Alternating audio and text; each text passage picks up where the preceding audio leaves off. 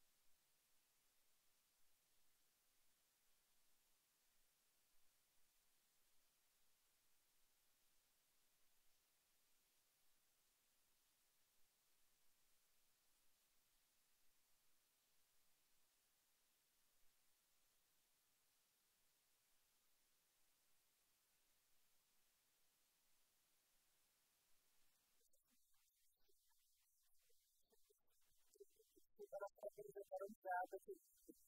Nagroda i takie uznanie wszystkich stacji, którzy chodzi do w ramach programu trzeba dodać prawie 1000 polityki.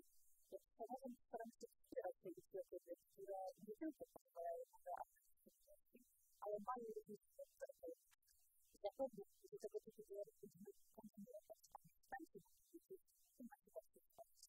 Uczestnikom konferencji bezpieczeństwa energetyczne, filary i perspektywy swojej strony.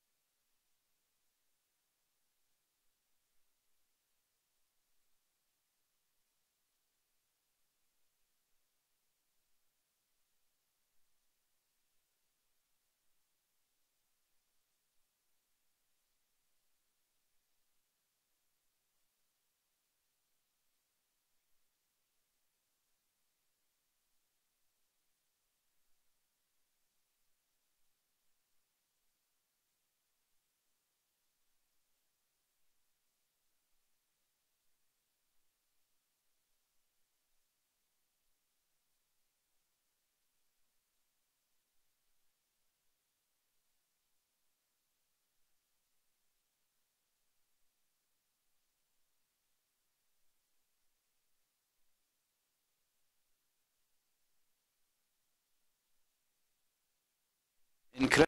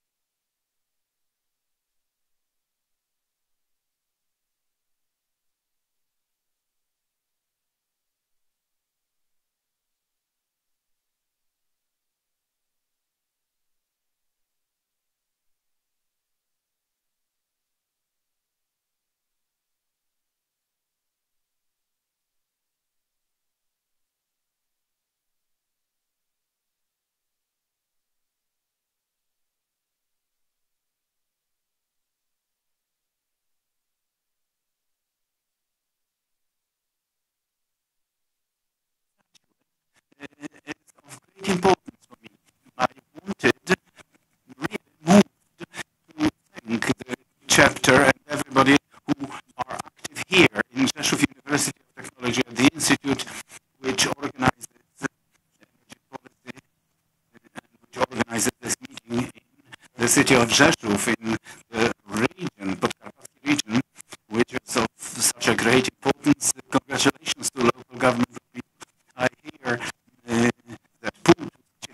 Hanów, well, presidents, city, and congratulations, because without local governments, we will not succeed in anything. Thank you very much. It moves me really greatly. Thank you very much.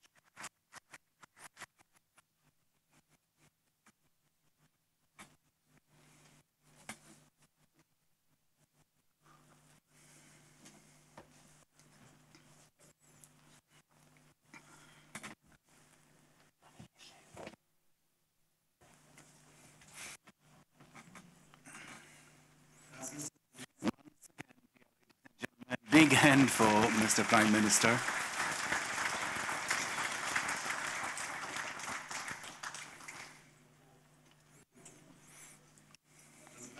Dear ladies and gentlemen, big congratulations, and now let me kindly ask Mr. Minister Paweł Kowal to take the floor.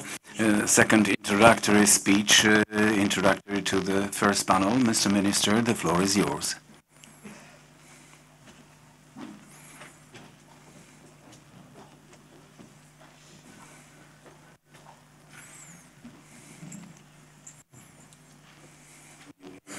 Ladies and gentlemen,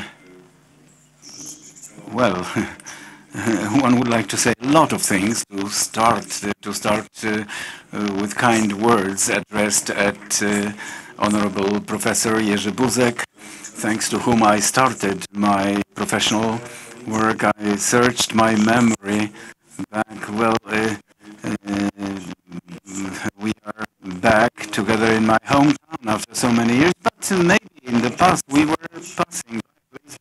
I would like to tell you, because it is just to say a few words about Jerzy Buzek. He really did change a lot in European energy sector. He has said we have to take care of history. I will mention one most important thing.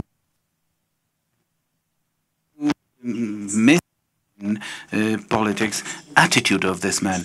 What kind of man he is, how he behaves, how he keeps his word, that you can count upon him, and that good and bad time, well, he always answers phone calls. He is really kind-hearted and helpful. And it was so when he was Prime Minister, when I cooperated with him closely in European Parliament, when we were actually involved in various other things. And I think that when today we are looking at people, and we are looking for people who would be examples to follow, and in society, in politics, art, or sports, in every kind of leadership, this actually comes to the attitude. Look at what kind of a person somebody is. This kind of George I need, and you are our national treasure. Big hand for you once again.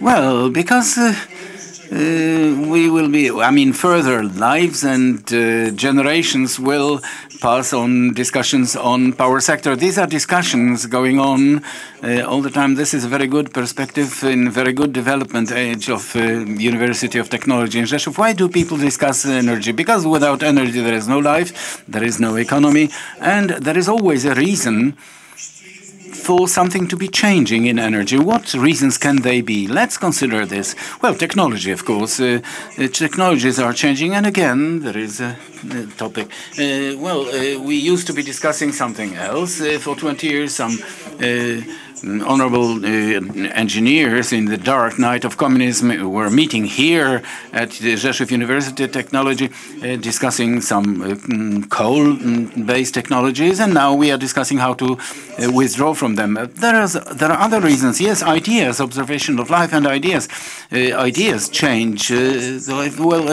For example, the whole discussion of green energy at the sources, if you trace how it was developing and how it was actually actually growing in the head of Ursula von der Leyen, who consequently led something what was just an idea at the beginning, an ideological point, of course, based on scientific data, when she matched money to it and built the whole structure of Green Deal and recorded it all in all EU documents and every budget, and she led to the decision that it exists. And what else? We are discussing energy, and it keeps changing in front of our eyes, and it will be discussed 10, 20, and 100 years in these walls here by people after us. Prices, low cost, but there is also something special which makes our times different. Our times are made different by the war actually waged by Putin on the civilized world. It also results in the fact that we have a reason, that we have a motive to discuss what now has to be changed, how to avoid wasting this time, because we do not like the world chance, because it is about war. So, and we say there is a chance for changes, but a little bit to some extent it is like this. It starts from very specific things, being convinced not to waste the moment, to draw conclusions. First example, infrastructure, critical infrastructure, and protecting it. We are looking at what Putin is hitting. We are looking at what he is focused on, what kind of systems are subject to his attacks in Ukraine. And we draw conclusions. And therefore changes related to security system of critical infrastructure, also with involving local government and governmental administration proposed by the National Security Center. So more strict, more certain coordination. Well, especially in areas such like we talk of today in Podkarpackie region. People all over the world say Podkarpackie hub, Podkarpackie is superb. Mr. Verma, Secretary of State, and on Saturday we were in Krakow, but he kept talking of Rzeszów and Podkarpackie, but here, Madam Voivod, Mr. Mayor, know that this Podkarpackie has to be actually taken care of from critical infrastructure perspective, not to waste opportunities to strengthen this protection. Just like there is a never-ending discussion about energy and changes in it, discussion about diversification is not ending at all. And just like about critical infrastructure today, we hear more because of Putin and politics of Russia. Wojtek Jakubik wrote a lot of texts recently as a key matter related to security issue. Such a thing will also be diversification in renewable energy sources. We are facing such risk because as a politician here I can say it, that we will come out from dependence to Russia. But technologies related to renewable energy sources, if we do not respond on time, and this is the role of science, of academia and University of Technology or scientific thought, we can become dependent on China. It is not our interest to leave this magic dependence circle from Russia, win the war with Putin, and 5 years later to carry on the same discussion about Chinese technologies, which will make significant part of renewable energy sources dependent on elements, on rare earth metals they have monopoly on. All this is related to security. I'm asking Minister Szłapka before a meeting, give me some document, because everybody keep asking me what Polish presidency will be about. So he says, well, there is such a document, but you do not need it, because Polish presidency will be about one thing, about security. It's enough if you just develop this, dwell on it. So it is also related to these a few basic questions. So he was right. Polish presidency will be about security in the understanding of securing critical infrastructure. diversification of this, technological diversification regarding renewable energy sources. This is a permanent element of Polish political thought as it was formed in the times when Jerzy Buzek was prime minister, and further governments too, and also further governments today. Donald Tusk, prime minister, based on these two pillars: diversification, renewable energy sources. As diversification as a keyword, it used to mean something slightly different. Today, it means technological diversification within renewable energy sources for political reasons. And finally, some political postulates have to be raised. And I need to wrap up my speech. Well, as a matter of fact, not to waste time. Not to waste time. That means we are assuming that Putin will be overcome. Today, the situation, the frontline political situation around this war allows us to actually utter this opinion that it will change. It will end up in some change in Russia and giving some way. But we have to enforce on all partners in the EU full independence from Russia, raw material independence. You remember, you keep in mind that icon, that photo of Baltic Sea, under the waters of which, as a symbolic act, if we wrote a drama about our times, it would be the beginning of that drama. Those bubbles of gas coming to the surface after destruction of Nord Stream, that was a symbol of the time which led to the war.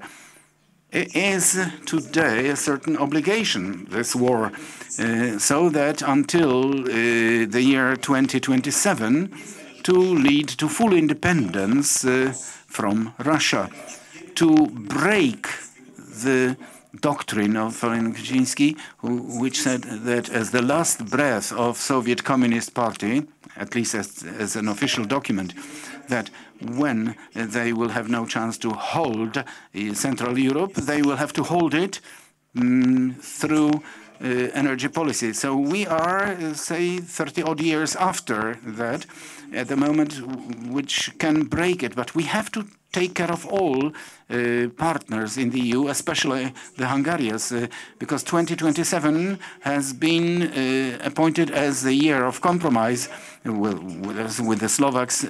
So it was said, yes, all right, we'll wait until 2027, but we have to look carefully at Hungary, because Hungary wants to actually sneak out of it. Well, for us, it's a great chance, and, well, security, presidency, and don't waste the time. Thank you for it. Thank you for your kind attention.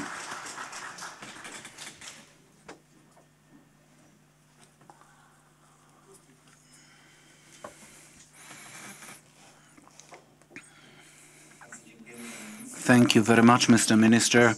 And now let me kindly ask Professor Zdzisław Gawlik, Member of the Parliament of the Republic of Poland, Member of the Committee of Energy and Climate.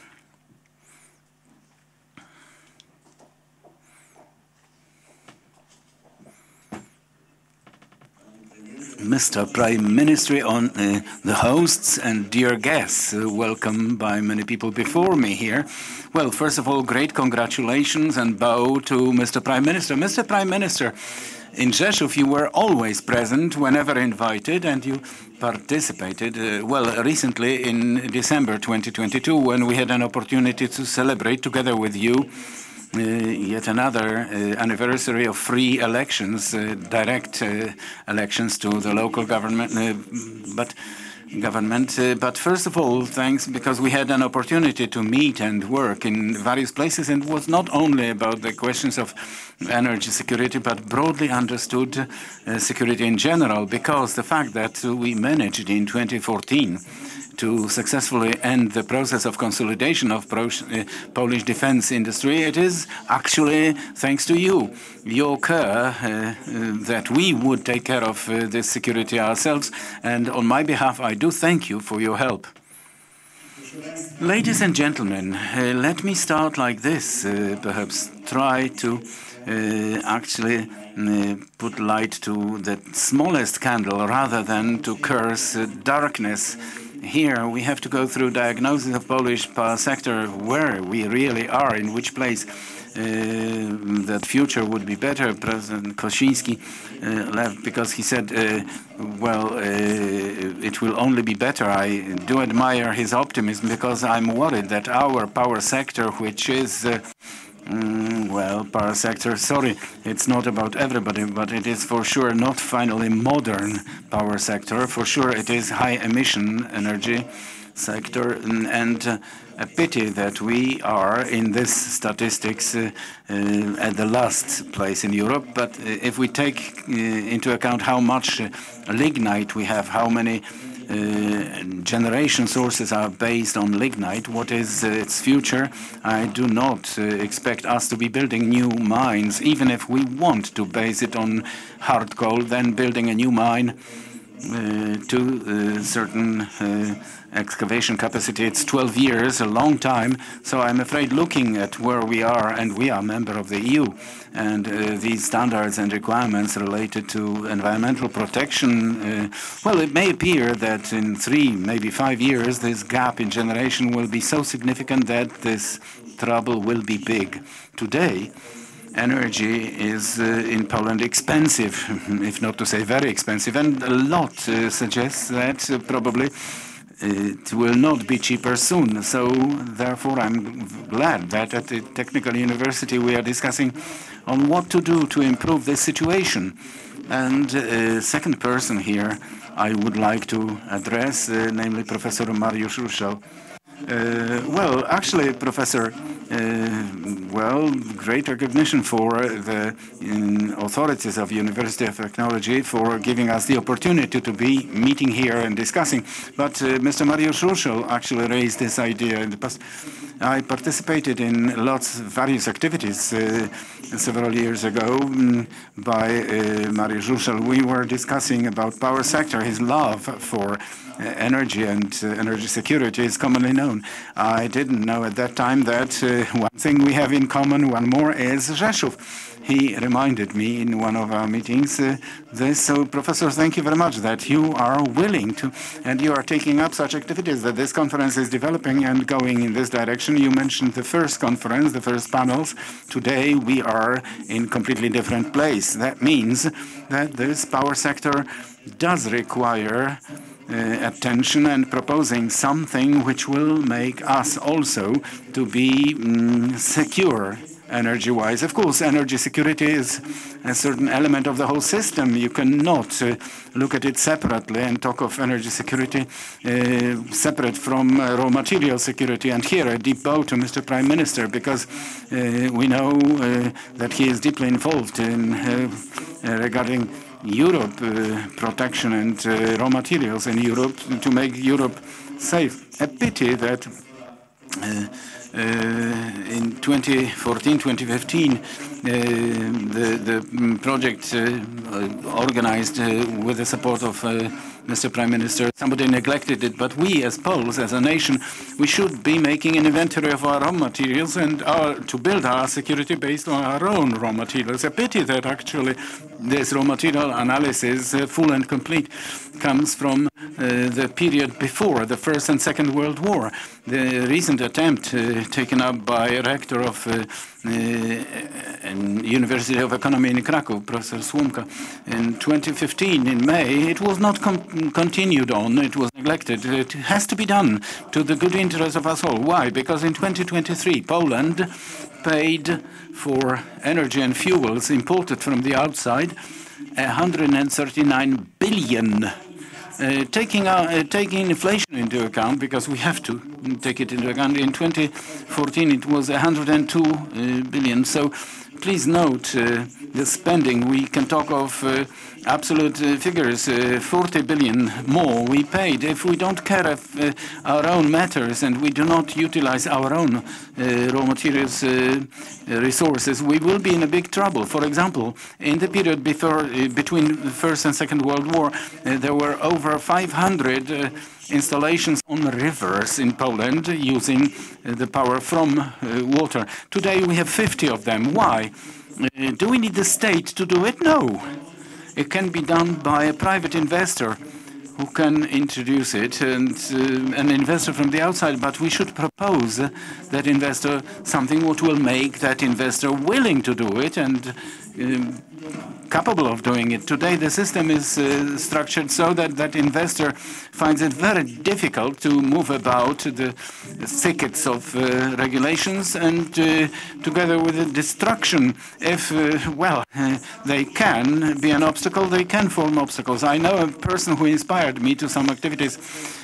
I know a person who built actually such a structure on Wisłoka River in Pilno, and he has been fighting for 16 years to do it well. And he says, please tell me what should I do, because to avoid that I do something again and you will add new requirements, we must build such a legal structure that such a person would like to get involved and know that they can do it and at what cost. We are talking of private investor involving their money, and without that private investor, we, in my opinion, will not build that security. And problems based on this are quite many. I would like us as Poles to, when taking up investment projects in power sector, that we would know that these investment projects can be completed. Let me remind you, Żarnowiec, if it was closer to some industrial area, there would be an excellent parking area for TI trucks. Huge parking lot where TIR trucks can turn, and actually drills which can overcome concrete poured there. For me, it is wasted money. I don't know if it is necessary, this technology or wrong technology. It is secondary, but it is wasted money. Today, we are talking of energy security, which cannot be implemented without energy storage facilities. Well, actually, the top pumping power plant is best of energy storage. What is the continuation? It has to be done. I don't know. Analysis is going on soon. Something will happen, but we cannot. And since 1972, this project was implemented for the first time. We cannot afford, as Poles, as a country, for this to last so long. We should be taking up some activities to complete that job. And the third example, the famous 1.5 billion lost in Ostrołęka. I saw the project. It should never have been implemented. But somebody pointed a finger and said, here we will have a coal-fueled power plant. We wasted another bunch of money. I don't know. Dug under the ground. I would like us to come to a moment when we decide to build some energy infrastructure so that we know when we can complete it, and so that we know at what cost, at what price we can complete it, and to be able to build it. Why I'm saying this? Because nobody is questioning, I'm for sure not. We are not questioning the need to build nuclear systems in Poland. Otherwise, the trouble will be still greater and more intensive. I remember difficult talks with European Commission, and the position of European Commission from February 2015, approval for construction of nuclear power plants, the first unit, on certain terms. Today I'm asking myself a question, when do we really have a chance, and after how many years it will be built? I am for, but I would like to know upfront what chance for success it would have. I would like us to be talking during this conference about many things, and I would like those questions, those things to be possible to be materialized, so that we would not be talking that we have wishful thinking. Well, Grzegorz from PSC is here. I also dream, because we all talk of renewables. Well, without them, security will not be there. But the problem is, if he is to build the facility, it's not only to build it for sun, but at the same time, well, you cannot actually decide that it will be the same like in Sweden, in Spain. Poland has its climate, not only tradition, and it would be good for those sources of energy, generation of energy from the sun, wind, to be located in so close to each other, so that these new points would not have to be built, because those points were built for distribution only in the past. Today, for gathering and storage of the energy. So we are facing decisions, in my opinion, very simple ones. These are not difficult, simple decisions. But, well, actually throwing away some likes, because you do not build a power system over, let's say, one term. I remember we started Opole, we started Jaworzno, and actually a different person was starting, a different person was completing it, but keeping security, energy security for our country. I do agree with my predecessor that you cannot build security without energy security, because Putin is attacking, and practical information from 4 weeks or 5 weeks ago that over 80% energy infrastructure in Ukraine is destroyed. After what has been going on, it's still worse, I'm sure, especially that 20 hours a day this energy will not be provided. So I would like us to be talking about such important things for our country, but so that the next 10th conference next year, I hope, to avoid starting again that it would be good to do something, and at the same time from this place or here the words will actually be uttered and they will stay in the space. So it is my wish addressed at Professor Mariusz Ruszel to somehow for this effect to be greater than it has been so far today. Mr. Prime Minister, once again, thank you very much for everything. Congratulations on this award, and I do hope for further cooperation.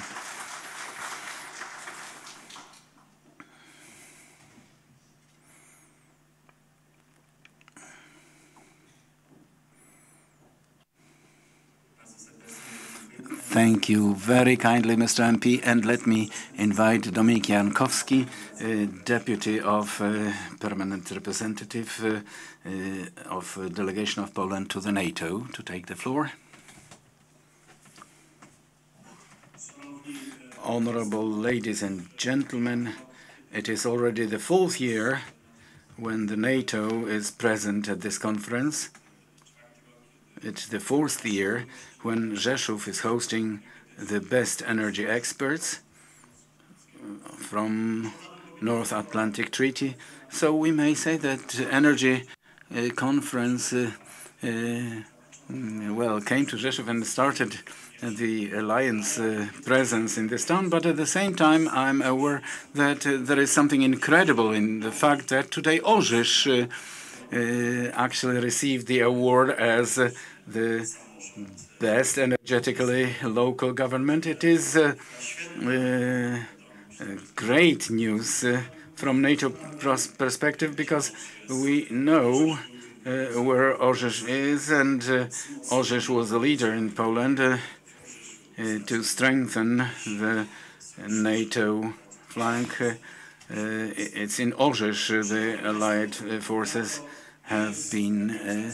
NATO is not energy organization. Energy is not a climate organization, but the NATO is aware of importance of this subject. Today we have 4 key areas which we tend to raise every year within this conference, where the NATO is doing its best to support allies in security. Well, the first thing is the war and Russian aggression on Ukraine and its importance to critical infrastructure. We are watching how the Russians are actually doing their activities, and we share our conclusions within the alliance, so that in future in case of unforeseen situations to strengthen our critical infrastructure. It is no secret that in Poland we are running a lot of trainings on security, also for the Ukrainian party.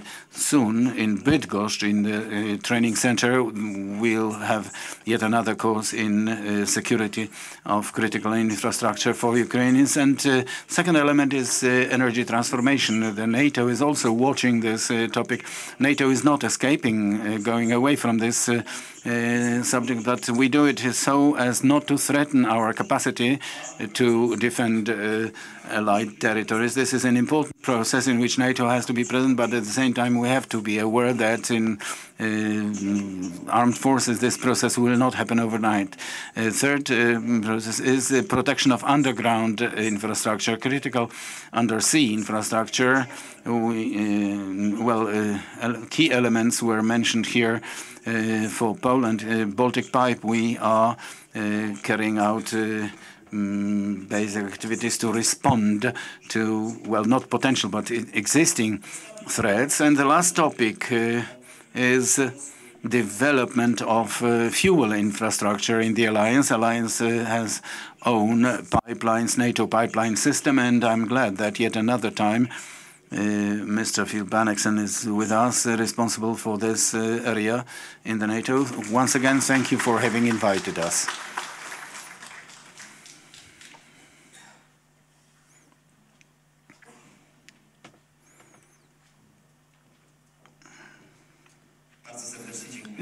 Thank you very kindly, and let me invite Maciej Kułaczkowski, World Economic Forum, Geneva, to take the floor.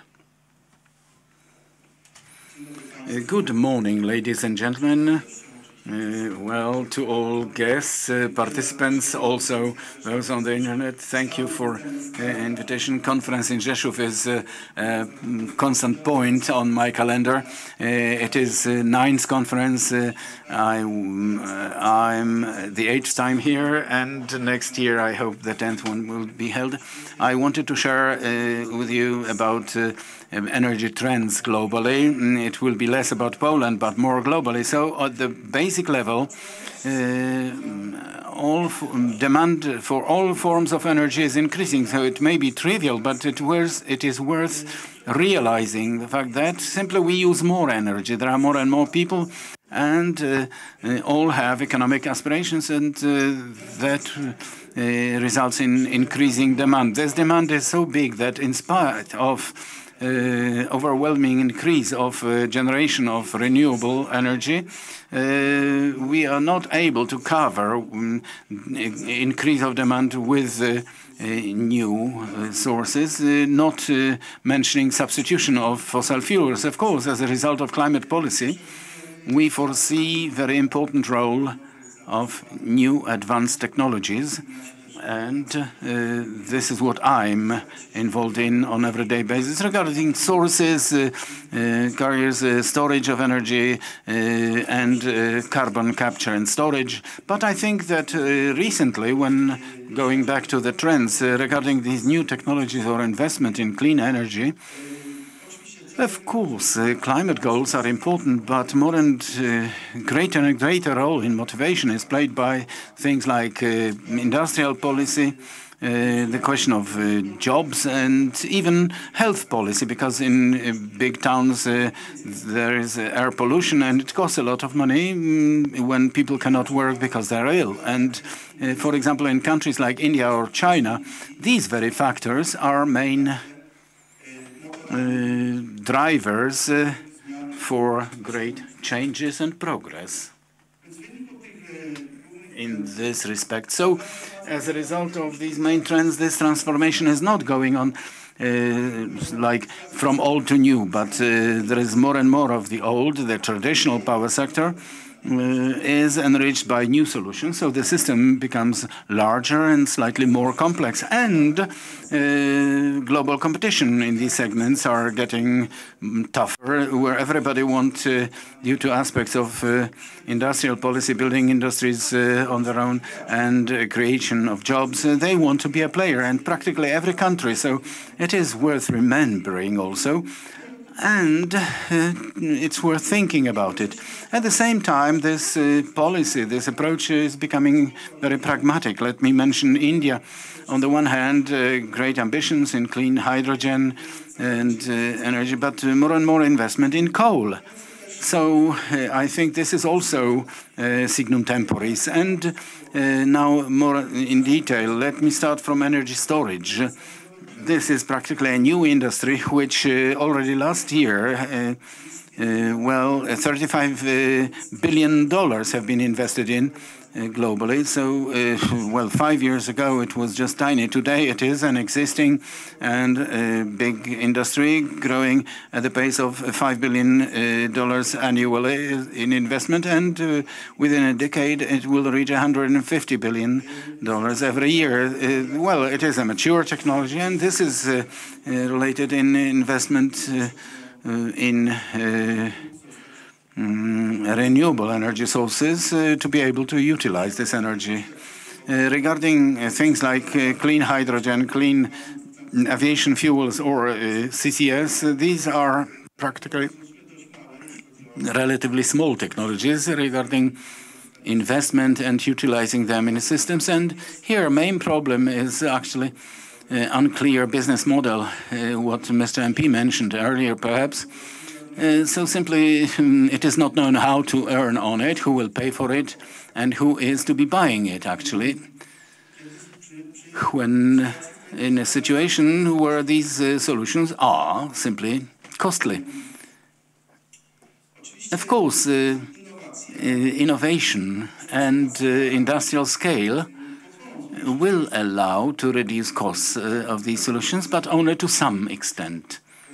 For example, electrical energy is actually a central point to all these technologies. So, for example, in clean hydrogen, it's 2/3 of costs in production of clean hydrogen. It's electric current. When electric current is not cheap, clean hydrogen will not be cheap either.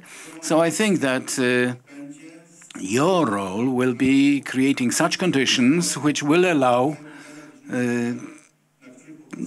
for these business models which companies can earn on to create them. Briefly about renewable energy sources. Solar and wind energy. Last year, more was invested in these sources than in all fossil fuels for the first time in history. So it shows how far it is going and how fast, with at the same time costs dropping still continuously. I think interesting changes are going on in nuclear power sector, and here I have 3 points. The first, for years, nuclear energy was a line of division between activists and pragmatics of energy transformation. Is it to be part of our future or not? And it seems that during the recent 12-24 months, this discussion actually found its conclusion, and nobody is questioning that nuclear energy is a key element of the future and energy transformation.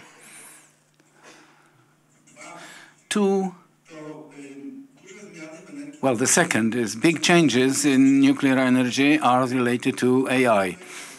Well, here it's about incredible increase in demand from this sector for clean energy. This sector needs the supply all the time, not only when the sun is shining or the wind is blowing. And here the nuclear energy can be of help. And it is a very good sign because it means that these companies are ready to pay a certain premium for getting actually the supplies which will be clean and present forever. And third, quite interesting and fresh phenomenon are things related to nuclear fusion. Well, the holy grail of power sector, where you can obtain unlimited, clean, and not expensive energy. At least this is the vision, which until recently was considered more of a fantasy. But during the recent 12 or 18 months, more and more companies are there who are announcing creation of first reactors during the nearest 10-12 years. So it would mean that the fusion is actually shifting from fantasy to an area where small modular reactors are in place now. So first power plants will be in, say, 15 years-ish. So it is also related to artificial intelligence, which allows to carry out studies on this energy much, much faster than so far. Very briefly, oil and gas, we are using more and more of them, and I think this trend will simply keep staying in place because there are more and more people, and all of them have increasing economic aspirations. I just only wanted to mention China and India again. In China, sector of all these new technologies is dominating, especially panels, batteries, electrolyzers, but also in nuclear energy.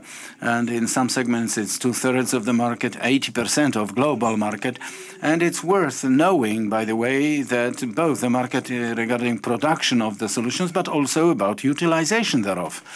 And India, I think that often skipped in discussions, largest economy, largest population, very quickly growing economy, and this country has very big ambitions regarding clean new technologies for hydrogen, for energy storage, aviation fuels, and CCS.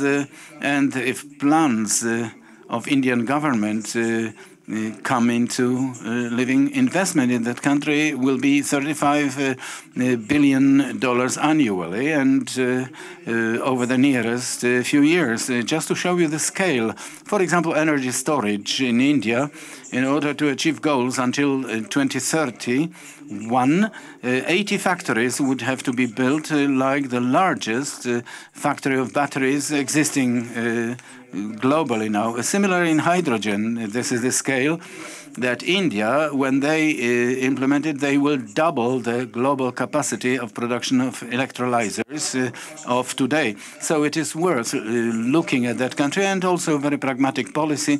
They continue investment in coal because there are jobs, low-cost energy. Everybody needs these things.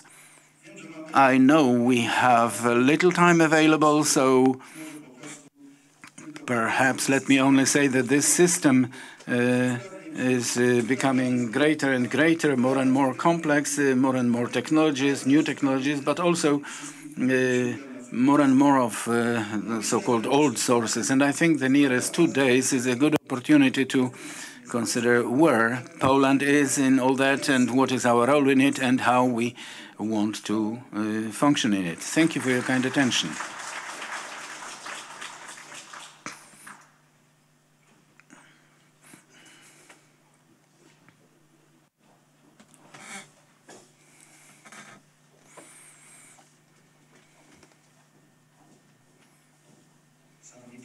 Honorable ladies and gentlemen, well, thank you very kindly. Let me invite to the first plenary panel,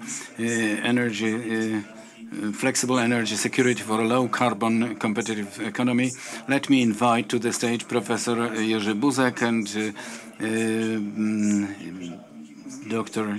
Paweł Kowal, Mr. Rafał Gawin, and Mr. Dominik Brodawski, whom I hand over the floor to and ask him to moderate this panel. Ladies and gentlemen, as we are slightly delayed in time, this panel will last until 11:10, 45 minutes for this panel. Welcome. Good morning, ladies and gentlemen. Please kindly take your seats.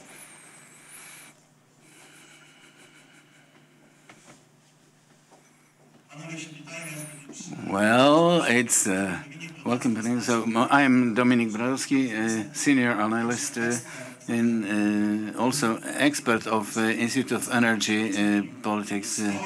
On my behalf and of the organizers, welcome once again on the first day and the first panel of our conference, already the 9th edition of it. And I'm also a veteran of this conference because I guess I'm at the 8th time here, and it's a great pleasure for me that now we will start with a discussion about flexibility. Please allow me to sit down. In order to avoid extending the time, let me go to the point and let me outline 3 hypotheses around which we will be circling in our discussion, considering whether they are actually thesis or pure nonsense. The first of them is that Poland, regarding energy security, is not flexible today for various reasons, due to negligence over even decades in development of our power sector. Secondly, that today our energy policy over the recent years wrongly addresses challenges related to flexibility. Therefore, certain corrections are needed. And the third hypothesis, that flexibility, unfortunately, very often loses in competition with political goals of consecutive governments, and it's not discussion of this or other administration, but a certain way of thinking about our security, our power sector. I hope we will overcome those myths, but we will be circling around them. And moving right away to questions. The first question, addressing Mr. Prime Minister, what activities of ours can be supporting development of flexibility in development of energy, and how do you understand it? Because it is a very broad term, multi-aspect one. So from, let's say, helicopter view or bird's eye perspective, what it can give us, what kind of activities can support it. It's, well, maybe once again, a very warm welcome. Thank you, Mr. Moderator, for the question. As we count upon our flexibility to be based on activities of private-owned institutions, but also the state-owned ones, it is always most important. Profit. That means main driving force of what we would call flexibility is a question of profit. President Biden published Inflation Reduction Act. What does it mean? If somebody is entering green technologies, up front they have lower taxes, easier location, and faster approvals. Simple thing. Can we do this in the EU? Not very much so. In every country there are different taxes, different system controlling business, support for business. This is really very difficult in EU conditions. So we must be doing it in a very delicate way, slightly different. So first of all, we need to locate energy storage facilities, because what is the foundation of flexibility and mastering the security in this case? Of course, it is dynamic responding. That means the dynamic balance for energy supply and demand for energy, presence in the market of appropriately flexible sources, and nothing can assure such a flexibility to us as good as good storage facilities. So dynamic balancing, energy storage facilities, and of course intelligent networks. We need 3 things. Therefore, entrepreneurs must know that if they build energy storage facility close to the energy generation, they can earn quite a lot by selling energy when it is more expensive, when wind farms are standing idle and they have energy stored. On the other hand, those who are using energy, who are simply using energy for production, will be building energy storage facilities next to their facilities. So both close, because they have to earn, because they want to flatten this curve of energy costs when there is little energy available. They don't want those recipients, they don't want to use it. And when there is a lot of it available, they launch everything what is possible. All that has to be transferred onto flexibility of individual recipient using, for example, a washing machine or charging a car battery only when the energy is cheap. This requires a lot of expenditure. Why? Because smart networks, we have to be planning. Well, in Poland, we are actually shifting the main source of energy from the south to the north. So it's basic change. We have to be building our energy security and the whole system of operation of industry, power sector, of energy-consuming industries on completely different basis. It will demand radical, like in time of Łukasiewicz, changes of energy concept for our country. It's a great challenge. So, most briefly speaking, this must be profitable for users to be building decent, solid, institutionalized, not necessarily private, but solid, systemic energy storage facilities. The state must take care of smart networks so that on-the-go balancing will be possible, and we have to base it on the rules of profit or at lower cost. So all what the Americans are doing in a more simple way in the EU must be done by us in a more complex way, unless we get integrated and we write a new treaty within which we will be able to act like the Americans. But I wouldn't count upon it.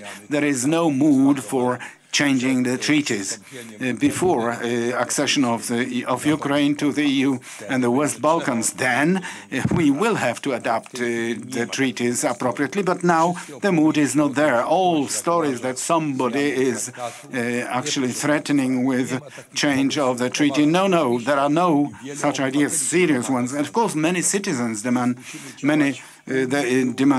changes in the treaty. So in the EU, we have to act based on completely different conditions, much more difficult than the Americans are doing it, because you were asking what to do to support. Profit is the basic thing. We have to balance it. So right away, additional question, because you are mentioning solutions which are commonly mentioned in Polish power sector, but they are still belonging to the future, because neither we have storage facilities nor smart grids. Whether it is profitable, it's still an open question. At least we are in the development process. So a brief question, yes or no. Are we today, or is our power sector flexible today in sufficient degree? If I may add one sentence, because it is important.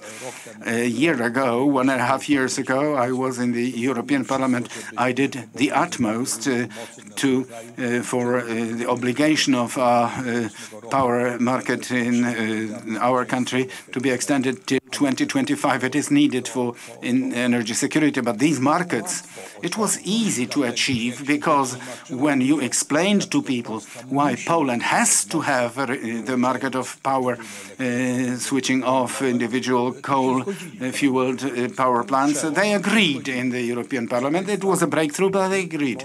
And the power markets will be needed in Europe longer than it seems to us, I guess, because the flexibility of the system is not sufficiently and energy storage facilities. Well, ladies and gentlemen, 40–50% of technologies for achieving climate neutrality in 2050, according to McKinsey's report, we don't know them yet. They are not in the market yet. So all that being new things, but basing them on the rule of profit is absolutely necessary, and the market of power can be important here.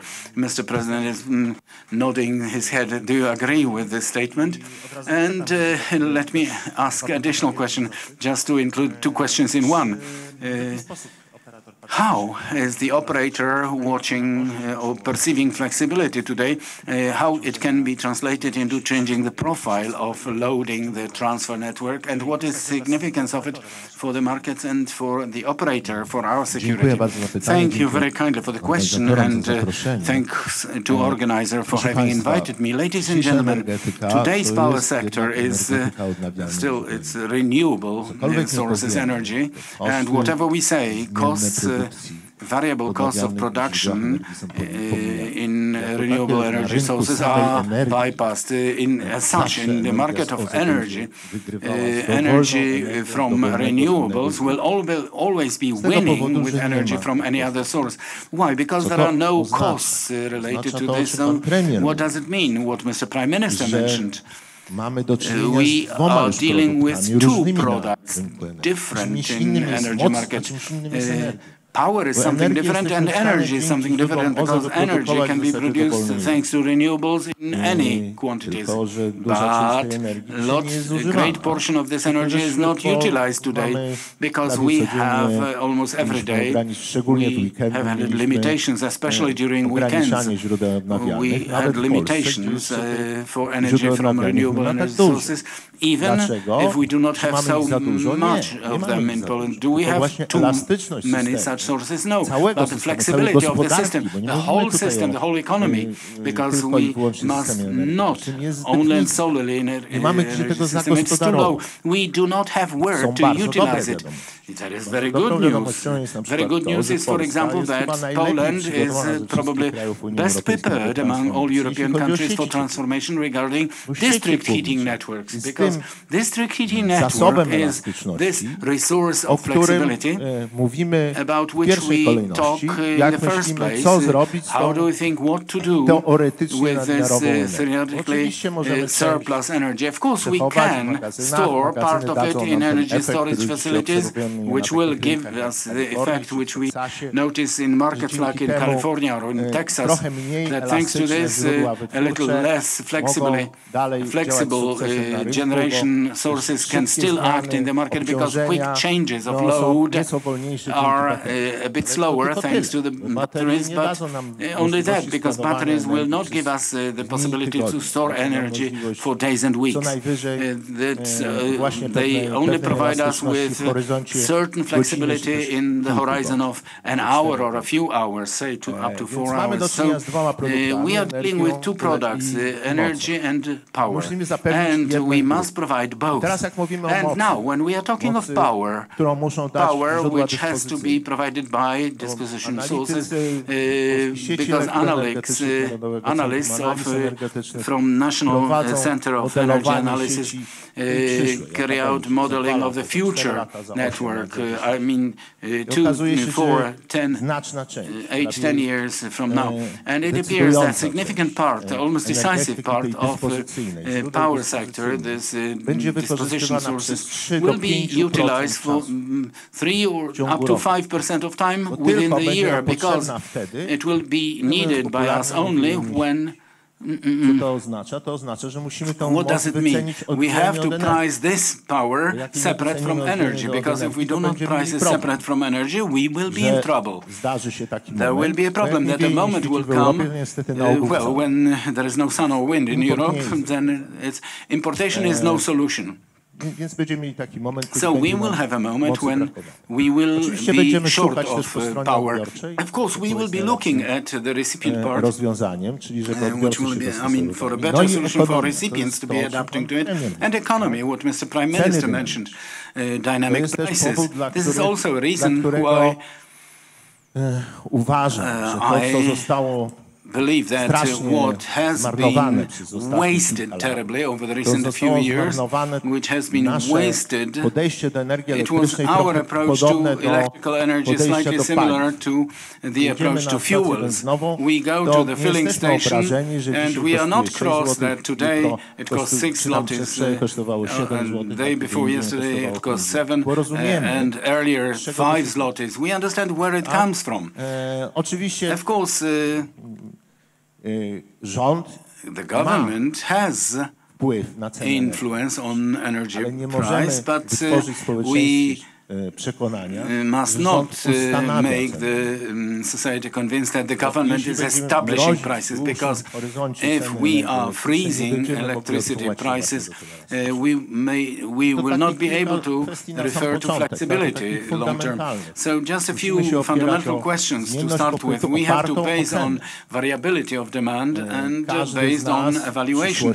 Each of us in the future will be provided by district heating system to a great extent fueled from renewable sources will have a car, if not electrical car, then a hybrid one. And if they have a detached house, they will have a heat pump or some other. The pump doesn't need to work around clock.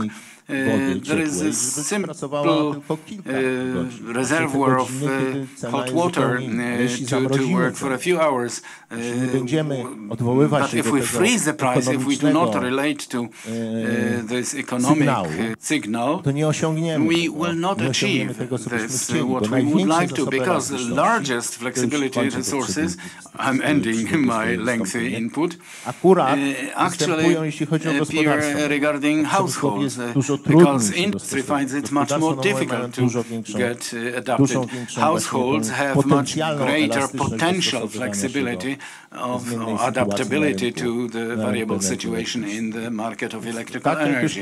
So, as Mr. Prime Minister mentioned, economic questions first place. So, price signals. And secondly, the question of new understanding of power sector. The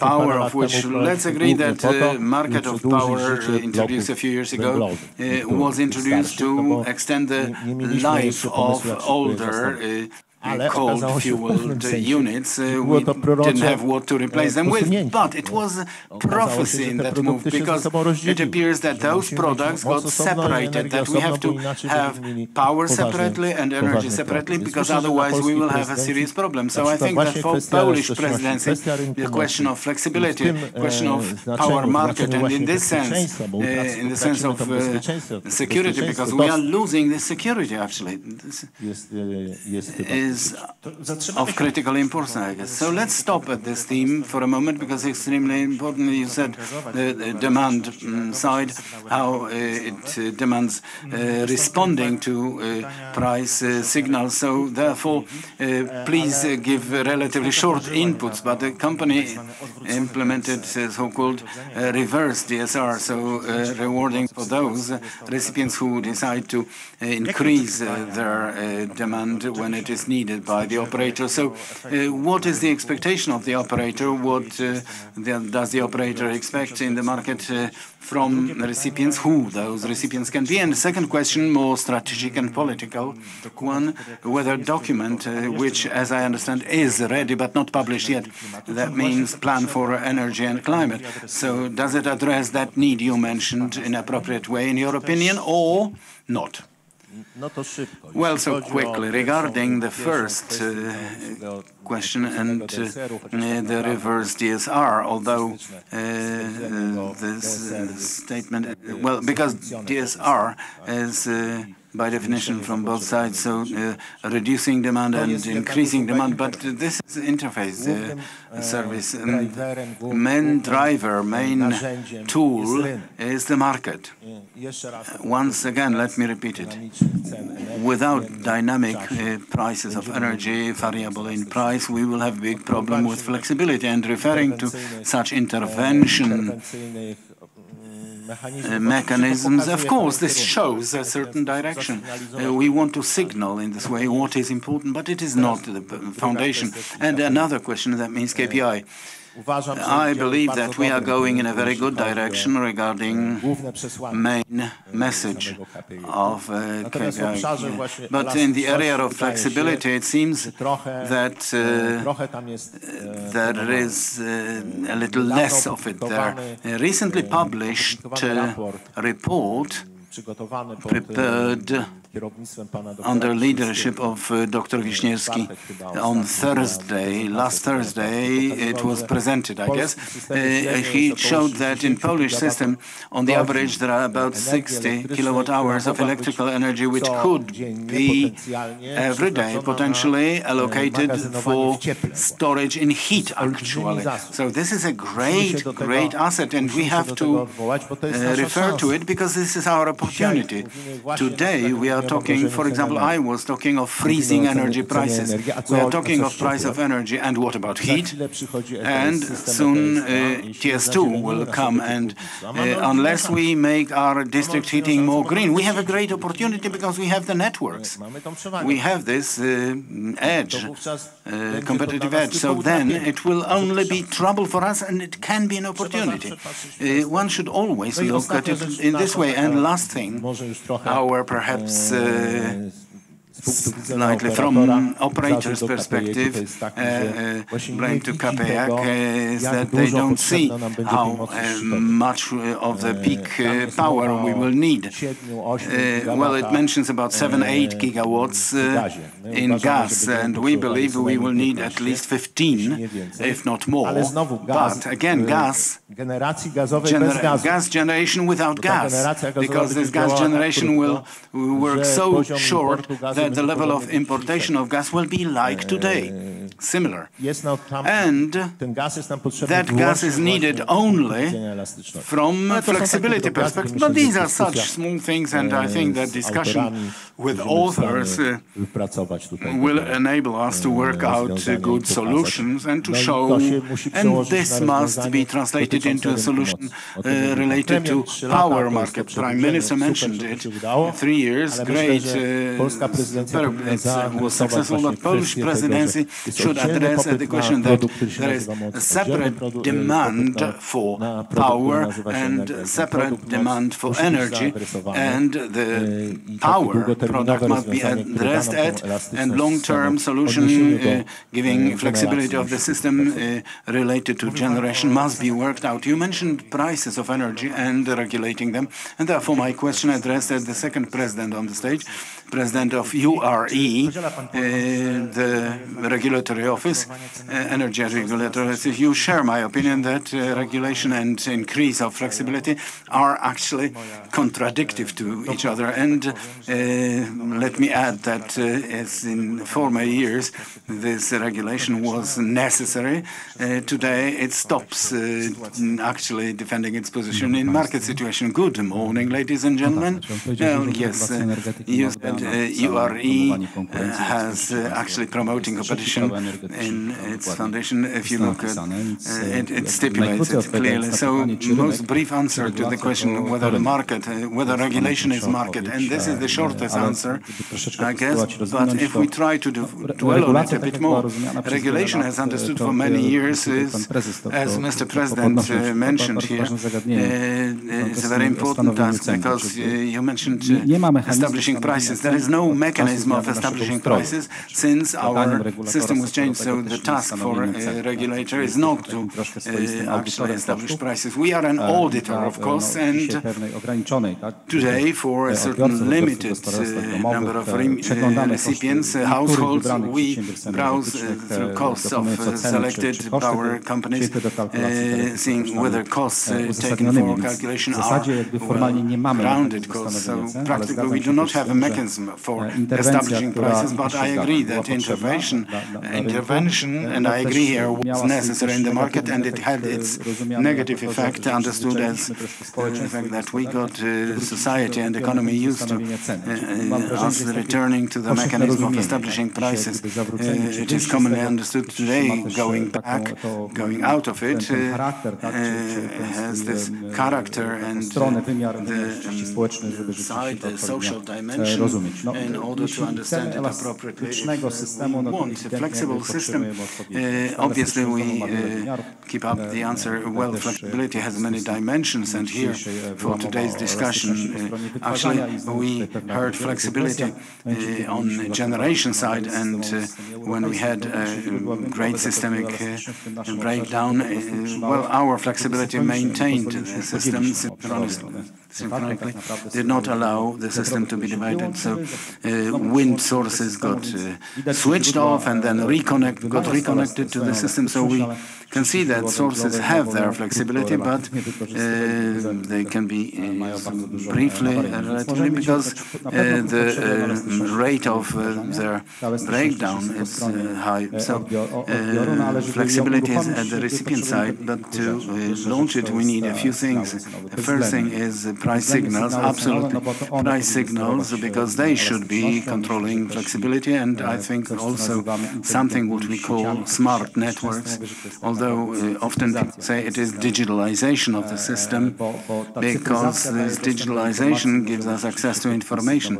We can actually launch this signal in appropriate place and time, and this absolutely, and also technology, because storage was mentioned as well here. So wrapping up, market. Market is what really may start this flexibility. I am a supporter, I may say, for market solutions, so definitely in this direction, but as I mentioned, this flexibility is in many various places. It has to be launched. Thank you very much. I must ask you about your reflections. After 5 years, a lot points at the fact that you will leave URE, Energy Regulatory Office. Actually, the person to be next has not been selected, but was wrapping up the term of the regulator the recent 5 years. I didn't find recommendations there for the future, which I'm very curious of. And just a side comment about flexibility. In your opinion, what 3 main challenges today? Keeping in mind also flexibility, but generally in energy security perspective, what the future regulator should focus on, in what areas the greatest number of challenges will wrap up is usually looking back, not forward, but not that much of recommendations I would like to mention, but my considerations and, well, actually, the person who actually gets the office will decide. But a lot has been said about district heating, and I personally believe that this is the main pillar of transformation of all these challenges, and also for a very simple reason. So when we are talking of electrical power system, gas system, it's much more simple, easier to look for universal solutions fitting the whole system. When we are talking of district heating, these are very local solutions, so please look, today's competition and awards. 3 went to district heating, so this is where things are happening and this transformation. So this is an area of greatest priority where there will be most challenges, and it has its value because it solving the district heating problems, we will solve power sector problems to a great extent, because district heating is able to provide flexibility and help a lot. So we may say it is killing 2 birds with 1 stone. So cost. And yes, as you, Prime Minister, mentioned, it is cost efficiency, and we have 2 benefits in one place. So definitely district heating. The second of the large areas and important ones is digitalization. I mentioned it already too, because when we talk of systems which are acting very dynamically and the reality is changing, even today the market, 15-minute reality, this is how the financing market is operating, and we are coming closer and closer to the real-time market. So digitalization is of great importance. Like in business, he makes best decisions who has more information. Similarly, it works in energy systems. So I think that district heating, digitalization, and something what is close to regulation and appropriately adjusted regulation. So perspective of sectoral regulator, which is also related to dynamic prices, but also from the side of regulation, regulation through goals, quality regulation, because I think in so very quickly changing also technological system, technical system, looking for solutions which will be programming something for the future in the period of 10, 15 years, very much in detail. It is just a dead end. So we should have more general regulations and adapt goals. Well, Mr. Paweł, I wanted to raise the question of flexibility to strategic, even international Czy Pana zdaniem, w jaki sposób elastyczność in your może nam opinion, in pomóc? what way flexibility can help us as Poland in responding to external threats, also for our sector of energy, and to what extent you are watching these processes? What sad examples from behind our eastern border are teaching us in this respect?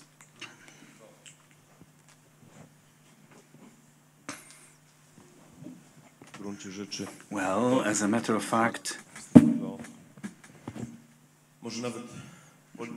perhaps even from politological perspective, because as we talk of flexibility, I was considering for whom is this value for people who are sitting in this audience. Real security is safety. Flexibility is some kind of method of operation which we can discuss here about. Outside this room, it would be completely not understandable. War gave us, I mentioned it in my initial input, it gave us additional reason to speed up certain changes and to make them definite changes regarding green energy. Are no secret in this room. They were before the start of full-scale war because 2022 was speeding up. They were suspicious politically because they were suspected of being ideological, and apart from discussion which was going on among experts in energy, parallelly there was a political discussion, or very ideological one. It was a topic discussed by politicians, thinkers, and they were actually arguing not from the planning perspective, but no, can we ignore it? No, we can't. They influence the politics. But my question will be, certain delay regarding coal, for example, appeared as a matter of fact a positive element which finally had its input to transformation, to improving flexibility. That showed us simply that certain processes which on the one hand are greatly professional, and such a system for sure being the power sector, they have a total social dimension, and taking into account social emotions, they demand taking into account processes lasting longer. So time and money. Flexibility is important, but first of all as a way leading us to greater security. This category, which is understood by public opinion, by people, is security. This speeds up. This was speeded up by Putin because he gave us hard data, the hardest data possible, to avoid discussing anything. Now our role is to press on our partners, firstly, to withdraw from total dependence on Russia, and I think within the nearest year or two they will start thinking of how to return. Our role is to escape from becoming dependent on China. Unless we do all that and we speed up against social institution, it ends with AFD. We don't want it. So the best way, the best advice for power specialists, my favorite essay from Oakeshott, a conservative philosopher from the UK. You must always look around what is the social emotion, wait for its change, and only then act. And this also leads us to green energy, and no doubt about it. And sometimes you simply have to wait for an additional factor. And we are in this moment. Thank you very much. And another question addressing Professor Gawlik. Do you share this opinion about importance of flexibility both in the context of transformation and strategic matters? And right away, second question in this question, to what extent you think there is awareness in political class, not in government, but in political class regarding importance and significance of this for our transformation and increase of social security, energy security. It's not only discussion about coal and how to provide foundations, but it is a bit greater problem. Thank you very much. Yes, flexibility is only a tool to build energy security. So practically how we will achieve this security for who is consumer, recipient of electrical energy is less important. They want to have this energy. So some people say energy is from the socket because this is where they actually take it from there. But it will be worse when their energy runs short at a certain moment. Talking of energy, I have to keep in mind everything. I would like, it is quite clear, to try and approach going away from coal in a sensible way. At the conference, we actually heard how to put in line green and black, so renewable energy sources. But looking at the sun, I guess the sun is working today, I think, and actually area like Podkarpacie looks like in the desert. We know that water is not only necessary for life, but also for the power sector to be working, because the sector cannot work without water. So existence of this, or building this security, cannot happen without taking into account how the sources are operating and how we will be building this security. I am not supportive of the idea that a year from now we have to go away from coal. It will not be achieved, but we all realize. But I think that political class, at least today, are aware of the fact that certain things cannot be given up, because we are talking of the multi-level, multi-platform dependence in energy, also from the perspective of recipients of energy. The price policy, which was started in 2018, was not supportive of it at all. I agree that the sensitive recipient has to be protected, the one who needs the protection, not to decree upfront level of price, which would be related to, well, one who has 100 light bulbs, because does the one who has 100 light bulbs need the same protection? So certain mechanisms were implemented which were against building this flexibility and against achieving security. I agree with Professor that, yes, obviously, for everybody participating in generation system, the end result is important. They must earn on it, and to achieve this, to achieve maximum comfort from the recipient of electrical energy, we must remember about the need of competition. If we are eliminating this competition for some reason, then achieving the satisfaction finally will be hard to achieve.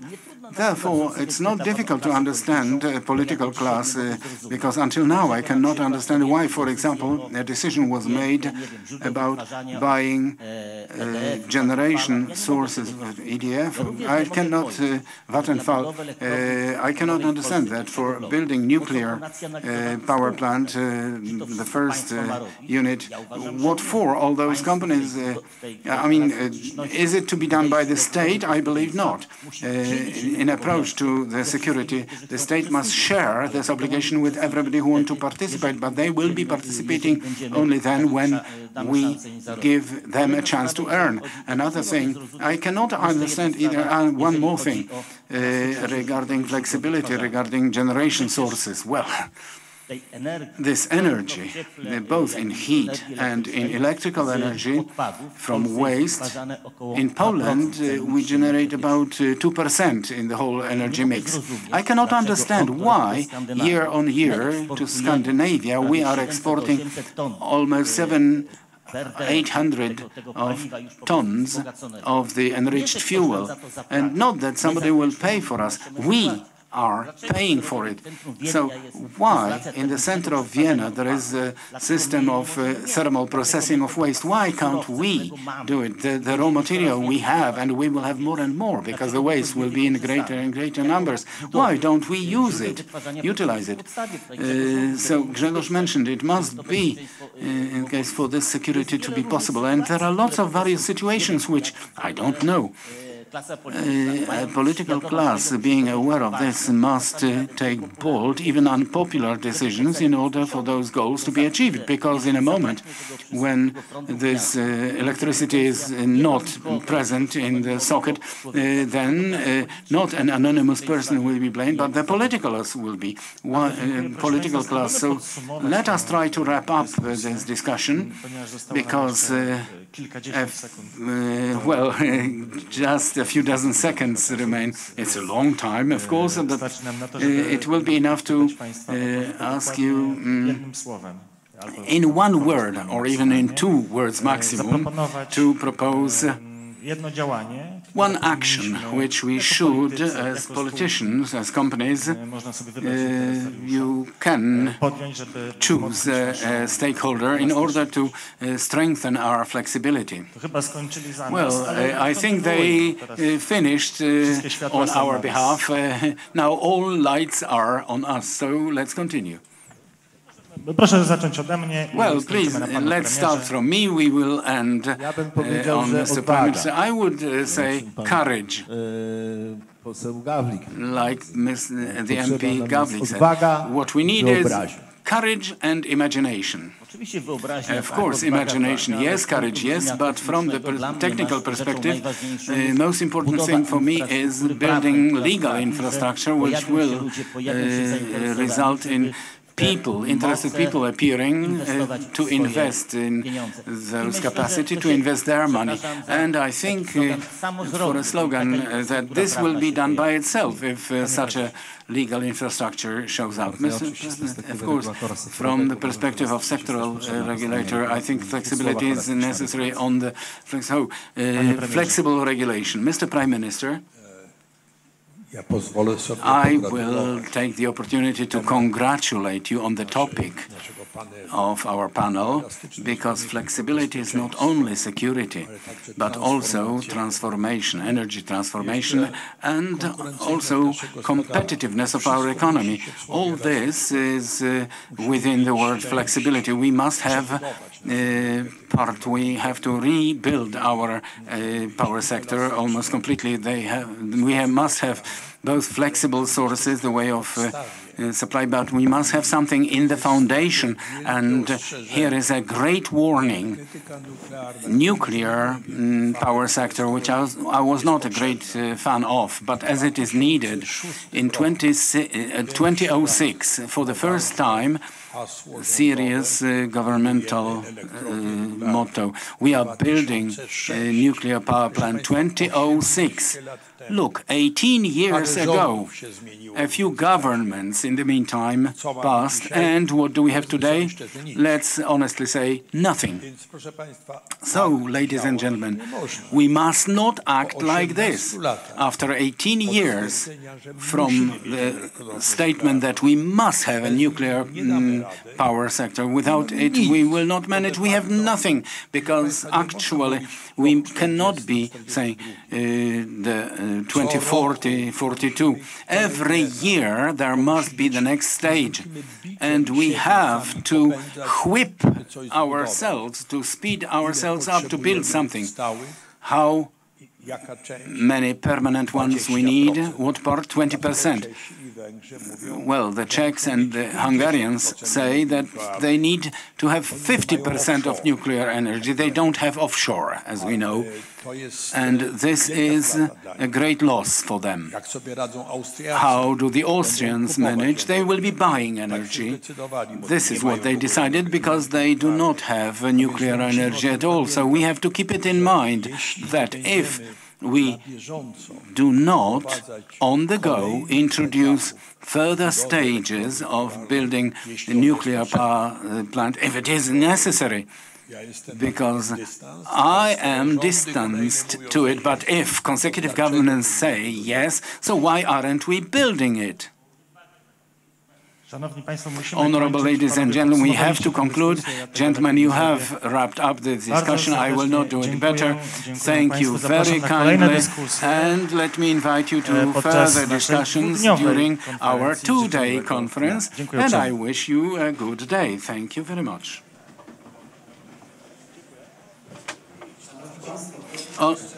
Honorable ladies and gentlemen, please stay here for a moment, dear speakers on the stage. But those of you who would like to have a group photo, this is the only moment available.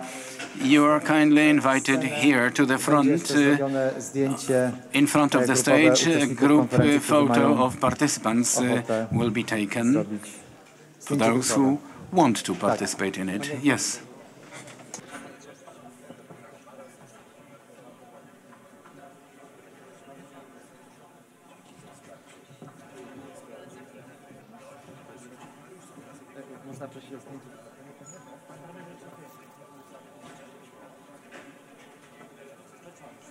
Szanowni Państwo, śmiało. Ci z Państwa, którzy mają ochotę, bardzo proszę, jakbyście Państwo tutaj stanęli i popatrzyli się w tamtym kierunku.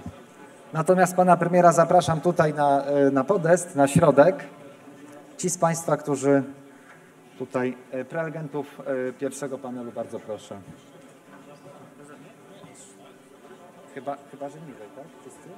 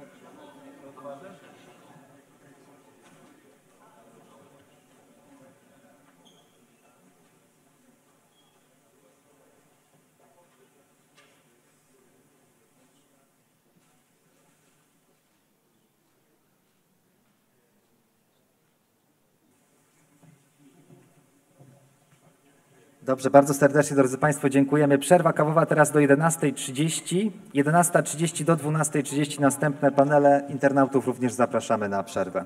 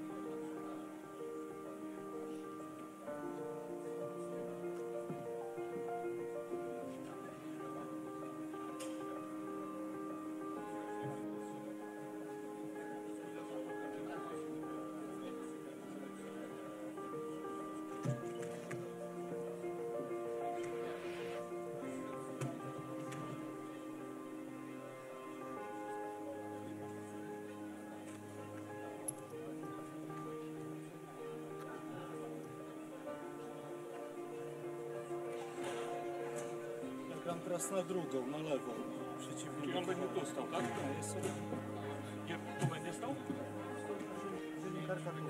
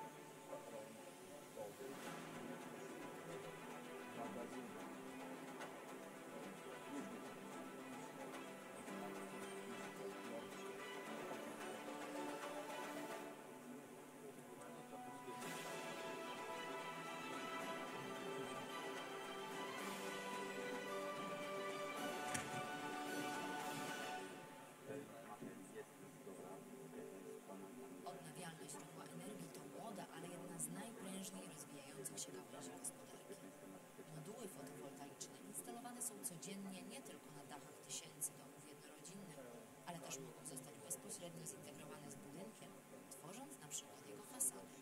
Jednym z pionierów w tej branży na polskim rynku jest firma ML System z Zaczernia koło Rzeszowa.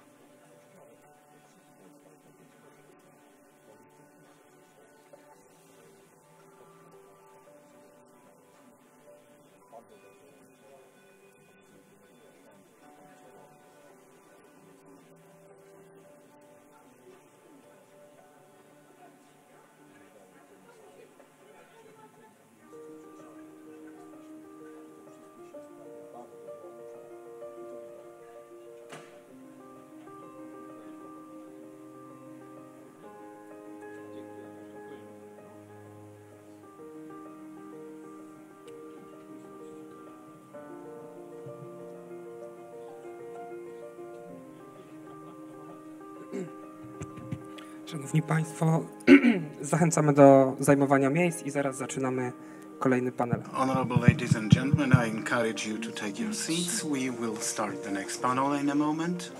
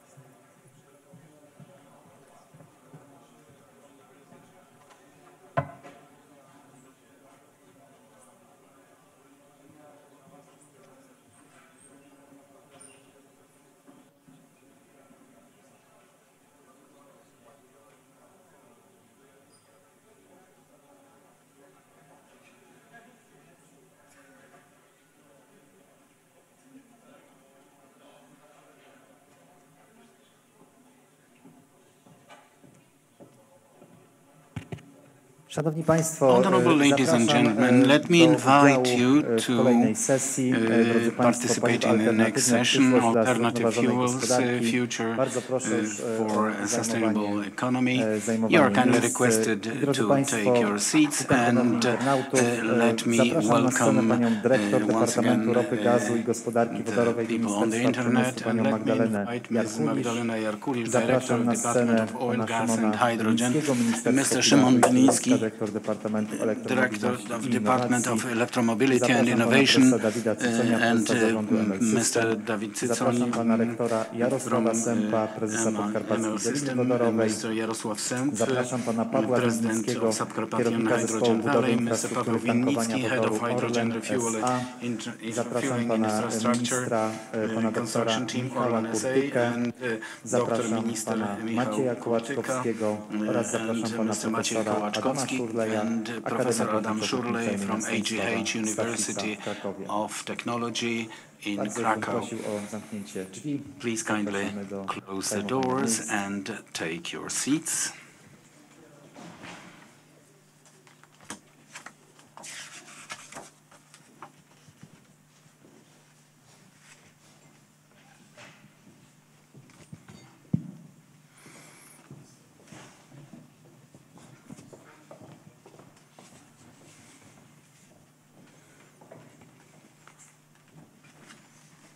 Bardzo serdecznie Państwa witam na And a very warm welcome at the following plenary session on alternative fuels, future for sustainable economy and transport. Ladies and gentlemen, this topic has been continued by us for a few years, and here we are talking not only of hydrogen but other potential fuels as well, which could become significant for economy here. And dear ladies and gentlemen, we have quite a lot of speakers, great number, and a slight delay, and therefore I'll take the opportunity to move on right away to the discussion. Let me ask Ms. Magdalena Jarkulisz to start. Today we have the situation Ministry of Industry. What will change in the coming months regarding alternative fuels, hydrogen in that number? What can we expect? Because if we look from this perspective, we have been doing this conference for 9 years, and let's consider where we are today and what can we expect from Ministry of Industry in the coming months. Good morning, ladies and gentlemen.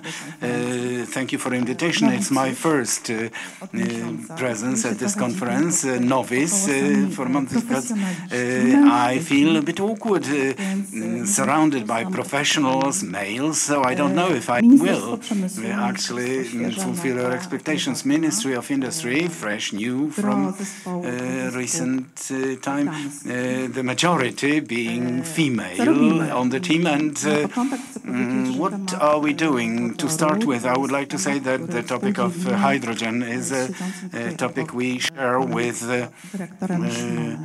Director Simon Biliński from Ministry of Climate and Environment. This topic was divided very broadly, namely we as Ministry of Industry are dealing with economy and issues related to hydrogen economy, and Ministry of Climate and Environment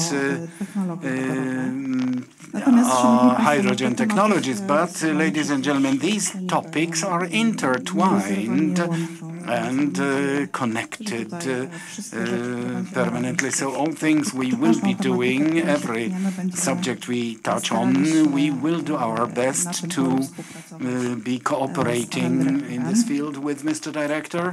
And for me, these are three directions, namely, as we are number 3 size-wise producer of grey hydrogen in the EU and the number 5 globally, we have to be going in the large format direction. We started since 2021 when Polish hydrogen strategy was formed with a forecast up to 2040, of course, where it was estimated that Polish economy in 2040 will need 10 million tons of hydrogen annually.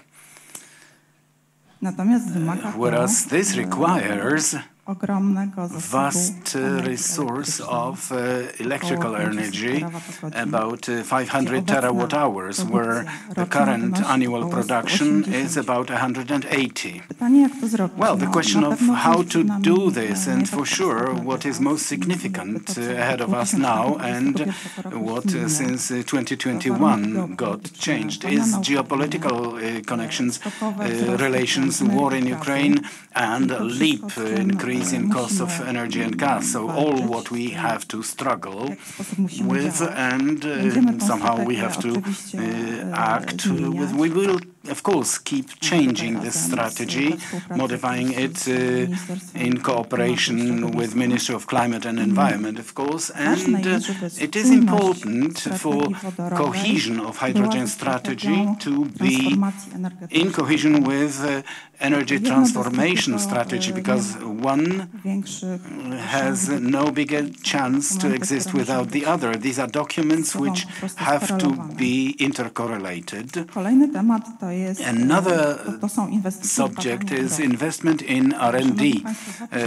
Well, in 2022, only 3% of funds, public funds, spent on research in power sector in Poland was related to hydrogen and fuel cells, whereas in other member states of International Energy Agency was over 12%, so fourfold as much as in Poland. I think that here we have to intensely think of increasing this pool of funds for R&D, because it is this direction in which we all should go, as we have this strategy and we have a goal clearly stated in it. Currently, in our Ministry of Industry, work is going on a draft resolution by Minister of Industry regarding technical conditions which hydrogen stations should fulfill and its location. We are at the stage of consultancy now, and of course going towards your question about the coming months regarding those hydrogen fuels. Key recommendations are carrying out comprehensive analysis of potential for production and utilizing hydrogen in Poland. And I think that such analysis should be a basis for further action. I think that, yes, thank you very much, Madam Director. You also mentioned that what is necessary is cooperation with Ministry of Climate and Environment. Mr. Szymon Gliński is here, and some declarations regarding resolutions, certain documents, but also in July, Ministry of Climate informed that they are preparing instruments of support together with BGK Bank. What is the ministry going to allocate these funds? Because they are an instrument launching certain processes. Yes, thank you for this question regarding instruments of support here. Yes, really, the greatest challenge for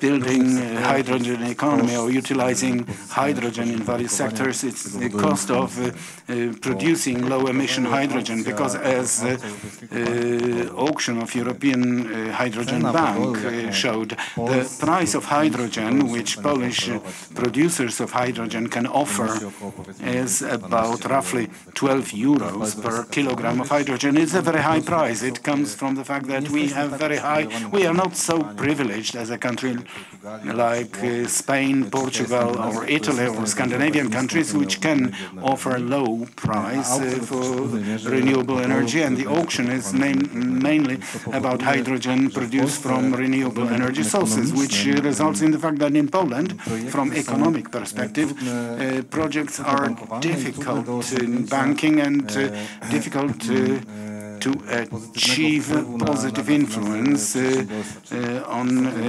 finance of the company, things which need support today. On the other hand, we have goals regarding FNBO hydrogen, mainly from electrolysis, and this goal for 2030 is 42% of FNBO hydrogen in industry. We are evaluating it, taking into account various analyses, but we have to assume that it is more than 300,000 tons of hydrogen, which results in the fact that we have to find a way for importing this hydrogen or producing it. In our working assumptions, we assume that half the hydrogen we need, we will be able to produce, or more than half, we will be able to produce in Poland. The rest will have to be imported, but these are working assumptions because all this depends on answering the question how we perceive the economic security or security related to hydrogen as fossil fuels. So we are preparing instruments to support and help those instruments to be closed. Well, the first instrument will be a fund in BGK, money from KPO, the National Reconstruction Fund, and goal of this instrument is signing agreements to build a system of capacity 3 for production of zero-emission and low-emission hydrogen, capacity 350 megawatts. We are at the stage of closing the rules and investment strategy together with BGK Bank, and I think that in the nearest days more details will be announced. I guess I would like to avoid announcing the details. I leave it to my management to announce details of such a program, but the goal is to contract in line with milestones of National Reconstruction Fund to 315 megawatts. We are also working on contract for differences, which is to reduce the difference between, to increase profitability by subsidies to the price of gray and renewable hydrogen.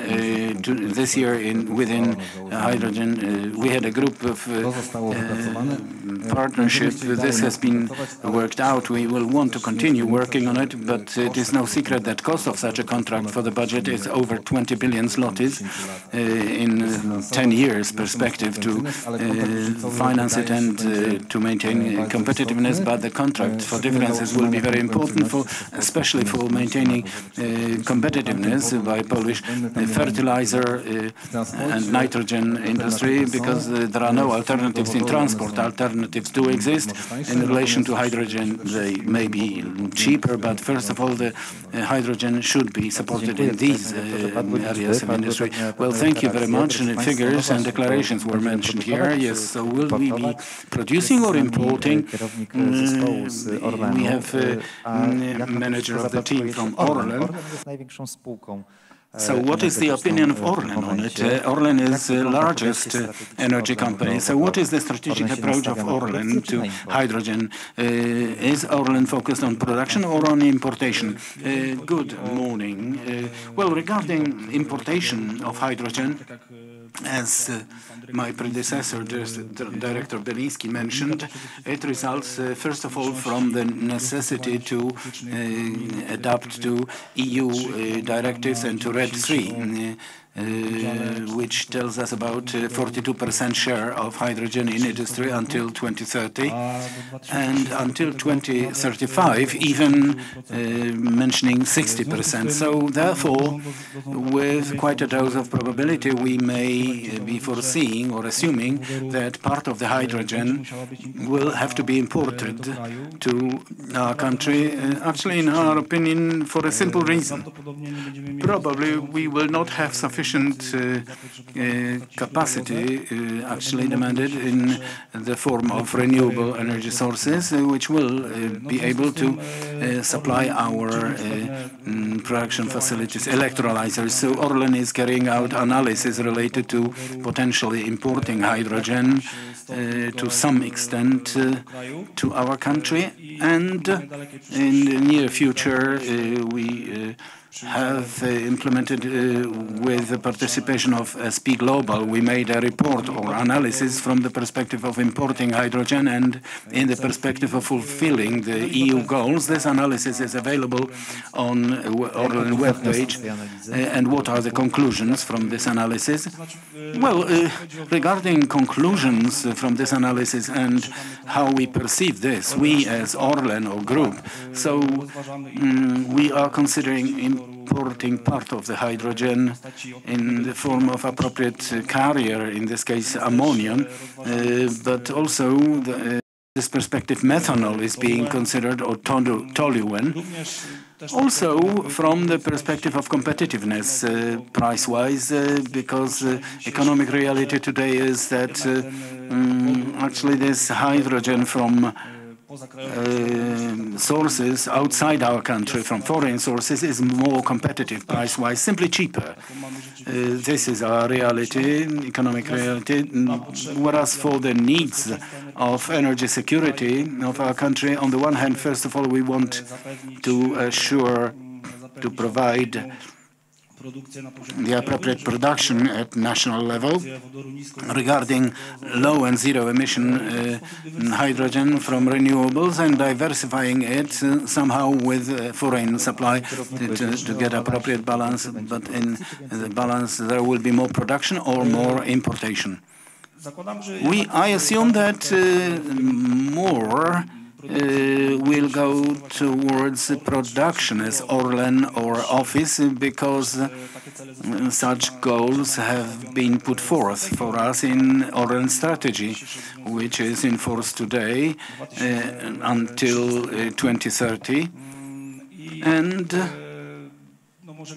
we may say here that at the moment, to quote the scale of this project and production, what level it will be, our strategy until 2030 tells us about 540 megawatts from renewables for production of low and zero emission hydrogen. These are, first of all, projects for building hydrolyzers and obtaining hydrogen in water electrolysis, as well as processing municipal waste, interesting large-scale projects for production of hydrogen. It is translated into figures like about 130 kilotons of hydrogen annually produced in this type of processes. Also, as an office or Orlen, we have projects related to production of synthetic fuels from hydrogen, and these are figures of about 70 kilotons a year in production of those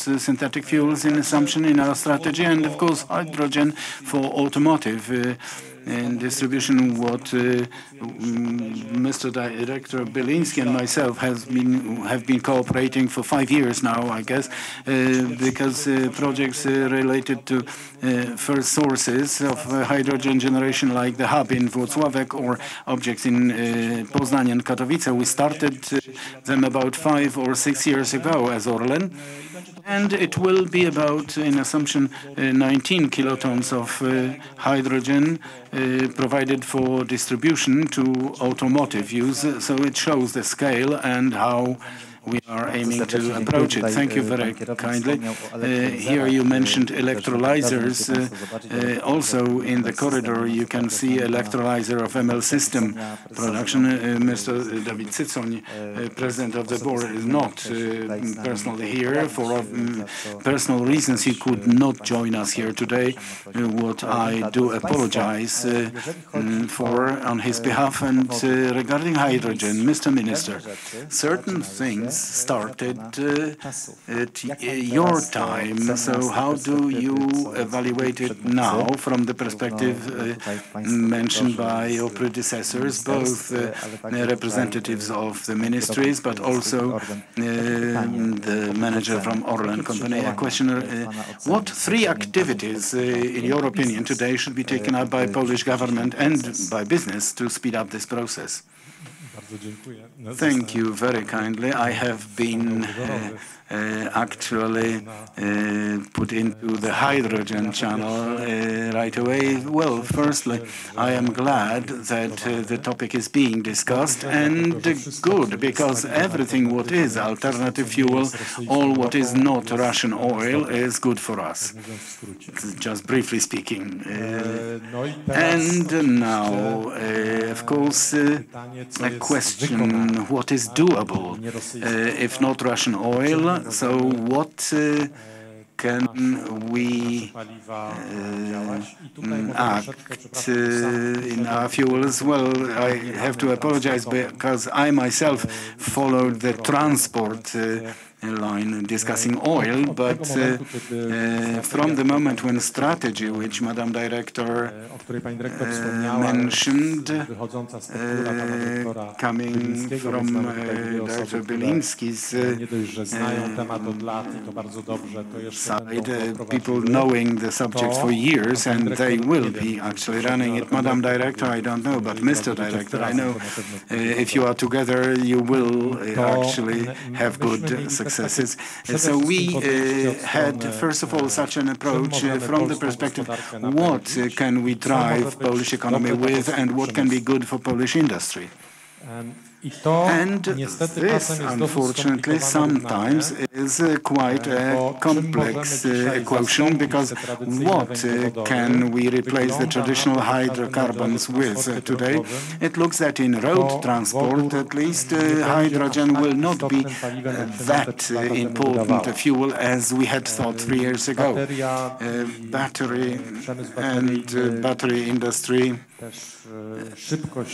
and also the pace of dropping costs in battery cars is so incredible that today the same producers of trucks we discussed with 4 or 5 years ago, and they were convinced it would be hydrogen fueled cars. Now they are rather on the battery side. Of course, there are exceptions, niches. I will not be discussing them.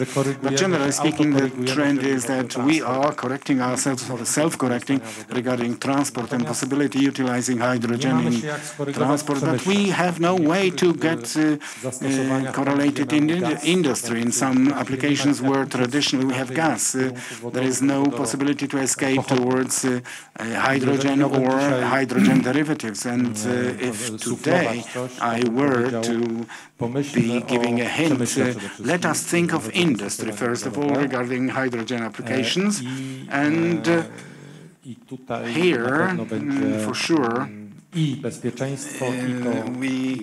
have security, and the industry we can build. All the more, as Madam Director mentioned, these figures, actually the opinion of the ministry has been for quite a good number of years that we are the third producer of grey hydrogen globally. But the problem is we did not move on too much. But going into deeper perspective, well, the EU did not move very much. I don't know if you traced it. Recently there was a report named EU Auditor or something, I don't remember exactly the title, who stated that the objective of production of 10 million of production and 10 million of import of hydrogen is not realistic. It is an EU auditor, it is not our position. So question is whether, and the EU really is one of the main promoters of hydrogen. Why? Well, if you don't have what you want, well, we do not have what to gain energy from. If politically the driving force which Germany are blocking the nuclear, and we base our transformation on Chinese photovoltaics panels, and well, we are looking for a niche which would be domestic, and for a politicians, this hydrogen appears to be a kind of a silver bullet, with the assumption that everything can be structured. Well, but it doesn't look so. But why continuation in hydrogen is important, and why the funds for research in hydrogen will not be wasted? Well, why? Because learning comes kładzeniem kolejnych kroków przed sobą, a nie ze stanięciem z boku i powiedzeniem, rather than staying aside and saying, oh, the hydrogen doesn't make sense, or batteries don't make sense. Those discussions, as we are evaluating global trends, titled What Doesn't Make Sense, is generally the majority of discussions I have been floating in for this time. So saying now, well, we don't know quite fully, but making a step forward to the left, to the right, somewhere I start having more perspective. I'm building industry, I'm building competences, I'm building engineers, I'm supporting cooperation with universities. So otherwise it doesn't work. So it is hydrogen side comment, a bit lengthy, Professor, and I am concluding because about batteries I could talk for 10 times longer time. But well, so thank you, Mr. Minister. So we can see on the one hand it is necessary and it's worthwhile, but a realistic approach, taking economic context, but also trends and moves by business. Mr. Maciej Kłaczkowski is with us, who has a global perspective on this subject. So taking into account what is happening globally, what is happening in alternative fuels, and in your opinion, how can this influence Poland, or what can we learn from this process, and what trends we should be implementing? Thank you kindly for your question. And I think that actually regarding hydrogen, there is no one global trend there. Well, clean hydrogen is very closely related to costs of electrical energy, and these costs are varied, they are local. So Mr. Director mentioned, I guess, 12 euros for a kilogram of clean hydrogen. In India, as far as I remember well now, it is about $3 per kilo, and the goal is $1 for a kilogram of clean hydrogen. Of course, this hydrogen in India, in the center of the continent, will be so transport to a refining plant would mean additional costs, but it shows this is, briefly speaking, local business, future business, because it is not present now yet, and challenges related to transport all the more located somewhere where it is actually oil, so transporting it to the other end of the world practically costs nothing. Yes, it costs something, but well, generally next to nothing. But in hydrogen, these are significant challenges. So this, I think, yes, but one of the main challenges is that there is this green bonus, additional cost of producing hydrogen from renewable sources compared to gray hydrogen, and it is not clear practically nowhere in the world who will cover this difference and how to create a business model which will result in the fact that companies will firstly be producing this hydrogen, and then some other companies probably will be buying that hydrogen. And this is, I think, a basic problem in this respect, and generally, I guess in Poland, similar challenges exist, and how it is being done globally, how such business models are created in other locations. Well, honestly speaking, I don't know any perfect system yet, but for example, in my work, I think a lot about it, and I think it is starting from, because Mr. Minister said to determine goals, what we want to achieve, because I think the strategic goal to fulfill the requirements of the EU is not a sufficient goal.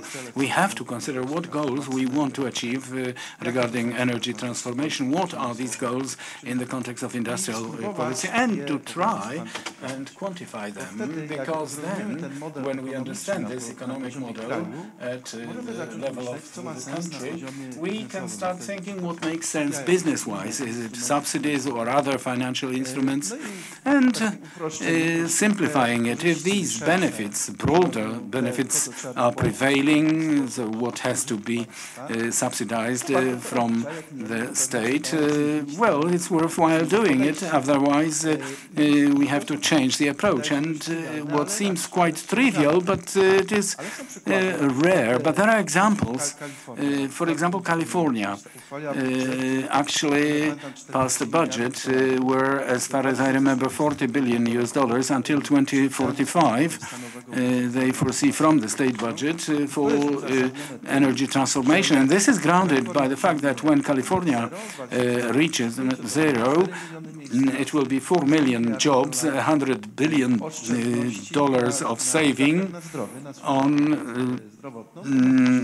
spending on health because air will be cleaner, and there were other minor issues. But once we have such an estimation, you can always discuss to what extent it is scientific, but then we can start thinking that it is worth supporting, or is it worth giving money for it. So I think this is a basic problem.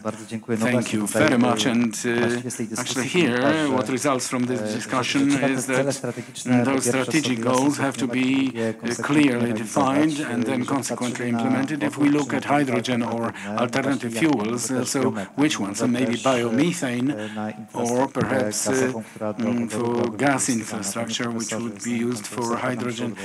Well, Professor Adam Szumi, AGH University, in what way this gas structure could be used for the alternative fuels? How do you evaluate the potential resulting therefrom?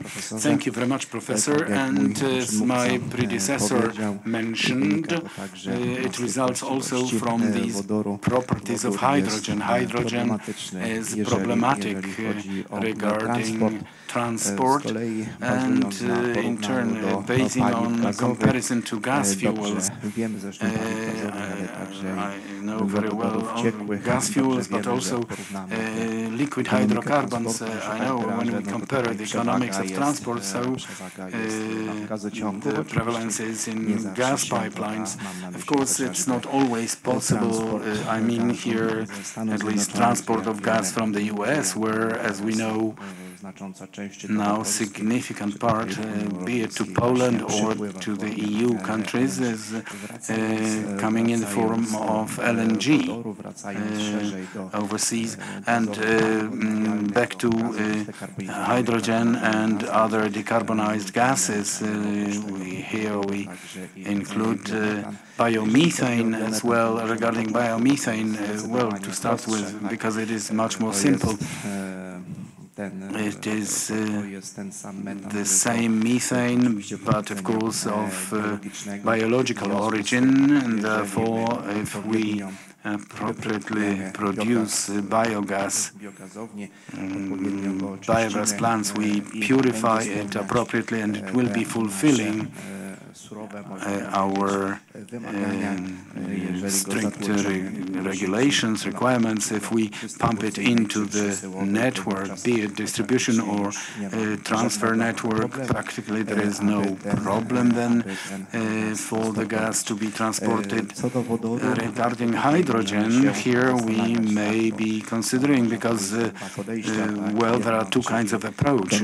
One, to give additives, that means transport hydrogen as added to natural gas, and over the recent months more and more attention is actually allocated to it. I mean, dedicated networks for hydrogen, and here one would have to, well, perhaps to say that it is not quite fully so new.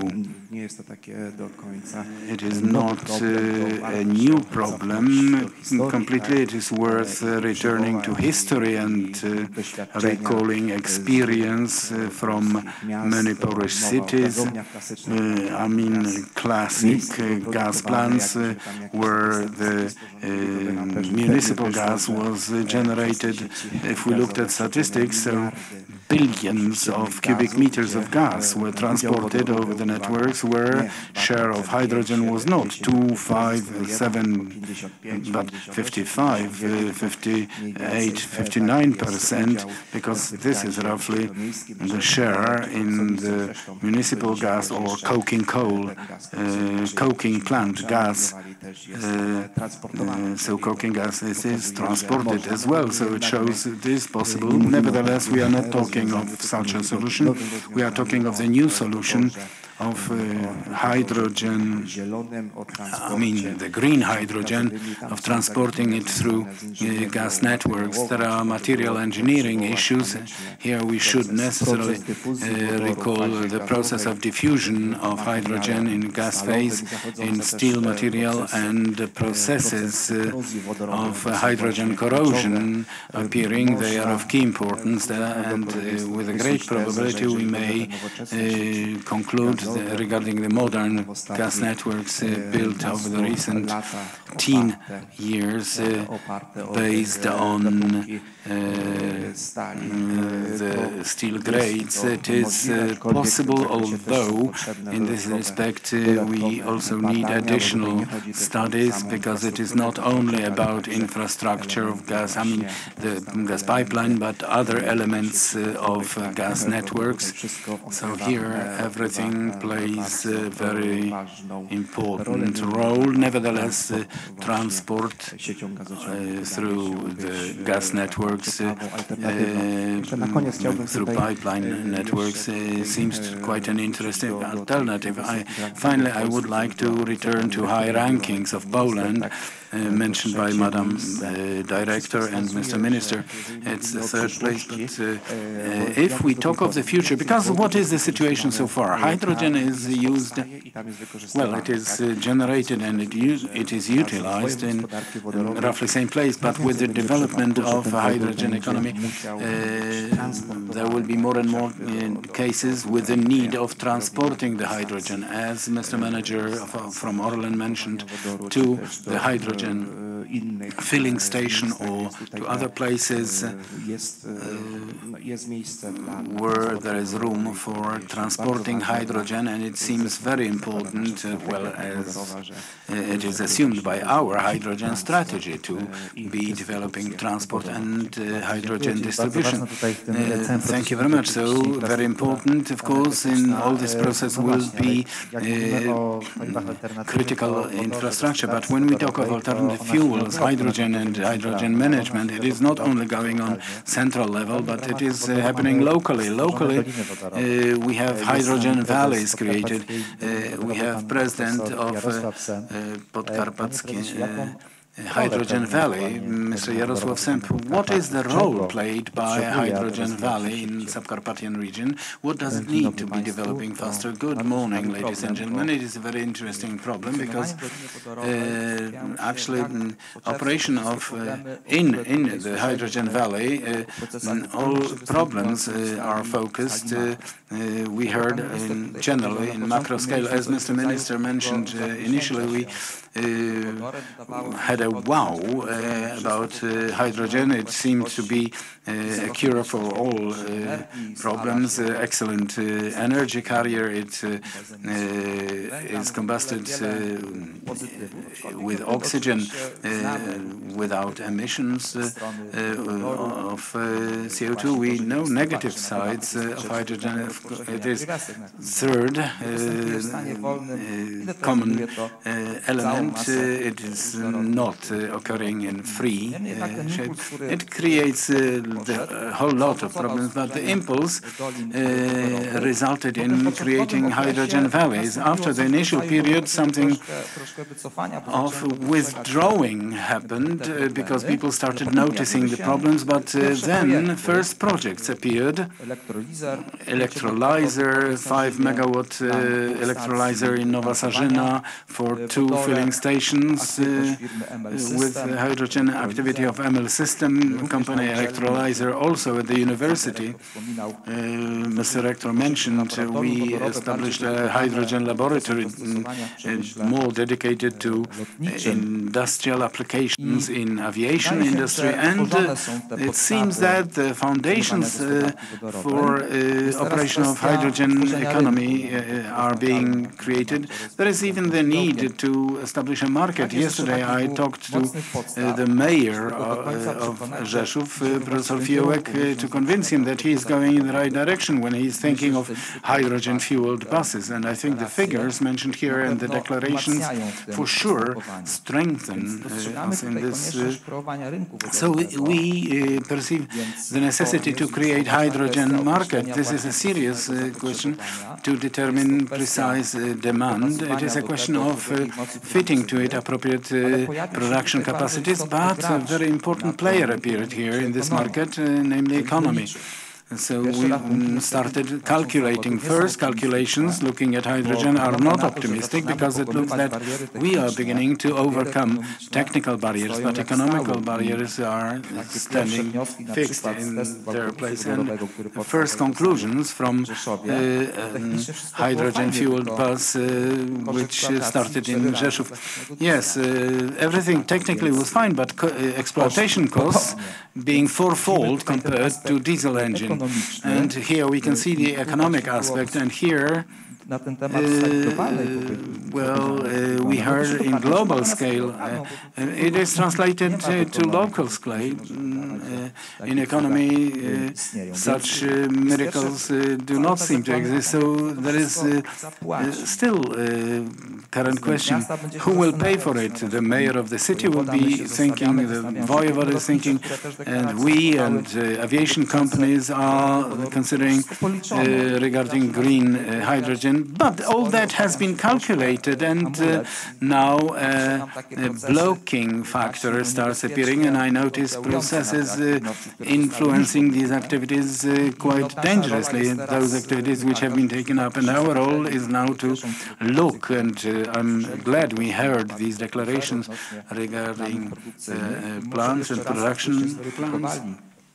So perhaps we verify again our plans for projects, scaling them more from economic perspective, because this seems to be the main blocking factor for these activities we are discussing. And actually I do agree with Mr. Minister, who said in spite of doubts, let's follow the path. I remember a discussion with one of those crazy scientists when we discussed, a scientist came to me, well, give it up, this hydrogen is just, but go in this direction, okay, because anyway it will end on green methane. Sure. So standing idle will change nothing. If we follow a path, we may notice that path was not the best, but we may be adjusting it. So it's better to take up action rather than negligence. So important are all those functions we are hearing about. I heard a lot of interesting aspects for me today during the panel, inauguration panel, and during this discussion. And I think that we need, I think, a newer opening for hydrogen theories, because they emerged, and they emerged just for the sake of appearing. There are 8 of them already. Whereas we need an obviously new opening with serious planning and serious economic calculation. Thank you very much. We are speeding up the second round of questions, dear ladies and gentlemen, because time is pressing on us, and we are approaching the end of the panel. So take up maximum 2 minutes for your response. So Mr. President said, well, will it end on methane, but also building the market? Is the ministry thinking on how to build this market? You, Madam Director, mentioned industry. So what area of industry would be strategic, and how to build this market?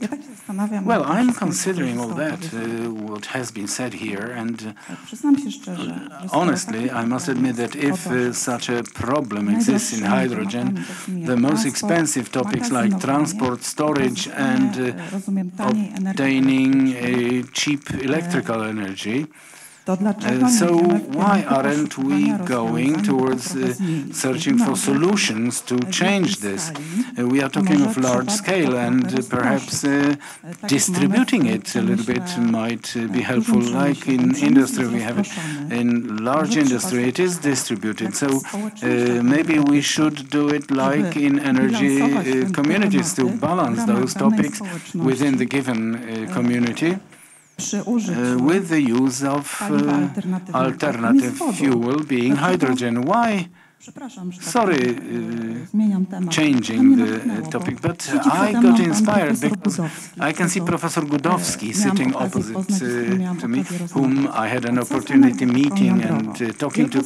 And what about nuclear energy? Large scale, I understand, would be, I mean, not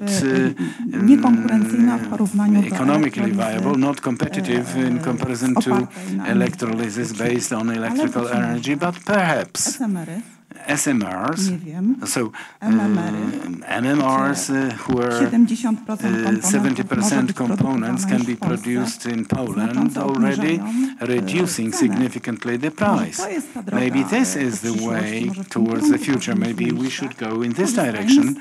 Let us make use of this and let us use what we have. Well, we don't have to transport it. We may disperse it. Maybe we should go in this direction. Just a comment. So we actually went away to completely different subject. But industry is a sector which should be mainly focused on the alternative fuel, shouldn't it? Energy-consuming industry. These are those branches which in future will have to have an alternative, perhaps in hydrogen. Thank you, Madam Director. Mr. Director, here as an addition, but from the perspective of neighboring ministry, Ministry of Climate and Environment. So how to build this market? But also you mentioned that work is in progress on the national plan, P24. So what will be the structure of balance of fuels within these strategic documents? Well, structure of fuel balance, on Friday there was a discussion related to national reconstruction plan, and here we can see we are going towards renewable energy sources because this process will be increasing up to 32% in 2030. But there, finally, hydrogen is not included because the quantity of its presence in industry will be comparable to other raw materials used for production of hydrogen. Well, with hydrogen there are lots of challenges, mainly cost-based, but generally it's with every transformation technology, CCS or batteries, everything costs. Cheap fossil fuels, well, all our welfare is based on low-cost fossil fuels, and the change initially will cost, and we of course will be building instruments to support this market. From regulatory perspective to relieve the risk from companies related to hydrogen or storage of it. But the direction, if we look at China or the US, has been outlined. We are going towards transformation. Those economies on the one hand are using, to a great extent, using fossil fuels, but on the other hand, they are investing in technologies and learning those. In a few years' time, they will have some competitive edge in the global market related to these new technologies of transformation character, whereas certain challenge here is, as Professor mentioned, regarding costs of hydrogen buses in the model. It looks very nicely that electric bus is cheaper over months and years, but money has to be spent here and now. Money has to be invested here now, and this is the main challenge in many panels related to biomethane. People say biomethane is most important. If you go to a CCS conference, well, billions for CCS, but we will be discussing priorities because we have to choose priorities and we have to stick to this. And have they been appointed, Mr. Director? Well, I am in a difficult difficult situation here because I don't quite fully know what has been publicly said and what I may say. So I would just simply hand over the microphone to the next panelist. Well, yes, here the sentence was mentioned by Mr. Director that everything costs, whereas Orlen, as largest companies, has the largest financial portfolio for investment. So you mentioned earlier that this hydrogen would be imported and somebody will be paying for it. So, as I understand, so a conclusion arises. A question: if imported hydrogen, so how and from whom, and if the money will remain. So then, within the priorities of building the market, how would you, Mr. Director, would say what Orlen would be spending money? So here, as an introduction, per analogy to what Director Poliński said, I'm not authorized to talk about directions of importation and from whom this hydrogen will be imported, because at the moment it is at the stage of analysis or considerations, and also from the perspective of updating our strategy, whereas I can refer to the other side of the question regarding whether investment spending or how at the moment we are acting regarding the hydrogen projects and what does it look like from our perspective. Of course, investing in the future in this hydrogen is one of the pillars of investment of Orlen, where hydrogen and investing in future forms about 5–10% of share in investment pool, and investment spending, according to our strategy, being at the level of 7 billion in that very pillar, and in that number on infrastructure for generation and distribution of hydrogen at the level of about 4 billion. So here, Mr. President mentioned that what is required is a new opening regarding hydrogen valleys. We, from our perspective, regarding those investments which, be it we implemented or are being implemented or subsidized, we do not see slow down in this respect. Let me recall a few figures which are very close to my heart, because my team are responsible for building the network infrastructure for filling trucks with hydrogen. We have 26 projects, 26 locations to build filling stations in Poland. One of those stations will be built in Rzeszów. So these activities are going on, moving towards local market, and where we are here now. Currently, we are choosing a contractor for, design and build formula here in Rzeszów for this filling station, and we assume that in the second half of 2026 it will be ready for use, and then we will be able to think of filling buses fueled with hydrogen, for example. And we also have projects to build infrastructure for generation of hydrogen through an electrolysis. One of the objects in Włocławek is at the handing over stage, and in the nearest future we will be officially opening up this facility, like 3 other stations subsidized by the Ministry and Ministry of Environment, as well as EU grants. It's the object in Poznań, in Katowice, and in Włocławek. By the end of the year, 3 of them, these 3 should be available. Costs were mentioned. So we notice here this relationship and this economy. This Excel sheet is of quite great importance. At the end, from our perspective, and I am very glad that work has been started on contracts for differences, because getting ready for this meeting, I had to mention, yes, we are building this infrastructure, but we need that end user who will be buying hydrogen from us.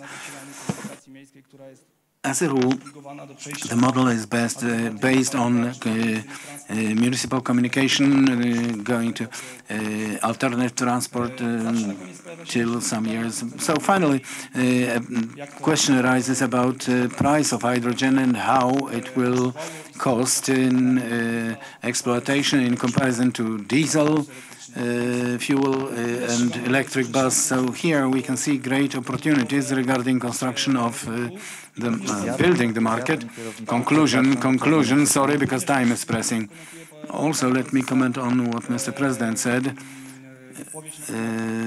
about costs of transporting hydrogen. Also, here we notice the need for optimization. At the moment, we are working on battery vehicles transporting hydrogen of greater length, and which actually is translated onto reduction of cost and thus the final price at the filling station. So from our perspective, all these activities are going on by all means, and the projects are at a very highly advanced stage. Thank you very much. And next question is addressed at Mr. Minister, Doctor, so a scientist, Mr. Michał Kurtyka. Let me ask as a scientist as well, because Mr. Doctor will have greater freedom of response. So in what way, how to build this market? And if we are looking at this market and talking of importation, so as if we had to make a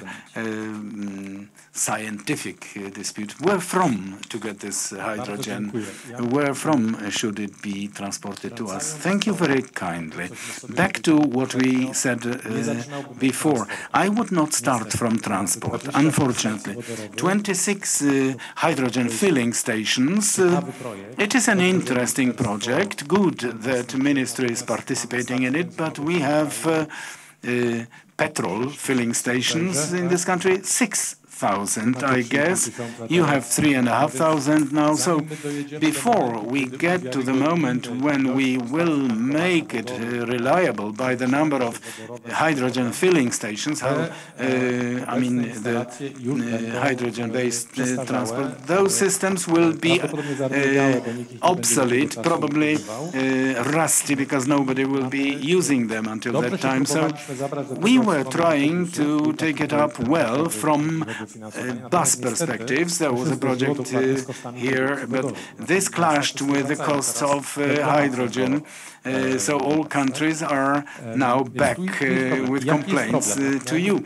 So here is the problem. So what is the problem? Let's call it problem. Hydrogen is not source of energy. Hydrogen is a vector for transferring energy. And when we have a vehicle, a car, that is to be driven by renewable energy, let's say, such statistics come to my mind that roughly we need 1.5 megajoules to obtain 1 megajoule of mechanical energy as a result of this transformation going through the battery, so through electric car. You know how much it is needed for hydrogen, 4.5 megajoules. So we are, I mean, this vector, transport vector of hydrogen is quite inefficient.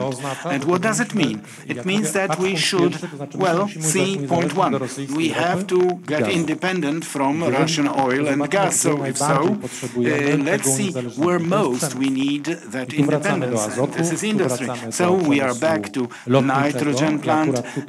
We are back to aviation industry. It will last for years as well, but something can be done here. And yes, really, to be ready, we should have so flexible regulatory system and state subsidies, which will provide us to turn towards methanol, to ammonia at a certain stage, and towards SAFT, I think it is the name of the aviation fuel, and to treat it as investment not of commercial character, because within the nearest years it will not give return. It is about energy security of the state. So we are getting independent. So if we talk of the next step, where from to import this hydrogen, we are back. Well, actually, it's what was mentioned in the main panel. We are actually going out from the shower of dependence of Russian oil and gas, and we are actually entering well, still greater shower of dependence of Chinese market of panels and batteries and Chinese hydrogen. So soon it will not be possible to sail the Hormuz Straits because the Houthi are shooting at tankers. So we have to return to local fuel. Everything has to be focused on building the fuel and the whole chain locally, and where from to take the energy, because we are clashing against the mass of electrical energy with incredible size of demand, and Magdalena is going the same path. I'm glad it took us perhaps a bit longer at time, but we are going in the same direction, I mean towards nuclear energy, but the problem is that it will be fastest. So time scale, I guess, in 15 years if we hurry up properly. Without microphone, I don't hear a word. I cannot translate it. Sorry. So two things, Madam Director. Well, it's actually one of the great trends in power sector is scale. Something greater unit costs smaller. But do not let us argue, because these are small disputes in the family, but please kindly tell your boss that in 2020, the Republic of Poland, by the hands of ministers at that time, we have continuity of the state, so they spent 60 million zlotys, public information, for design of a Polish small nuclear reactor. This team in Świerk in autumn that year. So in the coming years, the 60 million will come to an end. If you want to seriously think of SMRs, maybe it's worthwhile to reach for what we already have in Poland nearby and to go in this direction. But regarding small MMRs, today the problem is pan-European and transatlantic. I'm finishing. We have as much energy in permitting and regulations and paper stuff we need for 5 megawatts, and there are even such units or even smaller batteries, practically nuclear batteries. It's not a nuclear unit. You just put it in the ground and you regulate, you adjust with a knob when you want to take as much as for 600 megawatt EPR units. So until we change it, small nuclear power will not start, because nobody can afford 200 million zlotys, because only environmental study costs that. So I should have broken your input due to time perspective, but the scientific perspective was interesting, so it was worthwhile to hear it till the end. Thank you very much, and I would like to move on to Mr. Maciej Kołaczkowski, because here Mr. Minister, Doctor mentioned, yes, local thinking, and whether these global players, are they also thinking locally? Listening to this discussion, what three most important conclusions you come to? What would you recommend to our administration? Well, I do not feel authorized to give recommendations. I do not know well enough the recent policy or regulations or what will be coming, but I think that this question of, first of all, of this business model is just like Mr. Rector mentioned. The technology does exist, but nobody is willing to invest in production of hydrogen, and nobody is actually willing to be buying it. So the role of state will be absolutely of key importance. There are various tools, from Monday tickets through subsidies. The role of the state will be close to 100% in taking up this load on their shoulders. With the time passing, it will be transferred onto the consumers. But you mentioned the clean aviation fuels, so I think this is also a good idea.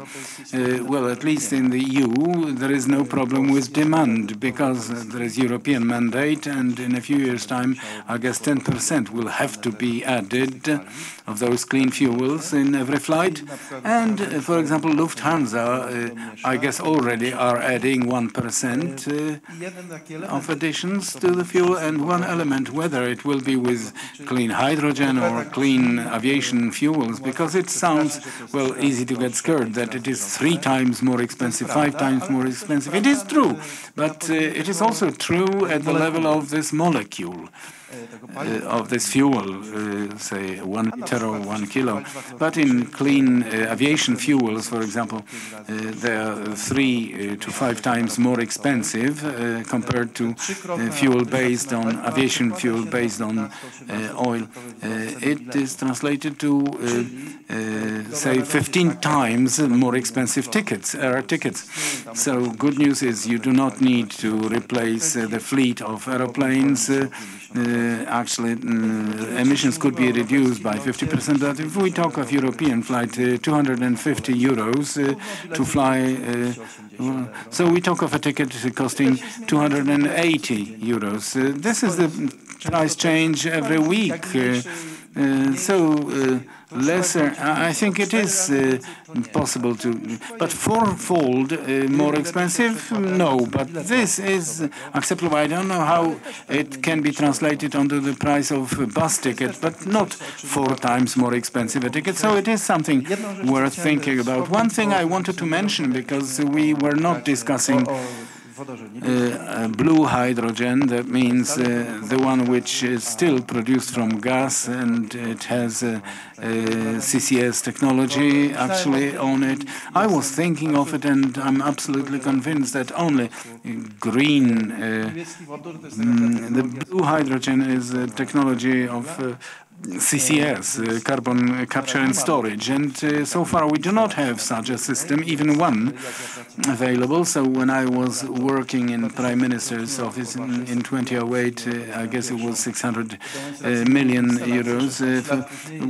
16 years later, money not utilized and the system does not exist. So basing hydrogen technology on it is adding another complication to it. And one thing, and here the minister mentioned, if we do not want to buy gas, imported gas, do not let us produce blue hydrogen.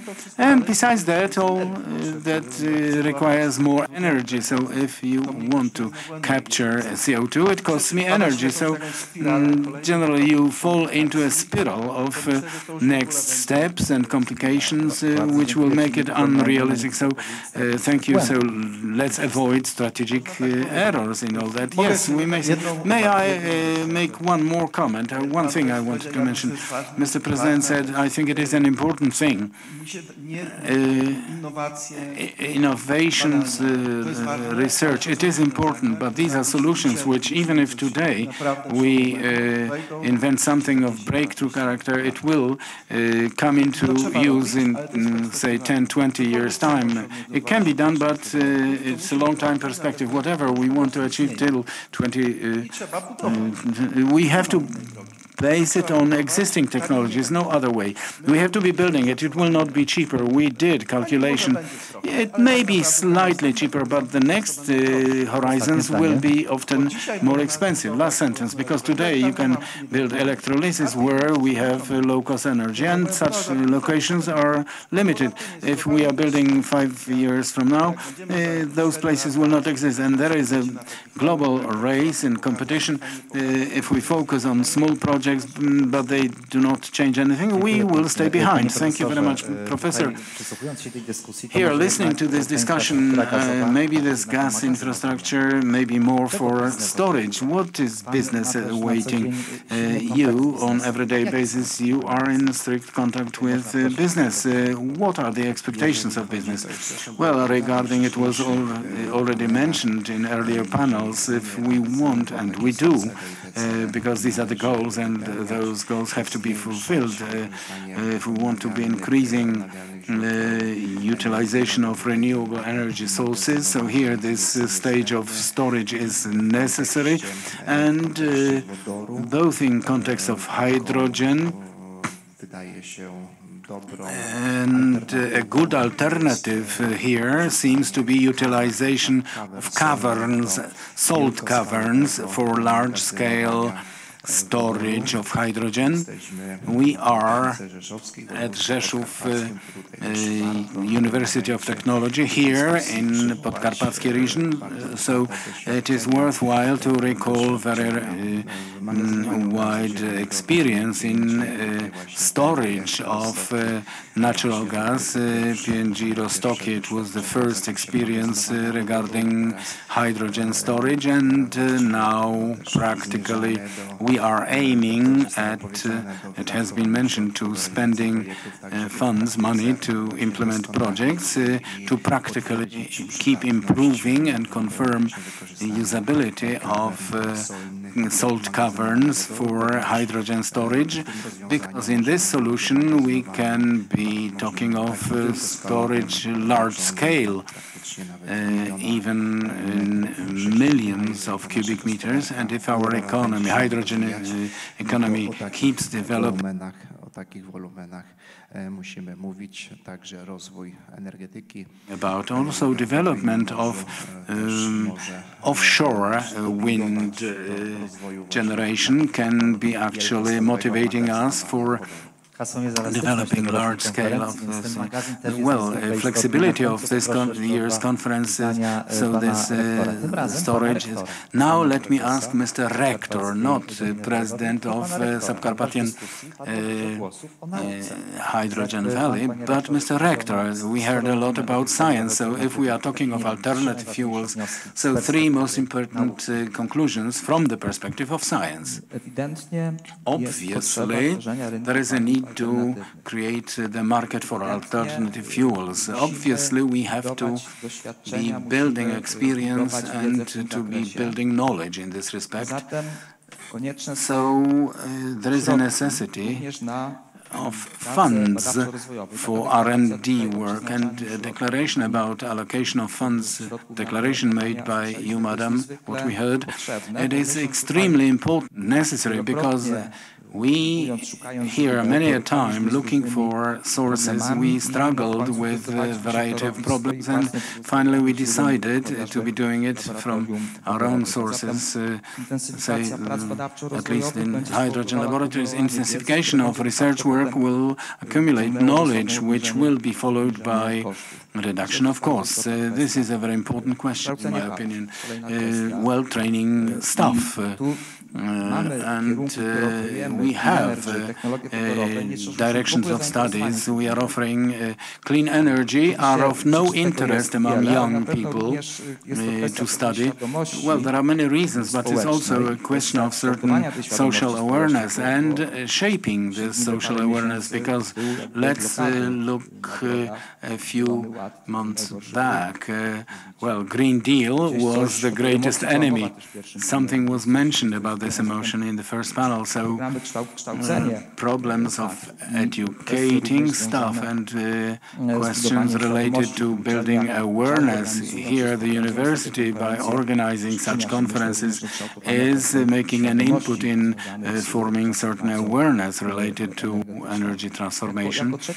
And as the third question, I would point at the necessity to build relations with business, both the big one.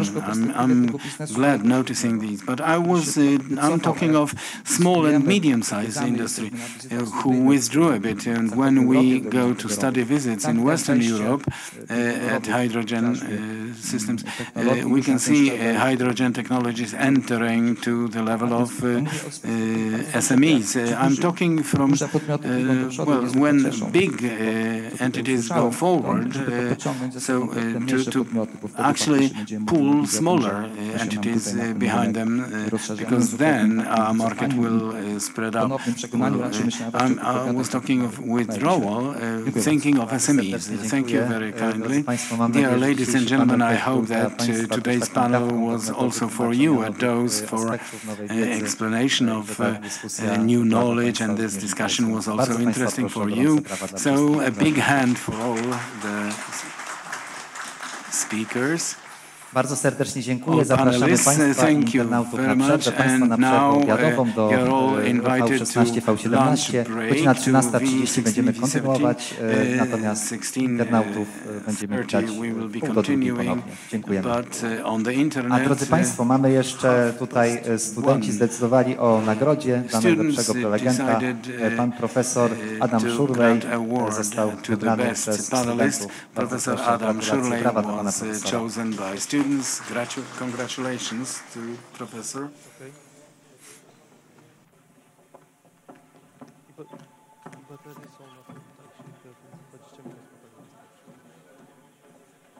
Czyli można sobie ściągnąć, wyłączyć i poczekać do 16.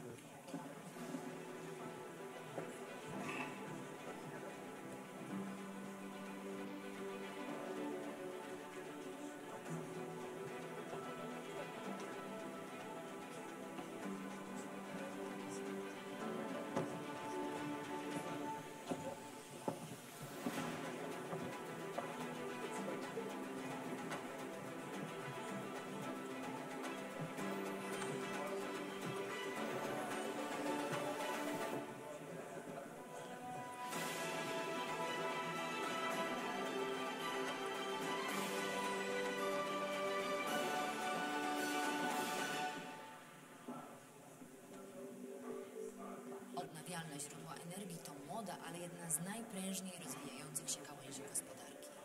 Moduły fotowoltaiczne instalowane są codziennie nie tylko na dachach tysięcy domów jednorodzinnych, ale też mogą zostać bezpośrednio zintegrowane z budynkiem, tworząc na przykład jego fasadę. Jednym z pionierów w tej branży na polskim rynku jest firma ML System z Zaczernia koło Rzeszowa.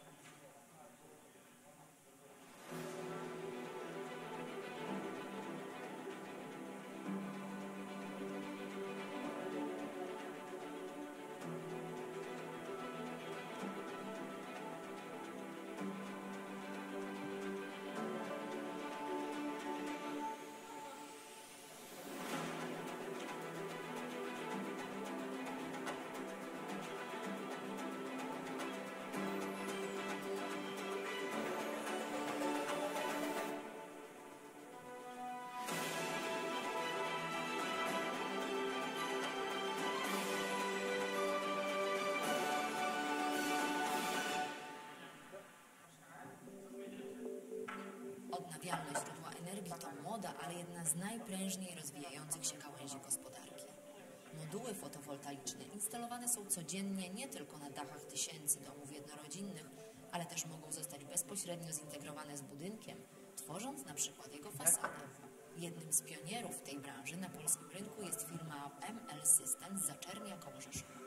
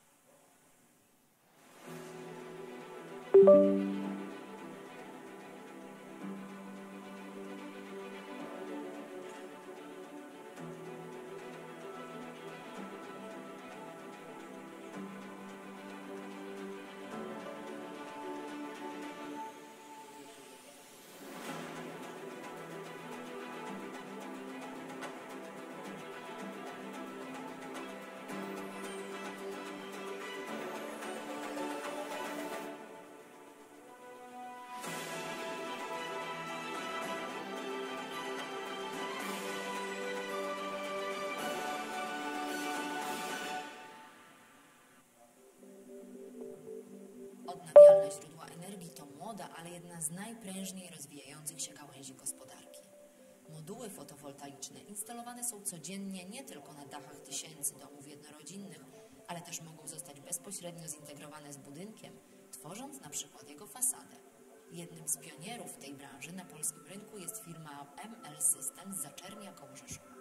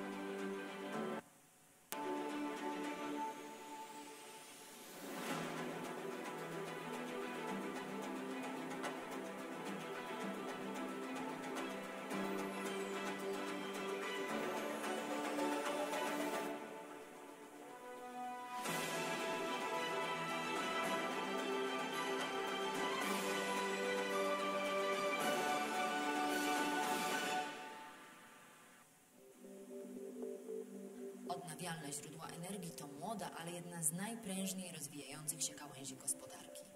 Moduły fotowoltaiczne instalowane są codziennie nie tylko na dachach domów jednorodzinnych, ale też mogą zostać bezpośrednio zintegrowane z budynkiem, tworząc na przykład jego fasadę. Jednym z pionierów w tej branży na polskim rynku jest firma ML System z Zaczermia koło Rzeszowa.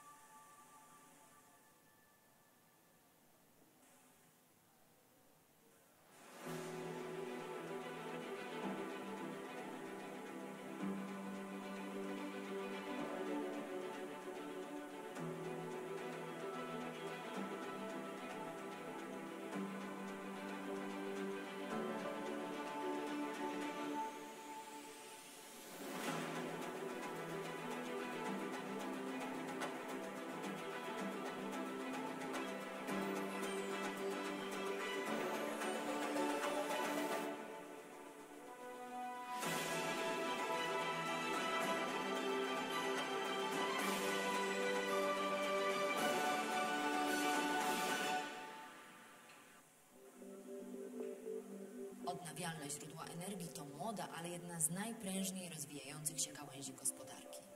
Moduły fotowoltaiczne instalowane są codziennie nie tylko na dachach tysięcy domów jednorodzinnych, ale też mogą zostać bezpośrednio zintegrowane z budynkiem, tworząc na przykład jego fasadę. Jednym z pionierów w tej branży na polskim rynku jest firma ML System z Zaczernia koło Rzeszowa.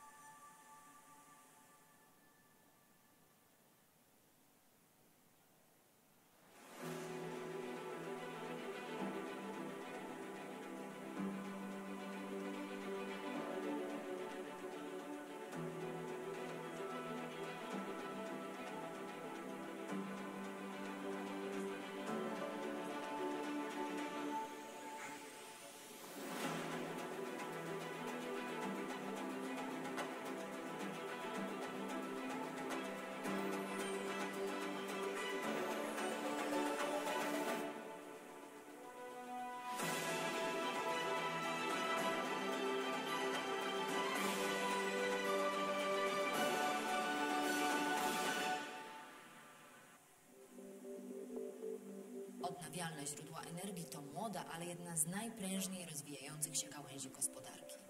Moduły fotowoltaiczne instalowane są codziennie nie tylko na dachach tysięcy domów jednorodzinnych, ale też mogą zostać bezpośrednio zintegrowane z budynkiem, tworząc na przykład jego fasadę. Jednym z pionierów w tej branży na polskim rynku jest firma ML System z Zaczernia koło Rzeszowa.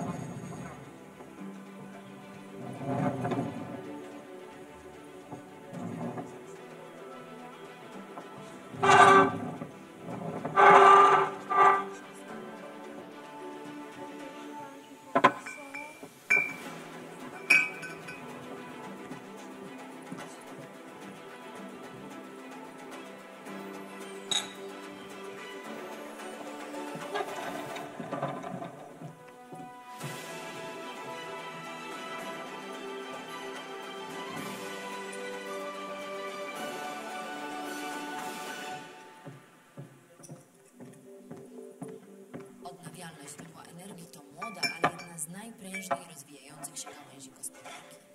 Moduły fotowoltaiczne instalowane są codziennie nie tylko na dachach tysięcy domów jednorodzinnych, ale też mogą zostać bezpośrednio zintegrowane z budynkiem, tworząc na przykład jego fasadę. Jednym z pionierów w tej branży na polskim rynku jest firma ML System z Zaczernia koło Rzeszowa.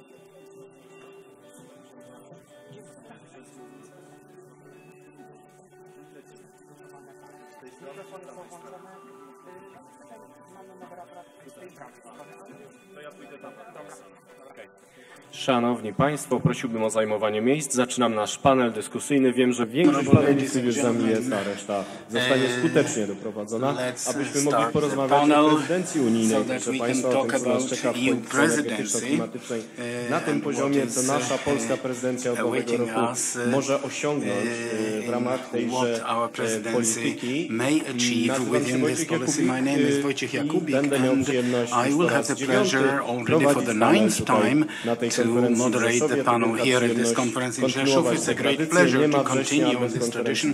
There is no September without a conference in Rzeszów, and it's not different today. And about presidency, we'll talk to excellent panelists. Marian Kondraszewski from Department of International Affairs in Ministry of Climate and Environment. Good afternoon. Marcin Korolec from Institute of Green Economy and also the past Minister of Environment. Welcome. And in a moment Michał Kurtyka will join us, who was Minister in 17 till 21, and he will enrich us with his knowledge. And Dr. Szymon Kardaś from European Council Foreign Relations Chief Expert, and Maciej Jakubik, Forum of Energy. So many years we have been discussing ale może się dowiem w tym panelu. Szanowni Państwo, przenoszę się do panelistów naszych. Jeżeli ktoś widział ministra Kurtykę, proszę złapać i doprowadzić. If somebody saw Minister Kurtyka, please get hold of him and bring him here.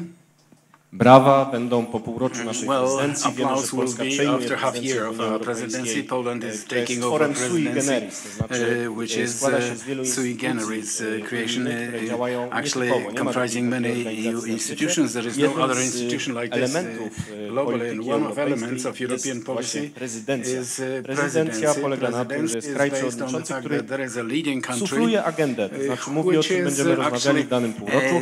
telling what we will be discussing in the given half year, and we have trios of countries that would have to cooperate. Poland is in such a trio. Poland has some idea for presidency because it begins, well, a quarter from now, very soon. And this presidency is under deep influence of trends which are easy to notice all the time, with the eyes focused on Ukraine and energy transformation. Both these trends, great trends, influence the situation we are dealing with in Rzeszów here. So now we have to coordinate things. Who will be our, say, hobby horse in Brussels? What Poland can enrich European policy with? And what will be our non-possumus, something what we will not allow? And what we do not have any influence on in European policy, and what alliances we may be creating in the EU, taking the opportunity of the fact that we have the presidency now, and what will change in the future due to the fact that we are after the invasion, after the election of new commissioners, and what is ahead of us in the new Europe. And let's start from Ministry of Climate, which already has a plan for the presidency. So Adrian Kondraszewski, Director of Department of International Affairs, Minister of Climate and Environment. Yes, really, you have outlined the context we are dealing with. Now, our presidency comes in quite a difficult period internationally, and I would add to this international context also post-election context. Difficulty of our presidency will be based on the fact that we are in interinstitutional cycle. We are waiting for the new Commission, which will define priorities, and certain difficulty is related. Welcome, Mr. Minister Kurtyka.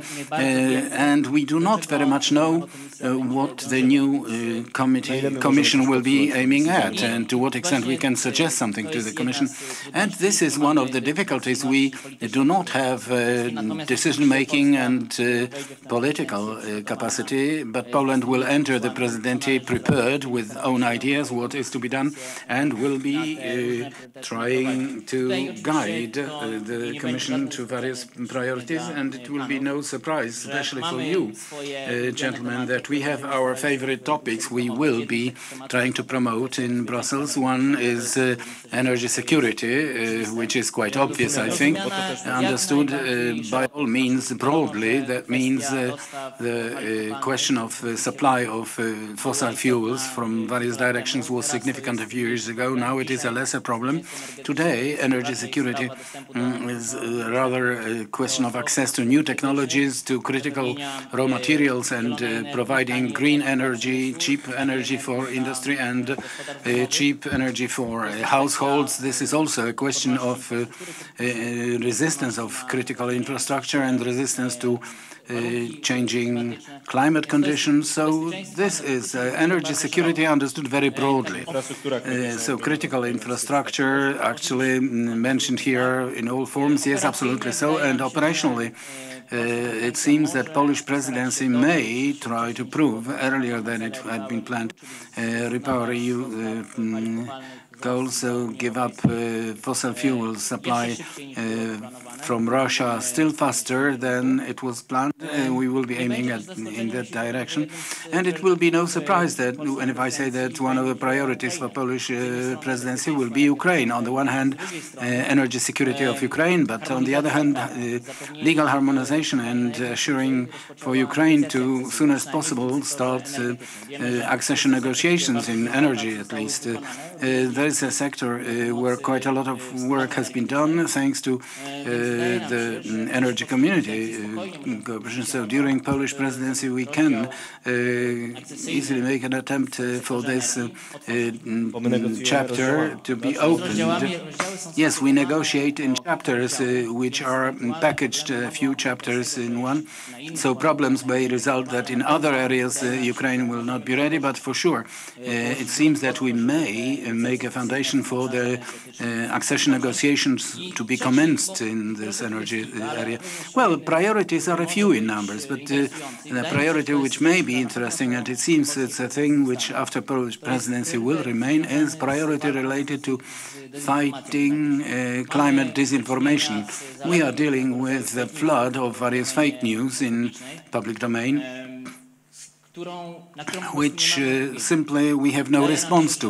It seems to us that in public domain, on the internet, first of all, there are quite a lot of campaigns which question what EU and member states do in the area of climate. Most often these are actually moves sponsored by countries unfriendly to the EU, Russia, and countries which live on selling us fossil fuels. So in our opinion, it is a planned strategy for which so far EU institutions had no responses.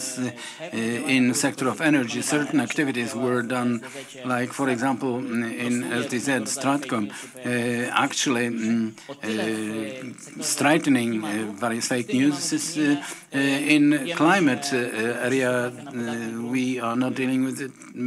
All this actually comes, various fake news and improper information published on the.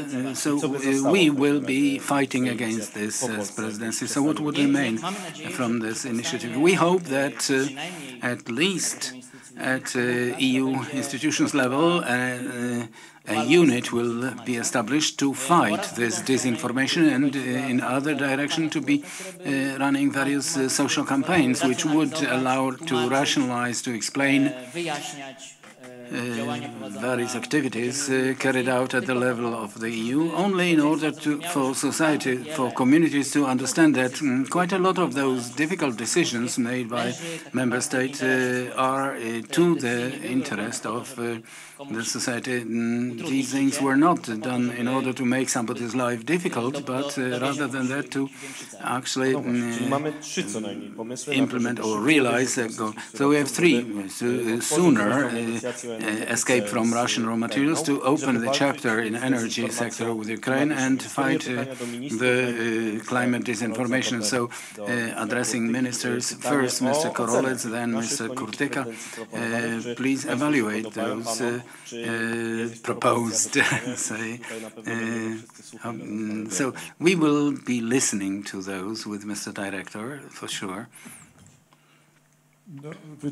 Well, it seems to me that the fact that we have a panel at a conference like today's one about what priorities of Polish presidency, and six gentlemen are sitting on the stage and scratching their heads, is an interesting phenomenon, especially that we are in September, so it's 3 months to commencement, 3.5 months till commencement of presidency. And what does it prove? Well, it proves being perfectly well prepared to the presidency. I think that here a few other people will probably be having a say about priorities in the area of energy. I tried to write down the topics Mr. Director mentioned, going away from importation of fossil fuels from Russia. So my question is, to what extent we are prepared to give up importing LPG,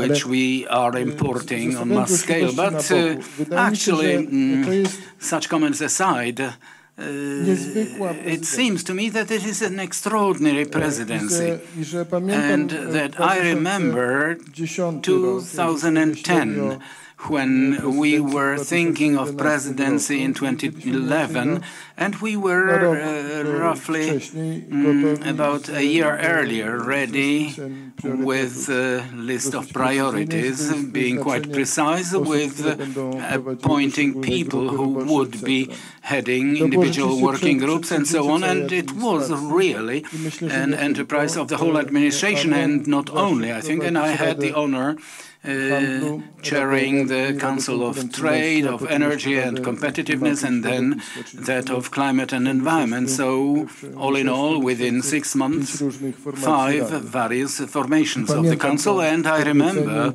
the excitement, and I think that today I don't see it. Well, I'm not in the administration today, but I do not see it today. But this is an extraordinary presidency because it is time in which, starting from 1st of January 2025 till the end of June, it will be time when priorities will be established, priorities of the Commission, of the whole EU for the whole 5-year period. So we should be thinking of this presidency not in the categories of what we will do over the nearest half year, but what topics we will put forth to the EU for the whole term, 5-year term. And it is a phenomenal role which we could actually play.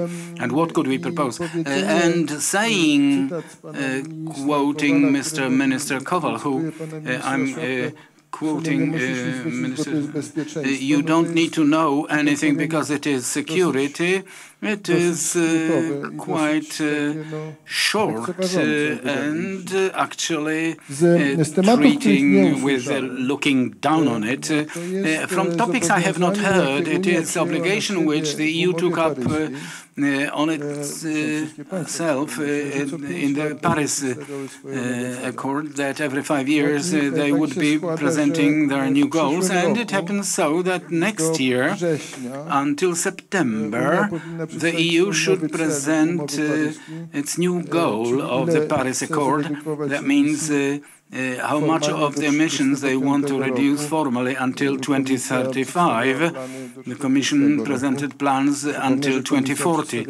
Let me remind you that the Commission presented plans of reduction by 90% till 2040. Whether we like it or not, this question will be actually hanging over Polish administration, and perhaps for some reason we will want to kick this ball out after June, but nevertheless this question will be asked, what we want to do about this European obligation and how we would like to fit into it ourselves. And I believe that today discussion about climate or energy is changing its fundamental character, and that from such a race and saying I will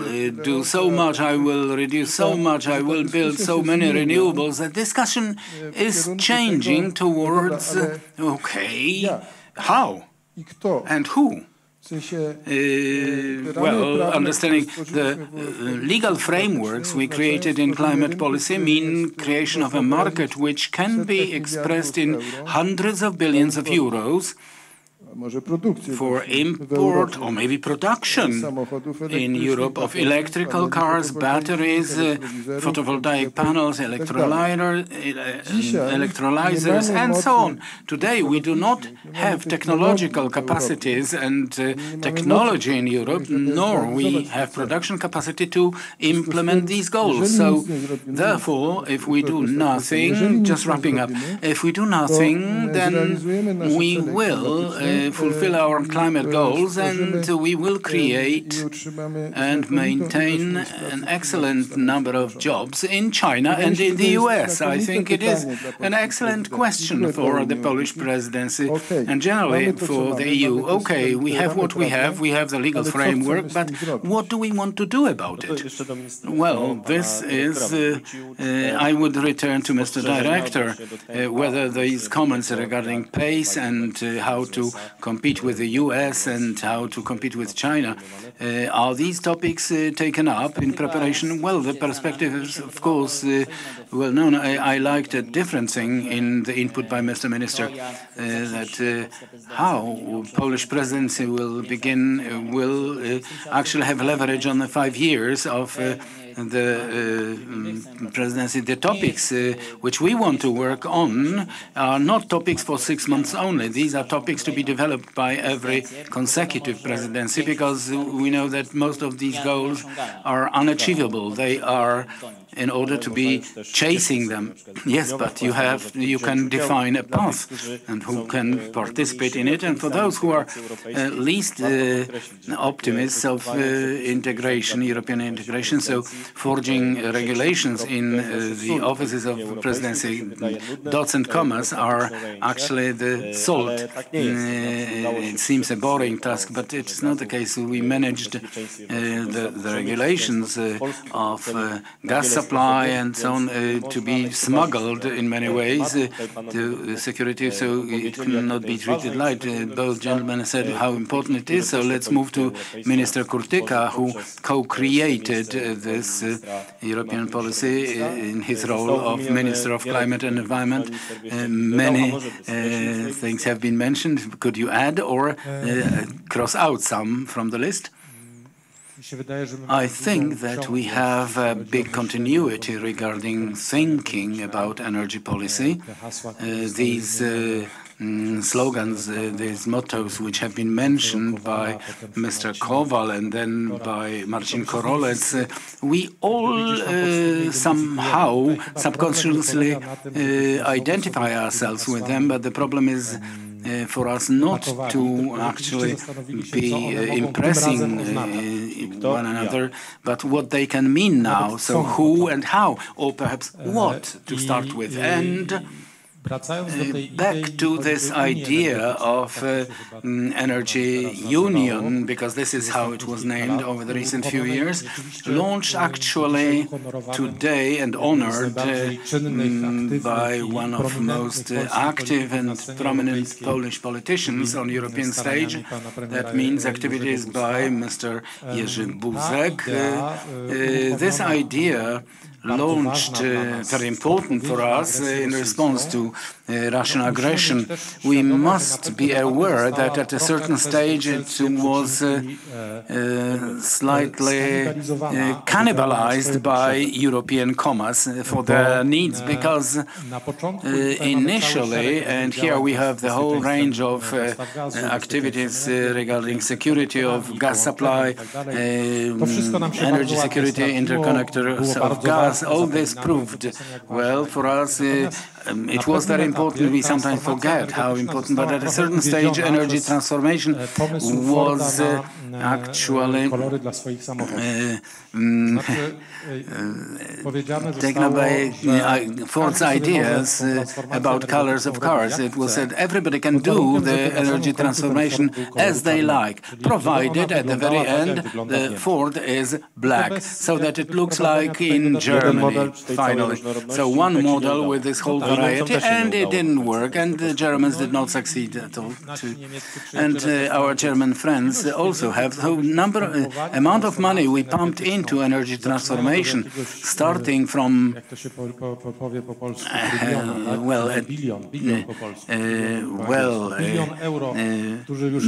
millions of euros, which the Germans spent on energy. 2 years have passed roughly since Russian aggression on Ukraine, until with colleagues from Atlantic Council we were doing calculations, so the result was about a billion, 1,000 billions actually of euros spent on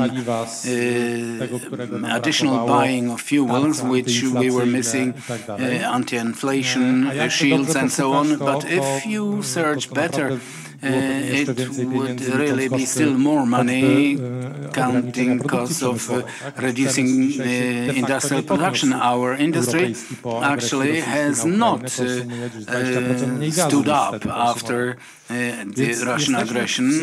So we are in a situation when everything calls for a Copernican actually overturn in power sector, but this frame, the limits being pretty tight, Wiercenie się w tym tough. gorsecie w So trakcie tej actually, prezydencji zostanie na nowo zinstrumentalizowane w taki sposób cele Europy Środkowej, bo Polska była tutaj rzecznikiem because Poland was a promoter, supporter of broader geostrategic problem. Finally, it proved we were right. Well, moral victory is our national specialist. Yes, it's true that Russia utilized energy as a weapon in Paris and Berlin. They scratched their heads and said, oh, this is what we didn't notice. But the question whether it will end on this, and the question whether we are able to think over the way of a broader development of energy in Europe.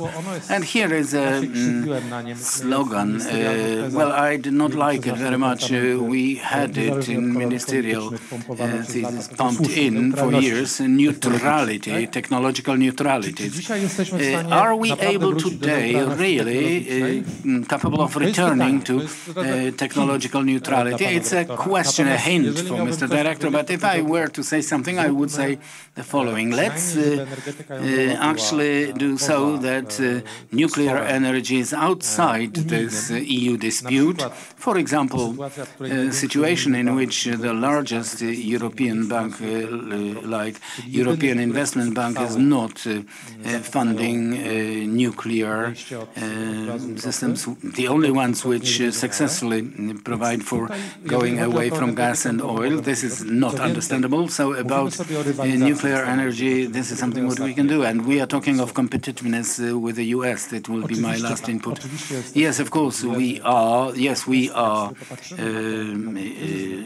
in rivalry with them. But if you look at this energy crisis, if it was not for a shale oil revolution in the US, so Berlin, and they would lift a white flag on the 23rd of February saying, oops, we don't have gas. So in that case, we apologize. We cannot be hating. We cannot be actually having light from our bulbs. Our cars stopped traveling. So, Mr. Putin, how can we come to agreement? This, the fact that it happened, it was not the result of Europe, of Green Deal. No, no, it was a side effect of shale revolution in the US and capacity to transfer gas via ships over the sea. And we have to think over transatlantic cooperation, for example, in gas, for example, in nuclear energy, or if we want to go towards only towards zero-emission technology. So put aside gas for a moment. Mr. Korolec made an article about industrial policy and the necessity to match IRA. What does IRA mean today for European industry? I'm ending here because it is his topic. So here we have this transatlantic topic, and nuclear topic appeared, which should be outside the EU dispute, and strong comment towards Berlin. And now time for analysts who will have their say on this. Maybe Isia Bar and then Szymon Kartaś and then Maciej Jakubik. Thank you very much. Many wise things have been uttered here. It's hard to add something. Nevertheless, let's try. So, firstly, regarding energy security and the need to redefine it, absolutely yes. It should be one of the long-term priorities, and I think we have to make use, paradoxically, but we have to utilize the situation which we have behind our eastern border, the situation of war, where a question of security in a natural way can be put forth to the lead, and that is something which will not be discussed at European level by anybody. Of course, the security has many dimensions. Energy security is only one of dimensions of state security or security of the EU, but this is an excellent opportunity to put it on the agenda and to start serious discussion about necessity to redefine the approach to energy security, and what's more, to build wise and I would dare say accessible from the perspective of member states of the EU link between a necessary energy transformation and energy security.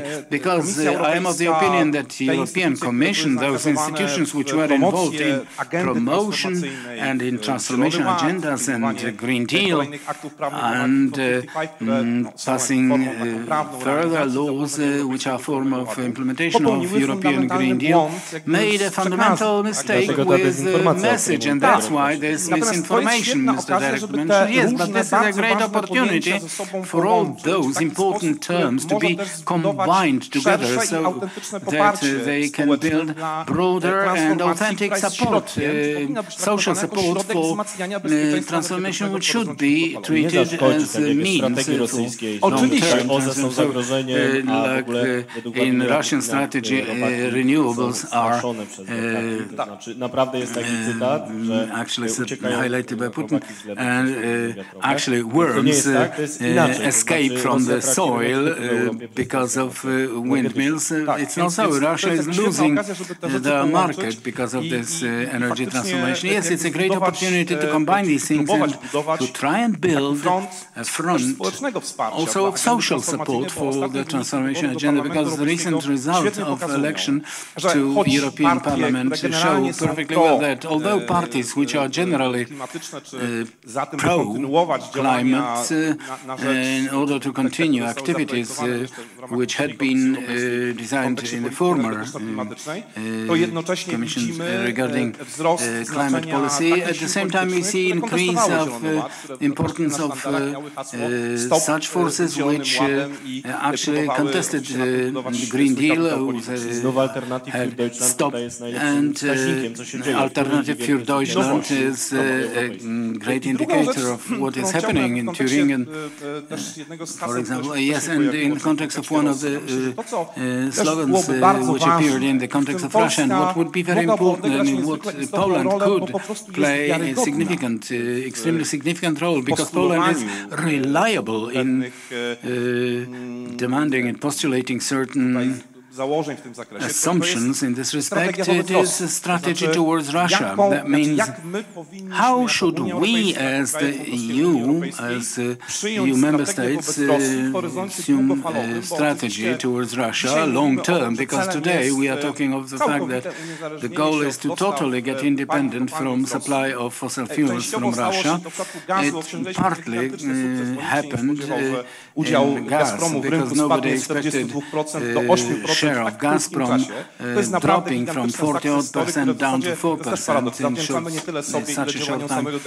Well, we owe it not to our activities, but to Gazprom itself and the whole Russian Federation. But I have the impression that the goal we put forward, that we are getting rid of Russian raw materials from European space earlier than it had been assumed, is quite right, of course. But what remains for me, it remains a kind of a challenge. Unless we take it up at strategic level, we do not take up a specific strategy at the general European level, because when the war ends, it will end at a certain stage, and natural dilemma will show up in many member states of the EU, whether in this or other form for reactivation of cooperation with Russia shouldn't we actually lead to. And it's difficult to expect Gazprom to catch up with the position they had before the war. It is rather unrealistic, but I feel that the risk of return of Russia to Europe when the war ends, it will not disappear. So we should, as Europe, as member states, we should take up very specific long-term strategy. What about Russia? How to act towards Russia when geopolitical conditions are changed?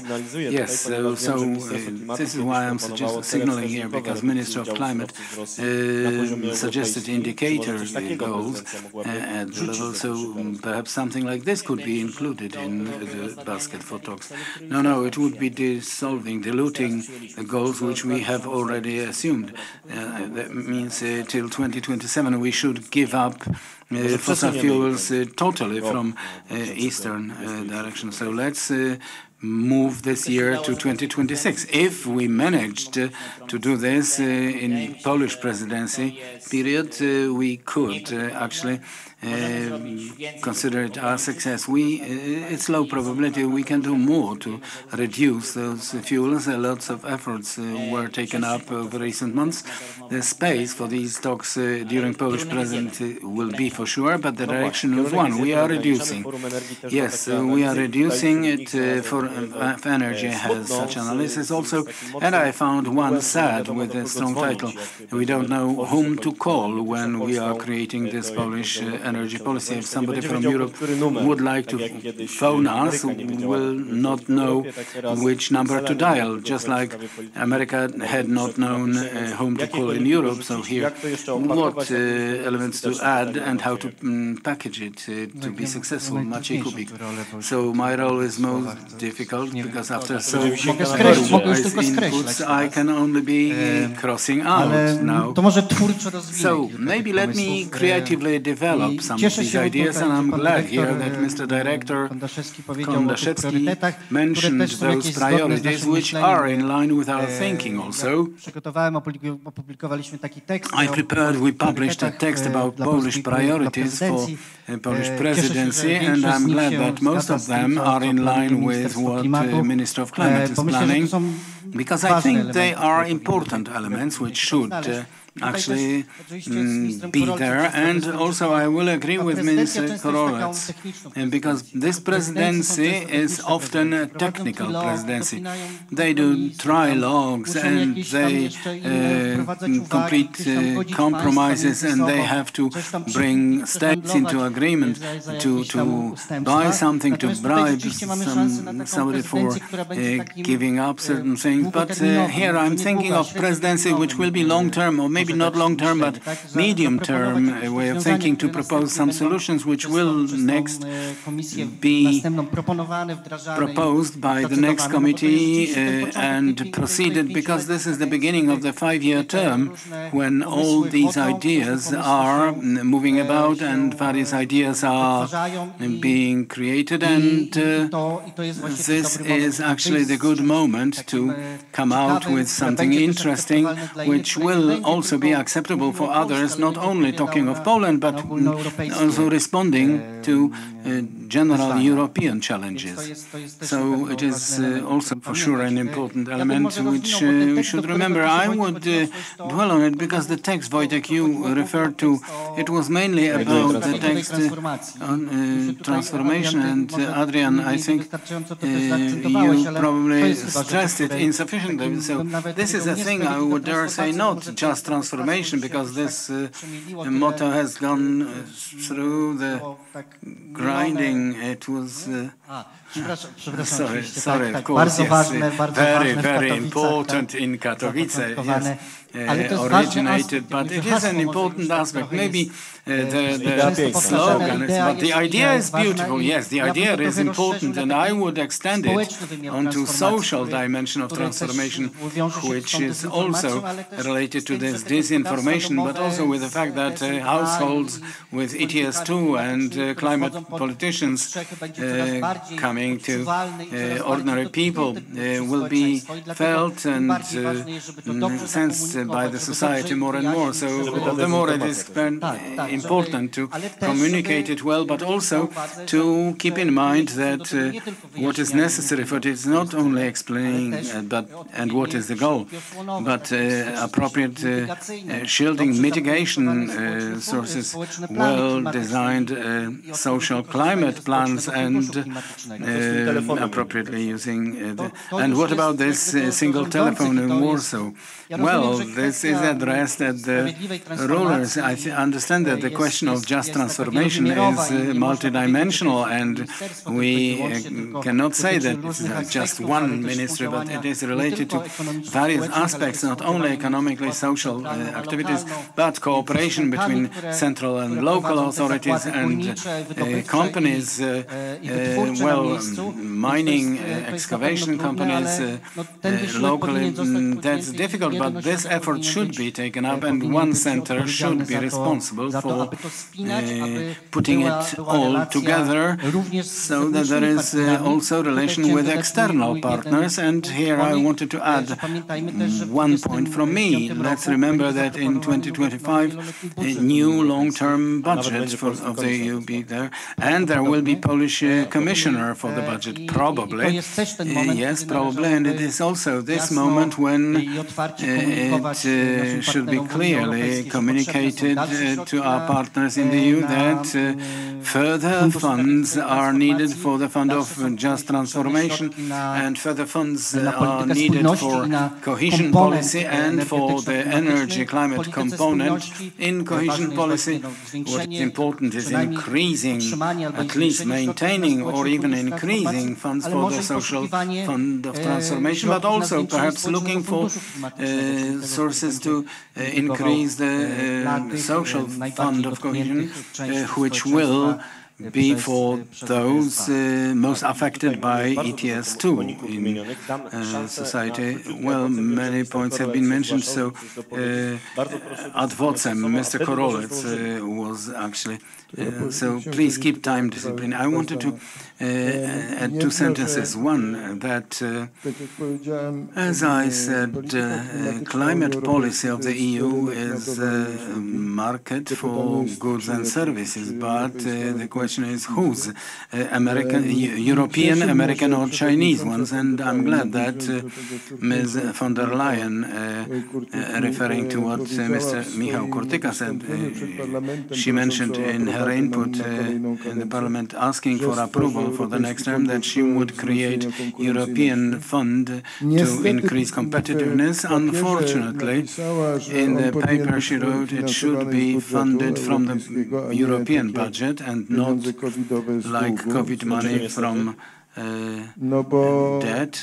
Why? Unfortunately, because I believe in extreme professionalism of Piotr Serafin, who I hope will be EU Commissioner for Budget, but the size of European budget is normally defined as 1% of European GDP. If in that budget still defense and agriculture integration of with Ukraine are to be squeezed in, it will not squeeze into 1%. Either the budget will have to be much greater or much more money should be available. So the fund, a very important thing, and a question about the fund.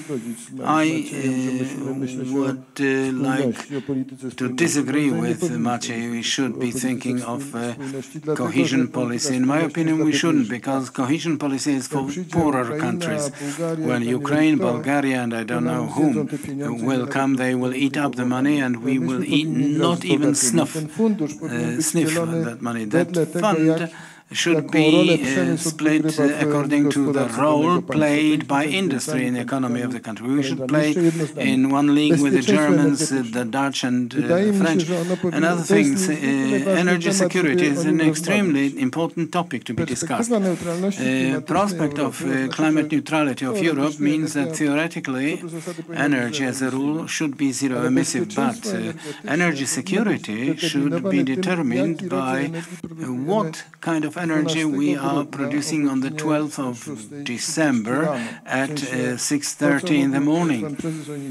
So as Mr. Onichinowski mentioned about the role of gas in energy security should be discussed, because all of a sudden now we have to do the greening of the whole energy generation, but at the same time what is even worse or more difficult a task to add new power capacities in in power industry, because if what is to be electrical, transport, district heating, heating of buildings, so the power for electricity should be... Yeah, well, thank you. At the end, I will ask you for one more, a question addressed at everybody here, so that we all have a chance to answer. It's a question about, shall we be able in this new reality to return Vistula River with a stick?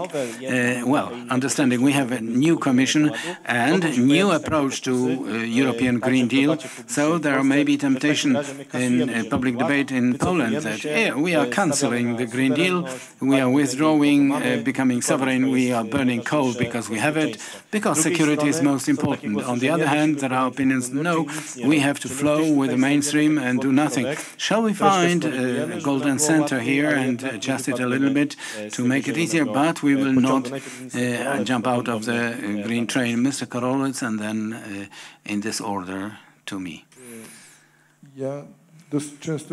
Well, quite often I meet representatives of automotive industry and they beg for green electricity in the grid.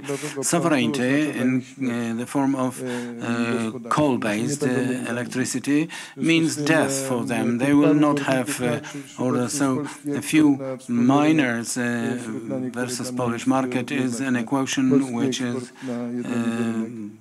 brutally clear. Polish export and green electricity in the grid.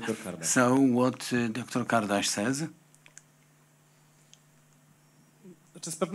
Well, for sure, we shouldn't go in the stream of extremes, neither giving up or kicking out the Green Deal. For political reason, it seems to be very difficult. Many legal acts within Fit for 55 has been passed in the former term, touching those which have been assumed already. Well, that is usually the approach of European Commission. That would require proposing something in return. So we demand a revision of certain solutions which had been assumed, but what do we offer in return? So these are quite serious political, legal challenges. The postulate of negation of giving up the Green Deal seems being unrealistic. On the other hand, some radicalism in the context of ambitions. Well, I guess continuation of the ambitions which have been outlined, were outlined in former committee, European Commission, will be difficult. And when we reach towards what Ursula von der Leyen said in her speech, it is a sound, moderate way of thinking about what may happen in the horizon of the nearest 5 years. So we are not negating things which have already been assumed. At the same time, we think, or we combine what is related to the agenda of energy transformation with the issues of competitiveness mentioned already by Mr.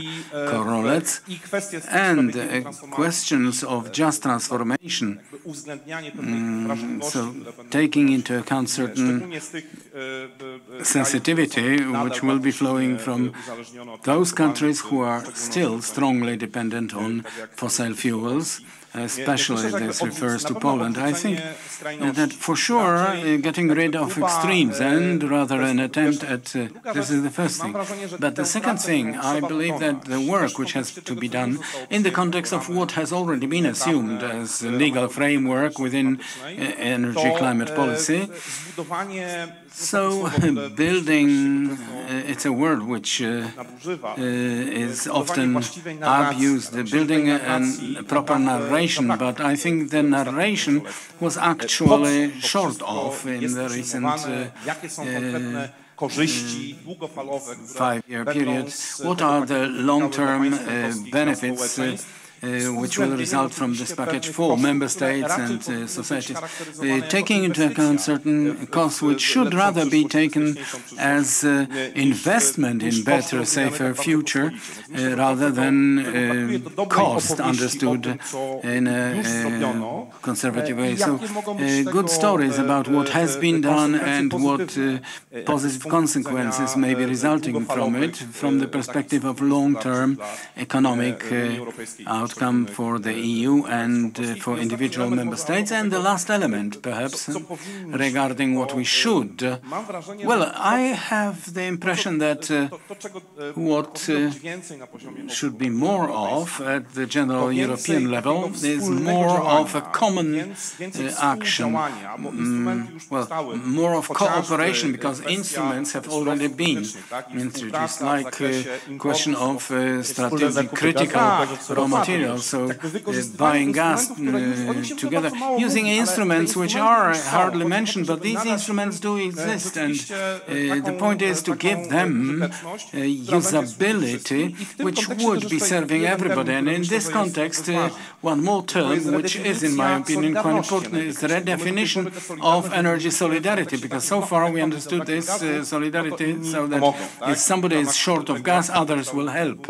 And within the regulations assumed in the EU and interconnectors built already, I feel that today, in the context of this energy solidarity, should take a completely different meaning, because there are countries which, I mean, regarding clean technologies in the EU, today, the energy solidarity should be applied to this zone to try and balance, equalize the conditions in this transformation race within the whole EU for the jobs to also be sometimes created on our territory. Yes, Maciej Kubik. So maybe continuing on what Simon said, rejecting the extremes, it's important to find an idea for balanced path of this transformation. This week we are hosting think tanks from all over the world where we are discussing just transformation. On Thursday, yes, on Thursday there is a conference titled Many Pathways, One Goal. So these transformation paths may differ. Every country has its own characteristics, and the goal of climate neutrality and accessing it may actually have different meanings, and maybe this neutrality fits in here, so as to keep it at the back of the head that all those technologies which contribute to achieving climate. Well, we will be pragmatic as presidency. Yes, we have to be calling for pragmatism, but to avoid going in the climate ambitions going too far, to rather focus on those obligations we have now. Well, in a few years' time, there is a vast amount of legislation to be implemented by member states. There is the whole ETS directive to be implemented. There is renewables and all areas which need to be implemented and then monitored. So the nearest years we should focus on what is now to be done in order for the really ambitious goals of 2030 to be really achieved, remembering that these societies need support. Yes, climate neutrality is one of the terms which was especially strongly highlighted at the time when Minister Kurtyka was a minister. And looking from this perspective, how much did it change, and are we, and to what extent are we capable of returning this to back in the process? And technological neutrality, Wojtek, you said climate neutrality, and are we talking of technological neutrality? Yes, but at the time when you were a minister, climate neutrality was actually, we were saying it was our goal in Europe, and now we come to climate neutrality, technological, yes. mamy dosyć, znaczy ja mam trochę problem tak naprawdę z umiejscowieniem tego, czego nowa Komisja od energetyki chciała, bo z jednej strony Commission will want from energy because preparations were going that prices of energy increased, we are becoming non-competitive, we are dependent on external world, and additionally regarding importation of panels, batteries, so nothing in the energy European transformation, nothing actually went actually co było nieoczywiste na samym początku. Idziemy w kierunku, tak jak Marcin powiedział, 2040. Changing factor was the opinions of the Greens. We are going as Ursula mentioned towards well, how to read it? Is the Green Deal in place or not? Or will it be like with Central Communication Hub in Poland, CPK, so that nobody would know whether the project is in place and what sequence it is coming into force? Well, regarding actually blurring the picture policy, Inflation Reduction Act, that is law for reduction of inflation, is the greatest spending plan financed from deficit in history of the world. So Green Deal may equally well be called in a moment to become something different. But what? We don't know. And in this sense, our presidency will be in a very touchy moment when opinions will be actually being grinded. And for us, dangerous is putting everything into one bag and uniformization of all ideas. But on the other hand, what is dangerous, for example, the current situation regarding public support after COVID, let's remind Brussels waived the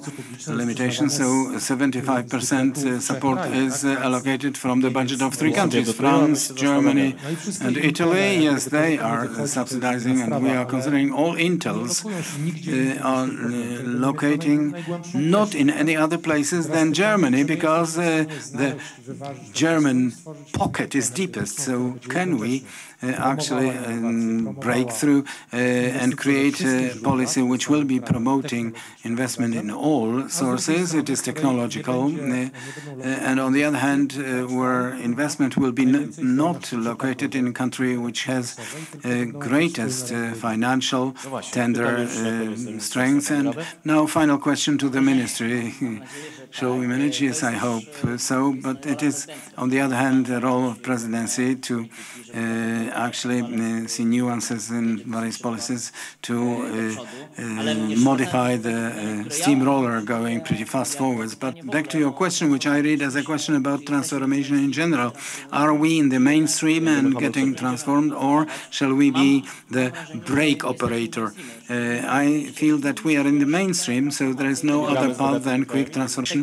And, well, nobody with rich countries, nobody is questioning it. Neither socially, no industries are, nobody is negating it. So it seems, at least from this perspective, it will be much easier to struggle for objectives and put nuances regarding interest of Central and East Europe. And, well, there are European and there are social agreement discussions and their influence on public or social support. I keep fingers crossed for our presidency, like every Polish person, and thanks to our excellent panelists, we learned more about what it should look like, and what it will look like we will learn pretty soon, because it starts from January. So big hand for our panelists, please. Thank you very much. So very briefly, we are moving on to the break and then to the next panel. Jeszcze konkurs, no właśnie, proszę Państwa. The competition, ladies and gentlemen. Tutaj Yes, and here the prize, the award for the best input during the panel goes to Dr. Szymon Kardaś. Big hand, doctor. Well, first, Center of Eastern Studies, and now ECFR, on the guard of energy security, on behalf of the organizers. Well, I think we need to take a picture, so a photo. And merci. And merci is for me. Well, it's great. I will share it with you. And see you.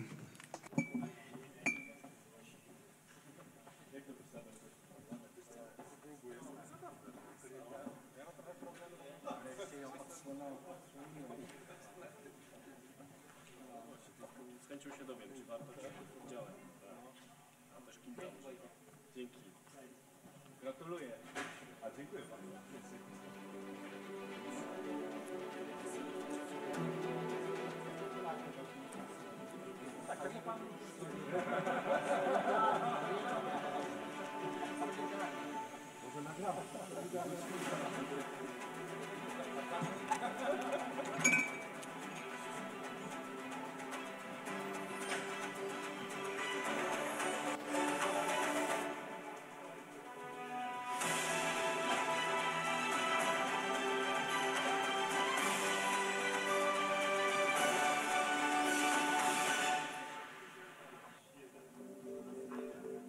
Odnawialne źródła energii to młoda, ale jedna z najprężniej rozwijających się gałęzi gospodarki.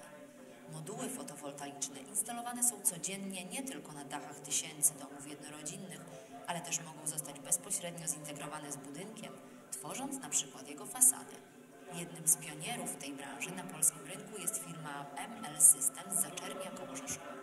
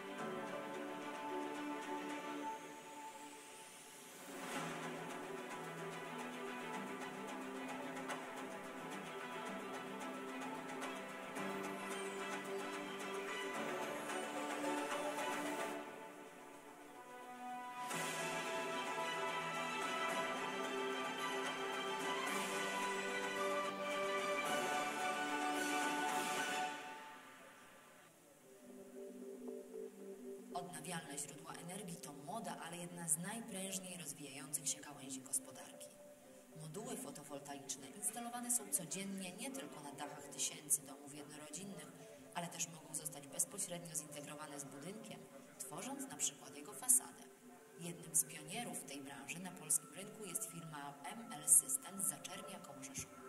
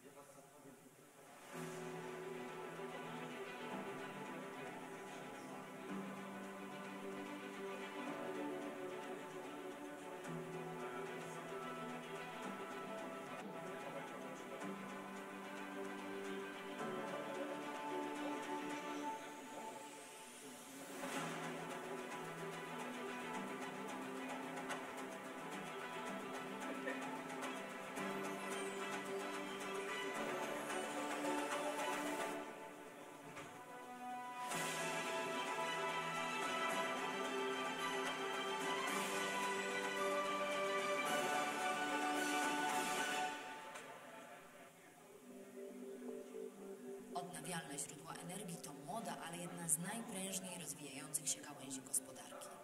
Moduły fotowoltaiczne instalowane są codziennie nie tylko na dachach tysięcy domów jednorodzinnych, ale też mogą zostać bezpośrednio zintegrowane z budynkiem, tworząc na przykład jego fasadę. Jednym z pionierów w tej branży na polskim rynku jest firma ML Systems z Zaczernia koło Rzeszowa.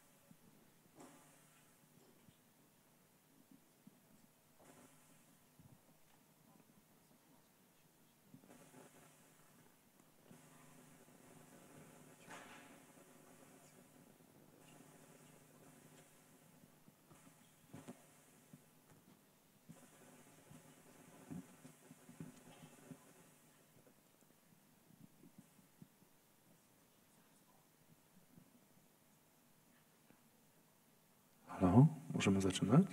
May we start? Dzień dobry Państwu. Good afternoon, ladies and gentlemen. A very warm welcome. I am Adam Schwarter. I represent Polish Society of National Security, and in a moment we will start a panel extremely important for building systems of critical infrastructure on land and on sea. I have the pleasure to announce four actually exceptional experts, both practically and theoretically dealing with that threat for years, and first of all building resistance for critical infrastructure. So I will take the opportunity to very briefly introduce my guests. On my right, the first, Mr. Marcin Sabak. Very warm welcome. And I will take the opportunity to very briefly mention a few words about our expert. He's a former functionary of forces for public security with almost 25 years experience. It is a rare thing today. Many times he was awarded with top state authorities. For a few years he's running his own business and providing services of security in informatycznych i teleinformatycznych. Obecnie chartered experts in IT and teleinformatics, and now he is proxy of the management of the government in brązowej parnej konferencji, czyli spółka Alpetrol. Dodam tylko, że Alpetrol jest właścicielem dwóch terminali gazowych LPG w porcie mocnym w Gdyni oraz miejscowości Planta w pobliżu granicy RP. Więc to tyle o naszym pierwszym gościu. Drugi, również po prawej, pan Tomasz Paszkiewicz.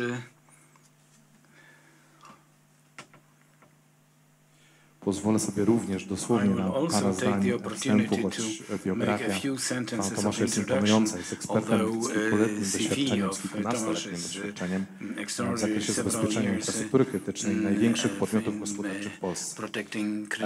Wdrożył systemy dronowe w kilku wielkopowierzchniowych obiektach infrastruktury krytycznej oraz najnowocześniejsze zabezpieczenia antyterrorystyczne.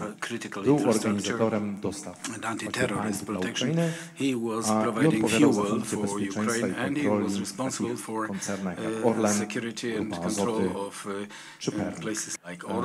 W swojej historii miał również epizod pracy dla polskich służb specjalnych, dokładnie UOKiK BW, ale jest również i absolwentem studiów Executive MBA graduate of MBA at Leon Koźmiński's University in Warsaw. And let me welcome our next guest, doktora habilitowanego Rafała Miętkiewicza, który reprezentuje dzisiaj Akademię imienia Bohaterów Westerplatte, Akademię Marynarki imienia Bohaterów Westerplatte, ale i również polityki energetycznej Łukasiewicza. Jeszcze kilka zdań o naszym prelegencie, bo jest również wybitnym ekspertem w zakresie swojej specjalizacji, czyli budowania odporności w zakresie reagowania zabezpieczeń infrastruktury krytycznej w obszarze morskim.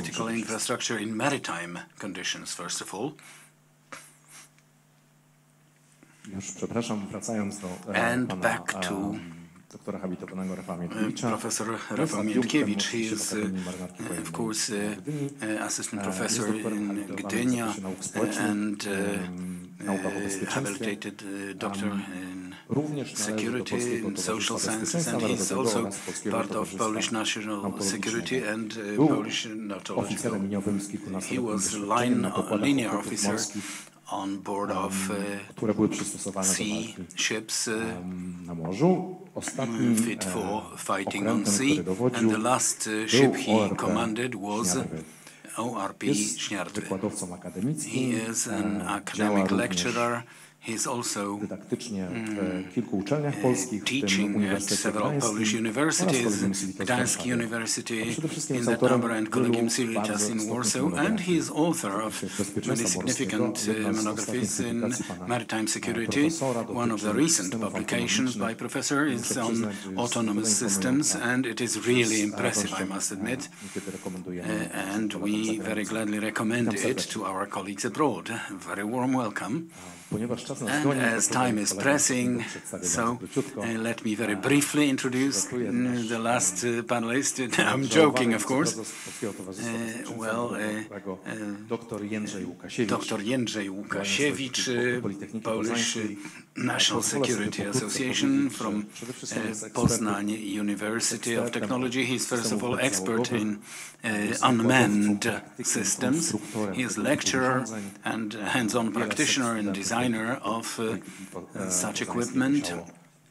Many students of Poznań University of Technology had to survive the classes run by our excellent colleague, but he is also creator of many solutions for anti-drone systems. Very often he supported teams organized by National Security and Agency, Ministry of Internal Affairs. His input is so strong that some of proposed by him solutions are in the national program of protecting critical infrastructure. That much of introduction, and let me move on to the series of questions. A technical comment: we have very little time available because theoretically the panel should last 1 hour, so probably we will have time for 2 questions out of 3 you probably had expected. Please reduce your input to just 12 minutes for both questions, so 6 minutes for one. I will tend to keep the time. So let me start from the first on the right-hand side. Dr. Łukasiewicz, please tell me about how to make use of mathematics in anti-drone security. Mathematics as a term raises nervousness in many people responsible for building physical protection systems of an object, but without mathematics we will not manage. And I would like to point at 3 examples here.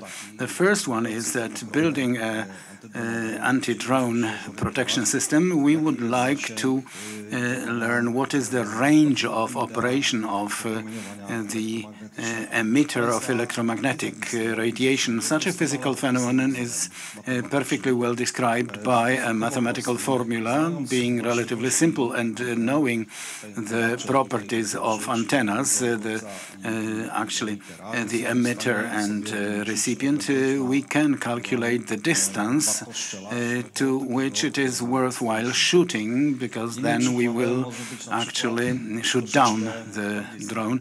Another example may be a more complex mathematical apparatus, Fourier transformata, which will allow us to separate from all the noise, to separate appropriate frequencies. If we know on what frequencies the sound is emitted, for example, of blades of the propeller, then in the circumstances that there are buses, trams traveling, but with this mathematics of Fourier transformata, we can pick up such a drone. And the last example is the one mentioned by our moderator,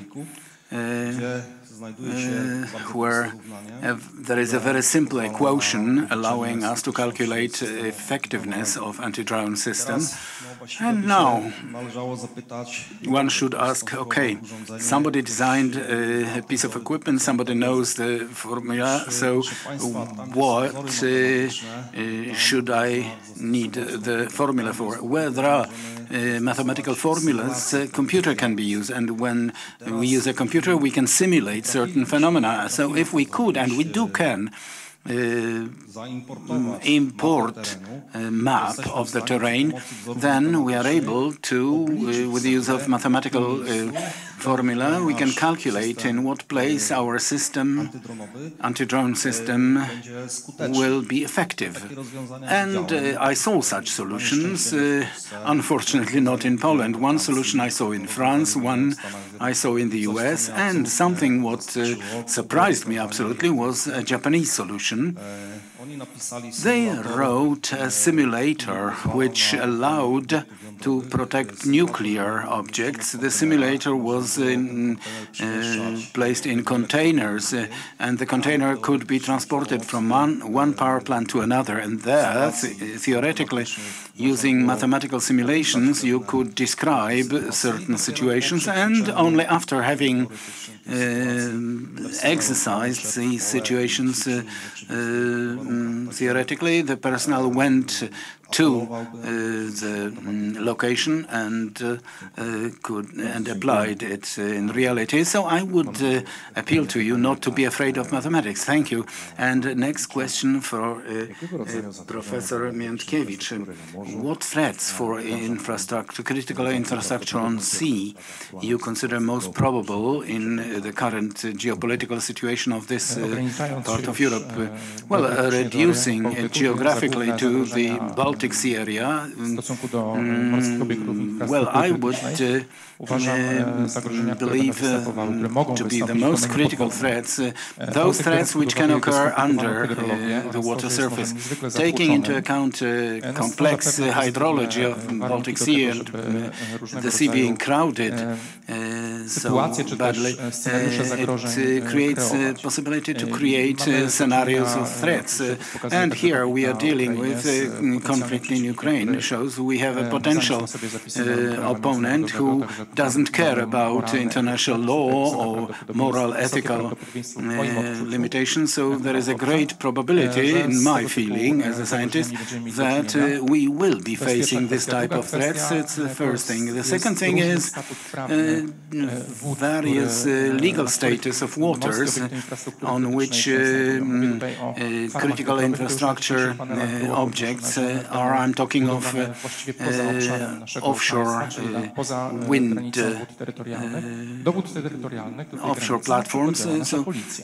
On territorial waters, our police is actually active as the formation authorized to react, to do first reaction in protecting critical infrastructure. They don't have actually capacity and powers, and they do not have legal rights to operate on the territory of other countries. And let's take into account the fact that offshore wind farms, I'm very strongly involved in, there are specific objects, not only being large area and being quite distant from the seashore, they are surrounded by an area where potential opponent has legal freedom of passing, of sailing, and Russian Federation pointed at the fact that any attempts at blocking freedom of sailing of the ghost ship fleet present in the Baltic Sea, responsible for transport of Russian oil, unfortunately also to the EU states and NATO member states, that this also creates specific challenges and even threats which have to be treated seriously into account, among them in the underwater domain. If I were to point at specific tools, they are diversion means. The Russian Federation has them, and they are being developed over years, and these are modern solutions like underwater drones, very difficult to be detected. Another means is sea mines. A sea mine is a wonder weapon which is extremely difficult to point at in individuals or entities directly responsible for creating threats with the use of this type of means. Thank you very much for your answer, and it gives us optimism because we have a lot still to do in this area, and the opponent was getting ready for almost 40 years for this confrontation. So a question to my next speaker, Mr. Tomasz Łukasiewicz, and we talk of high level of protection of critical infrastructure technically. Based on your experience, how can we achieve this? Thank you. It is a very interesting issue.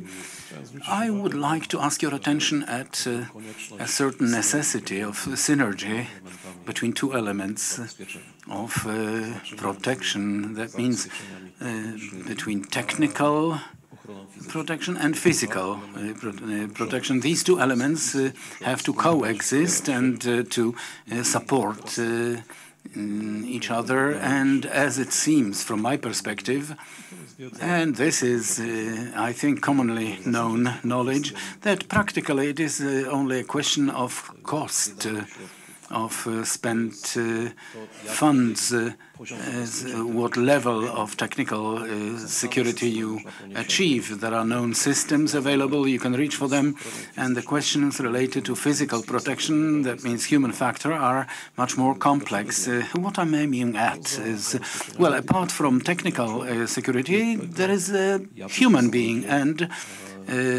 on what type of people they are, how motivated, how prepared, and how supported by a technical support system depends all the operation of all this protection. And I would like to ask your attention at this.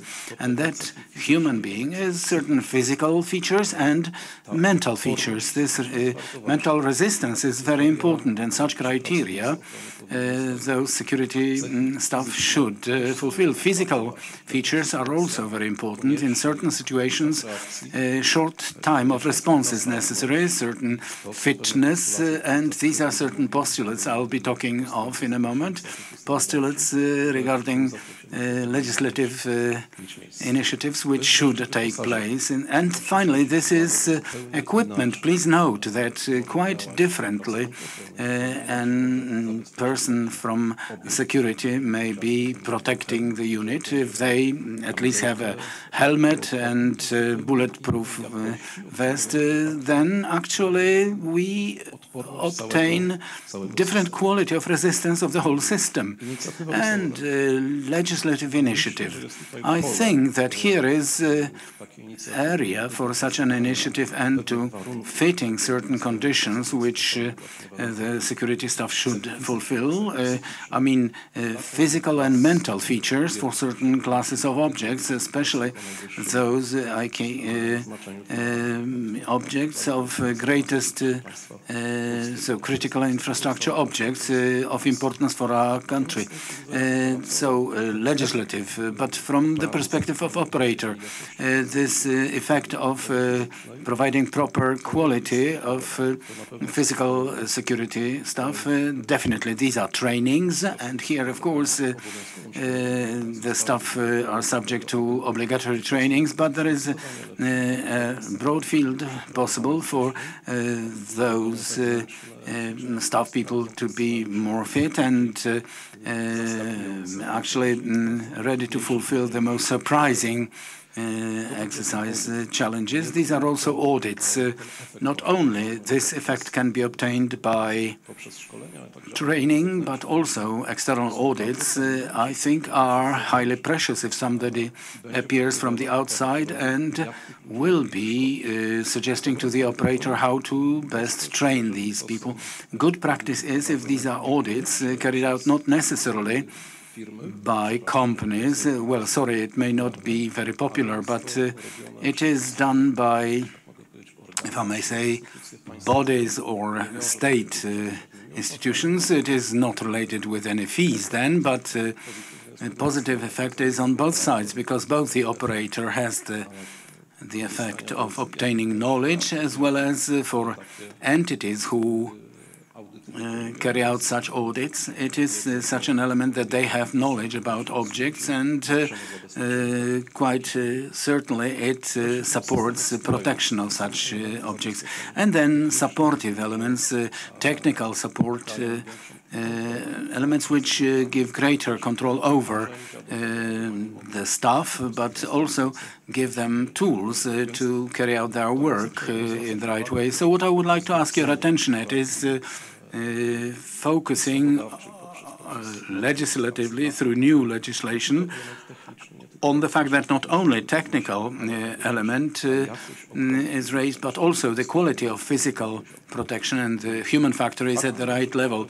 It's the fact that it will be definitely linked with costs, but it is a rhetoric question whether in this case we should accept these costs or not. Thank you. Thank you very much for your response, but I would like to ask Professor Łukasiewicz to refer to this. I will refer directly to the input, and sorry, poking in. By the end, I would put an asterisk. It is not related to offshore wind farms, because I cannot imagine that 100 square kilometers object, 60 to 80 kilometers away from the shore, and this is the distance maximum, will be protected in this way. What I'm aiming at the fact that quite a fresh document, which is National Program of Critical Infrastructure, doesn't mention these objects which we are going to be building, which are to respond for a specific percentage of creating building security for energy security of our country. Will you accept this? Yes, by all means, yes. But all these systems of technical protection are actually served by security people, and they have to be quick responding for this time of reaction and appropriate level of decision making. We have to pay.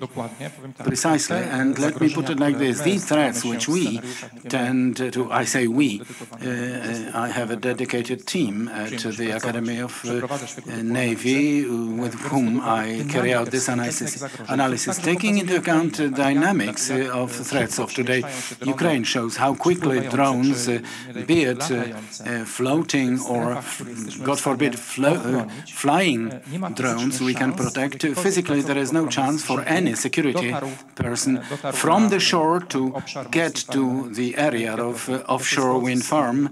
I will agree with all those conditions you mentioned, personal security of security staff who are working on land, because an offshore wind farm is an entity where security centers will be on land. But we have to seriously consider that technology must be actually taken out to offshore farms, and it creates the possibility to detect dangers. And now, operator, what he has to do regarding threats generated from autonomous systems is to mount such systems which will be able to detect the threat and, note, record the course of attack. That means document the course of attack, period. Thank you very much. Well, vivid discussion. I think if time allows, we will return to these themes and let the next speaker have a chance. Mr. Marcin Zabak from Alpetrol company. Alpetrol is bronze patron of this conference, second year running, and you are operator, new operator, one of the newest.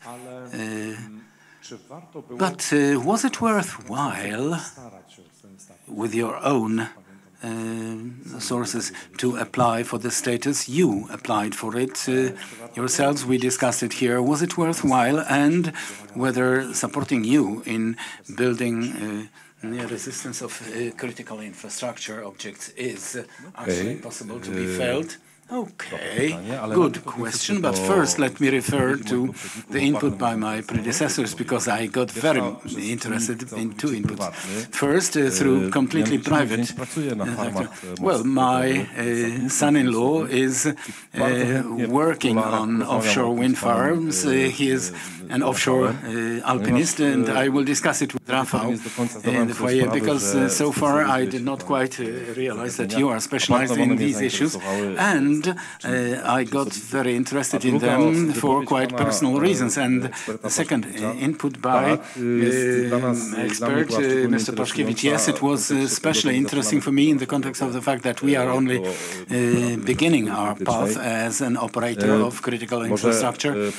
So maybe let me briefly tell you how it happened, because the situation varies with operators of critical infrastructure. In various situations, their objects are actually related, are included in the list.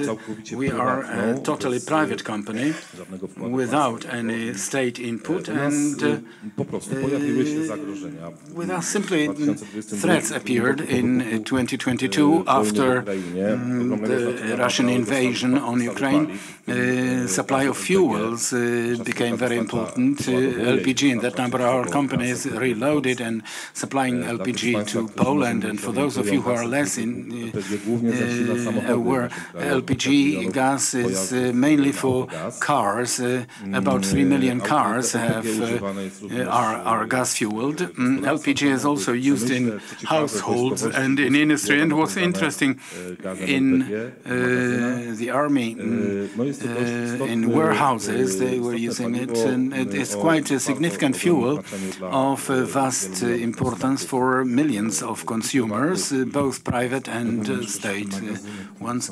And let me add that the warehouses which are supplied are often huge storage facilities for medicine or chicken farms in agriculture.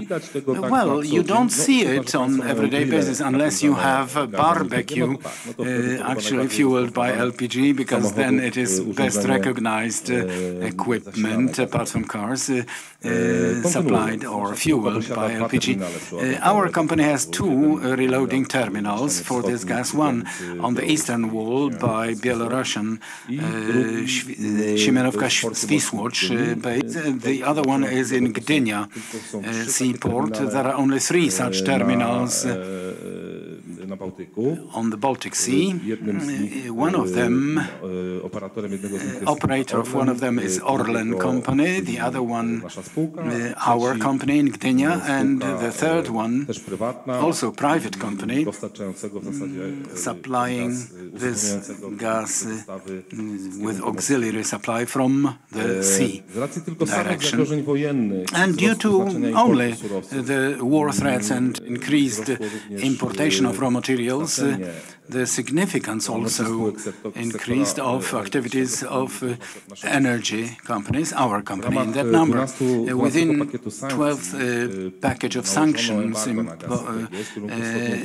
embargo was imposed on LPG, and thus vast importance was gained by sea terminals and sea direction. Already in 2023, our company got information that our infrastructure of terminal is subject to analysis by government agencies and appropriate services from the perspective of physical and cyber threats coming from the eastern direction. Last year, during this conference in Rzeszów, in last year's edition, we were discussing the topic.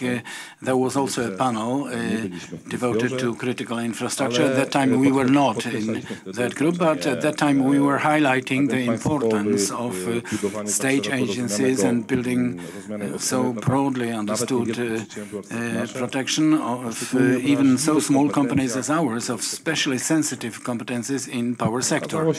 It appeared that authorities perceived our company and its significance for the energy market, and following the 1st of January 2024, based on resolution of the Council of Ministers regarding specification classification of entities being subject to special protection. We have been included to the set of companies of strategic importance for the state security. How many entities are there? Only 17. Not many of them are private.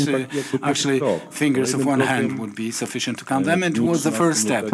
The next step, on the 13th of February, our infrastructure was covered by a list of equipment and services being included in critical infrastructure. This totally put the company in a completely different situation, which has pros and cons.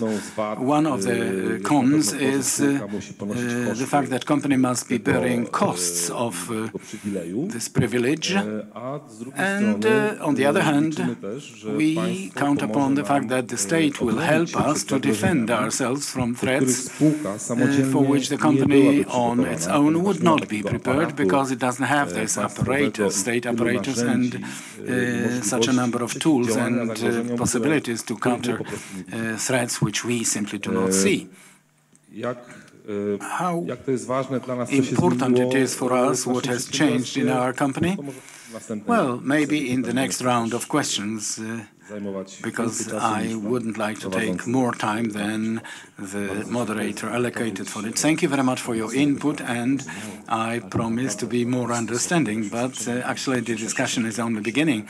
I'm very glad that there are first interactions, and again, I'm coming back to my guest, the first one on the right hand, Dr. Jerzy Łukasiewicz, Poznań University of Technology. A few days ago, we had a workshop here at the university related to perception of terrorist threats or sabotage for critical infrastructure. And a certain study was recalled there where representatives of state administration of anti-terrorist system of the Republic of Poland recognized almost 70% of respondents agreed that threat for this type of units as a tool for attack will be drones.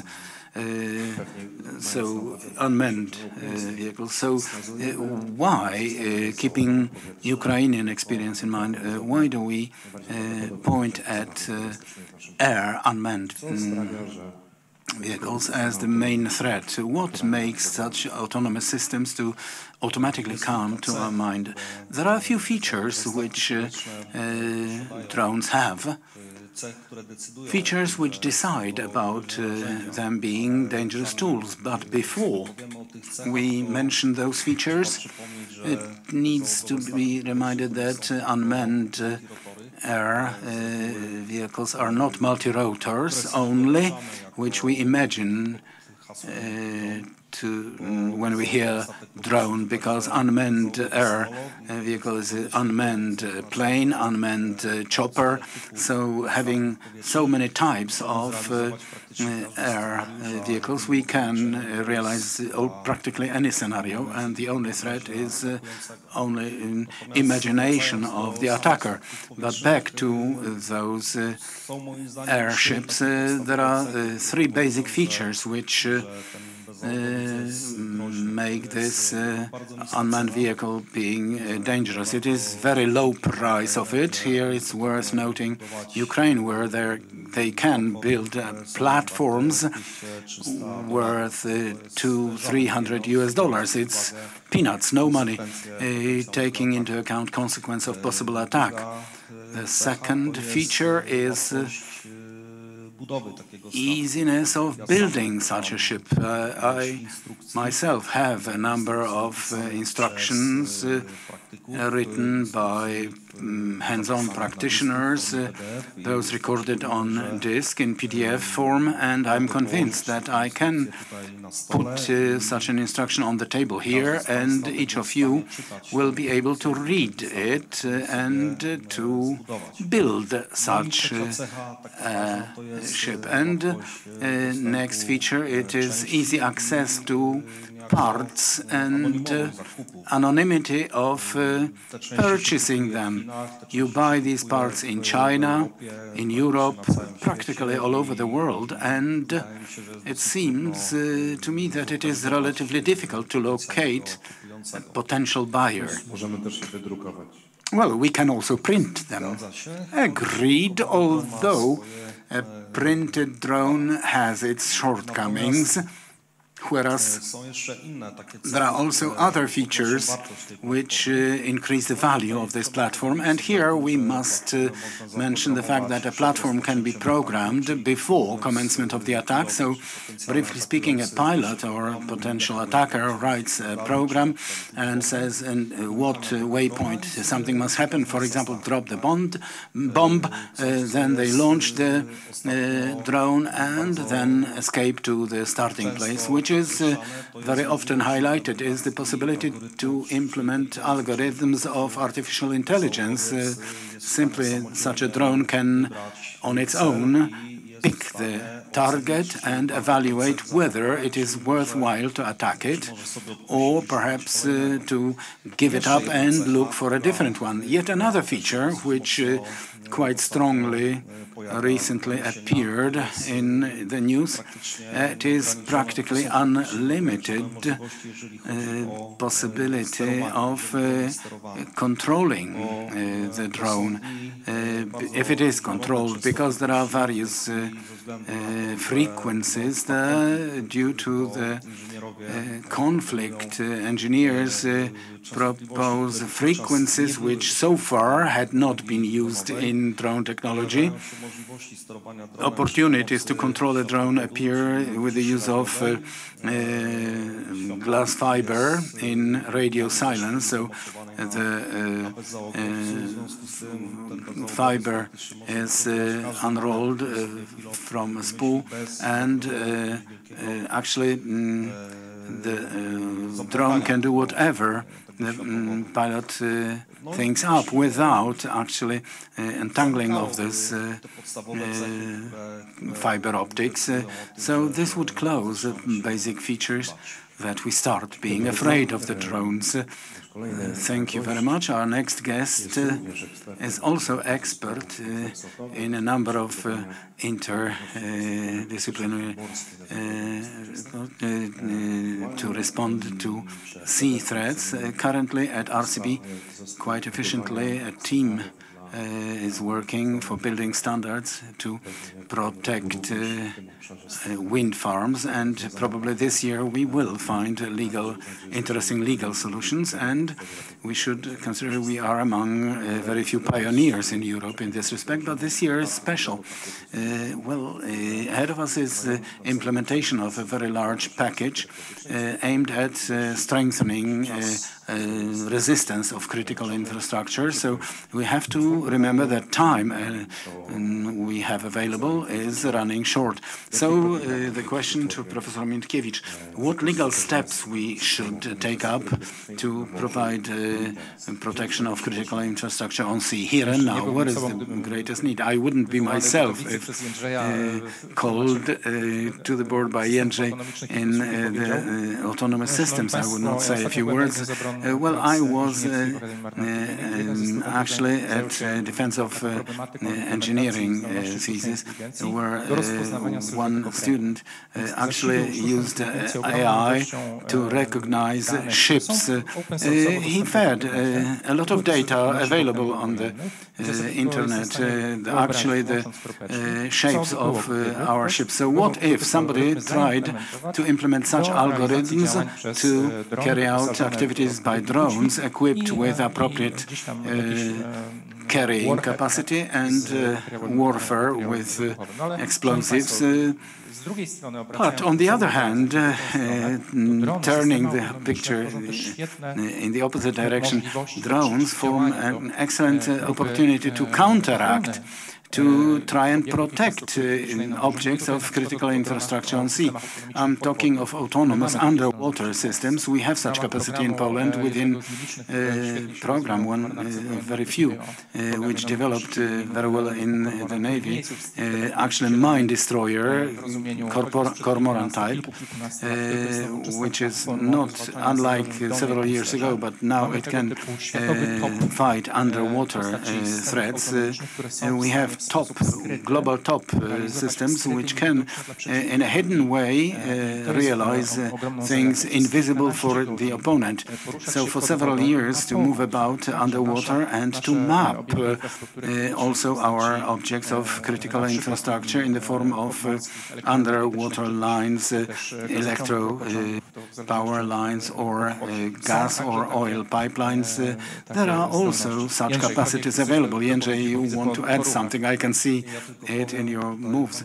Well, I would say, because Commander said about shapes of ships available in the network. In the network, there are also lots of photos of celebrities and politicians. So we can imagine that the scenario we once saw with Maduro, president of Venezuela, will be repeated with the use of a drone, which will not be controlled from hand, but it will fly, detect the face of the politician, and explode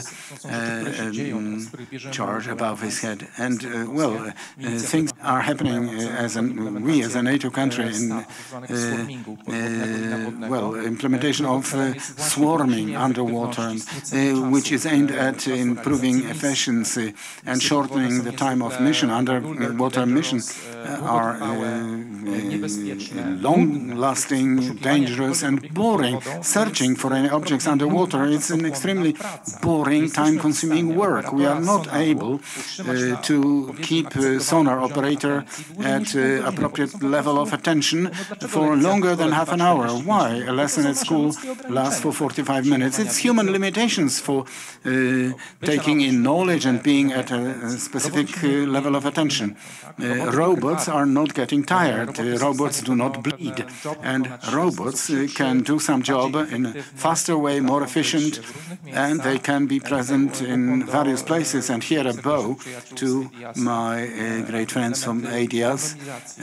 Elements of randomizing implemented in new technologies are able to cause the fact that potential opponent, we will be playing in a way unforeseeable for our opponent, trying to protect our critical infrastructure. And this is another vast positive aspect of utilizing modern technology. And back to your question, Damian.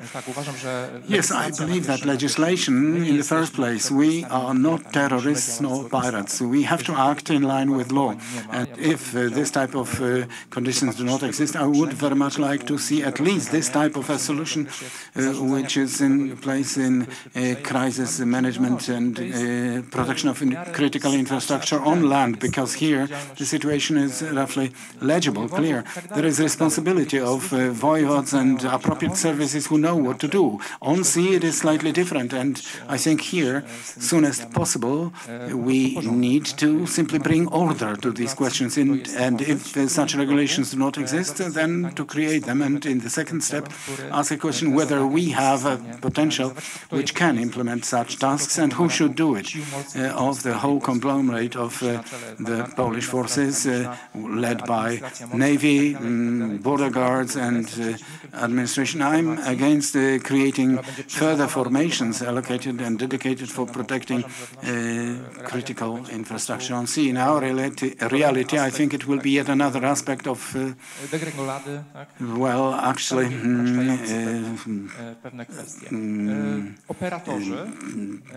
degrangulate, and operators are waiting for this type of solutions. They are more and more impatient, and they will do what the state orders them. I'm also a supporter of the fact to recognize critical infrastructure as critical infrastructure, not when we press the button and all that starts working, especially on sea, because on the table we have about 160 and 180 billion zlotys regarding development of offshore wind farms in this country alone.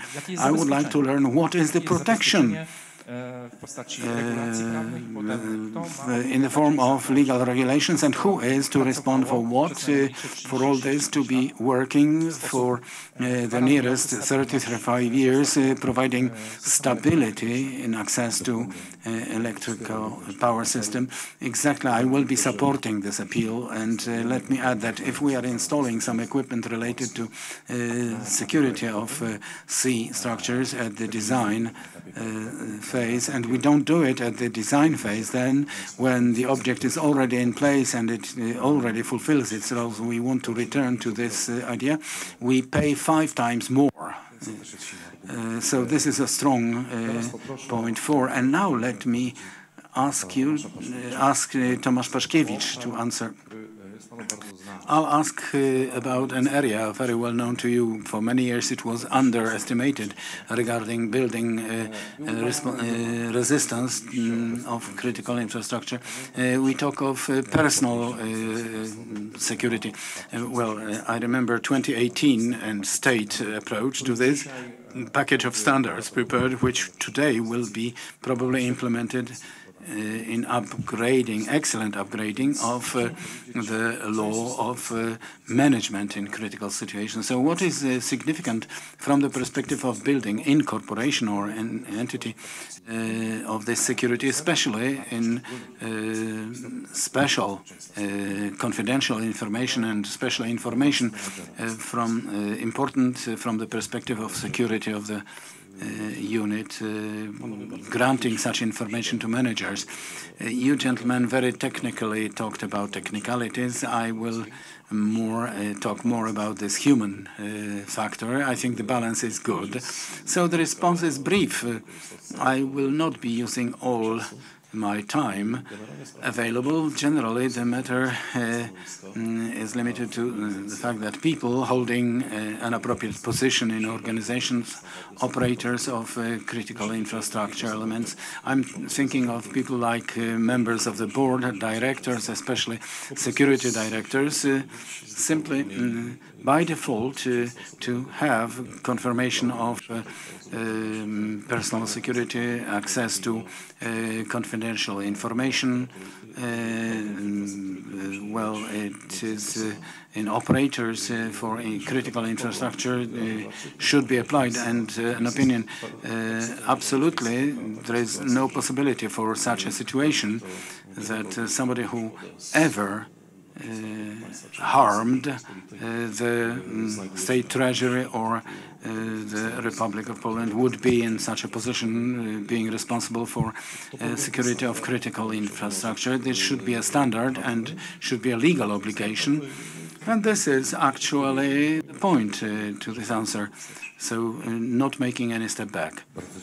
Thank you very much. And let me only add something what is also common knowledge, that in case of recent cyber attacks at various state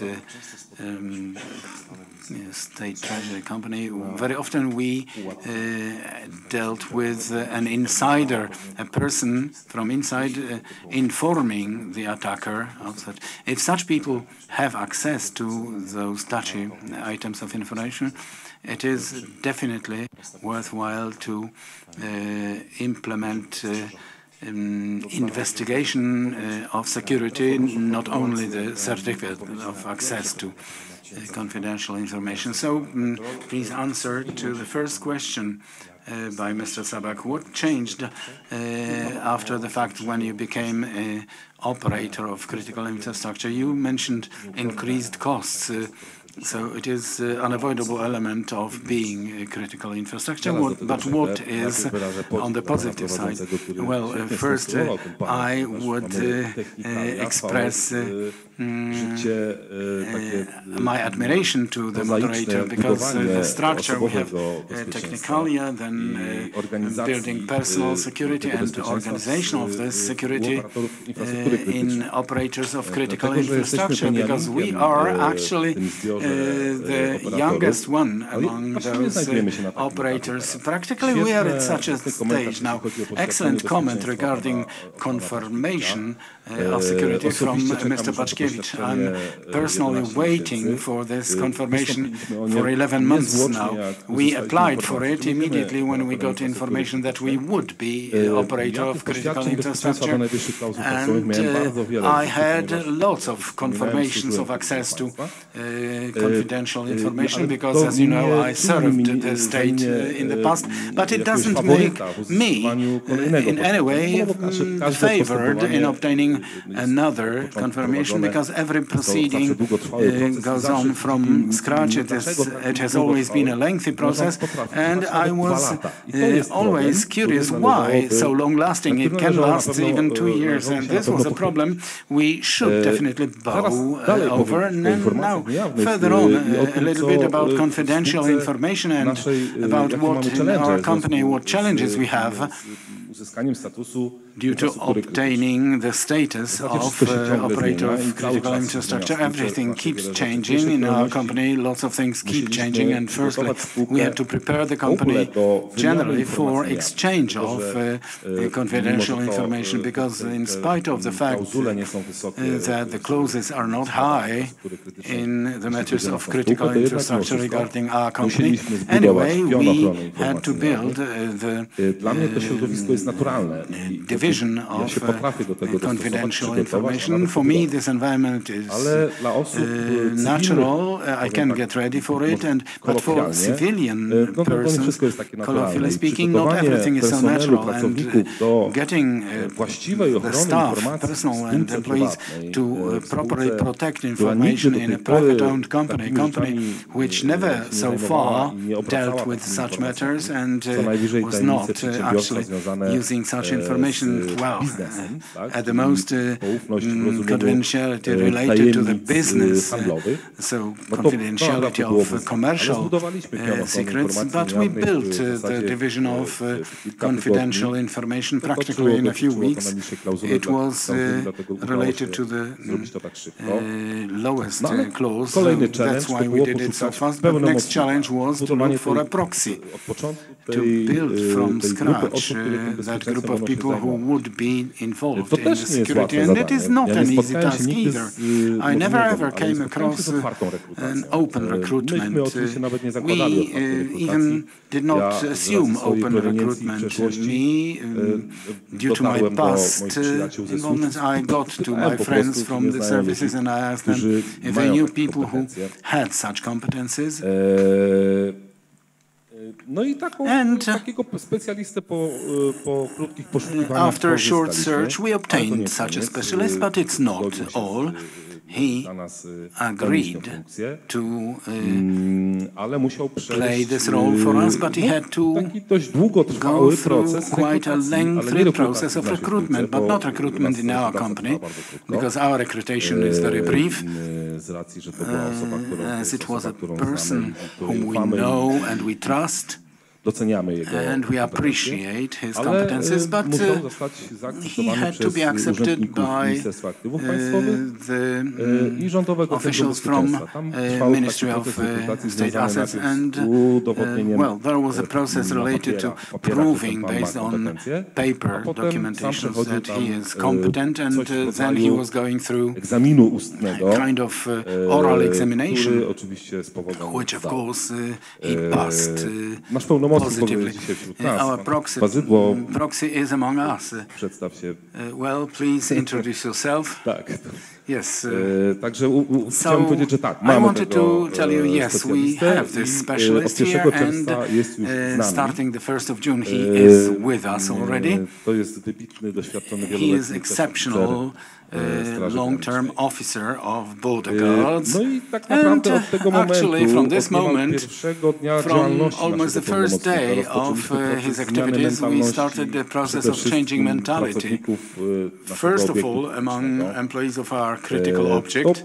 To jest bardzo trudne, It is very difficult because this object is in operation for almost 25 years in full procedures, which so far had been sufficient regarding protection of infrastructure of that object, whereas requirements put forth by national program of critical protection and regulations and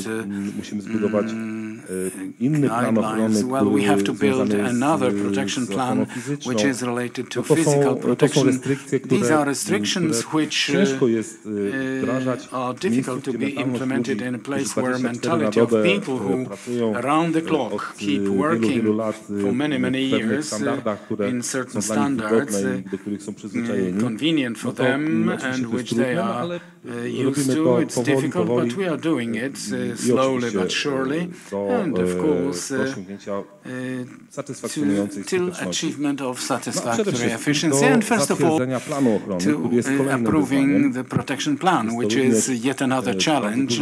It is a truly great project requiring specialist knowledge and experience.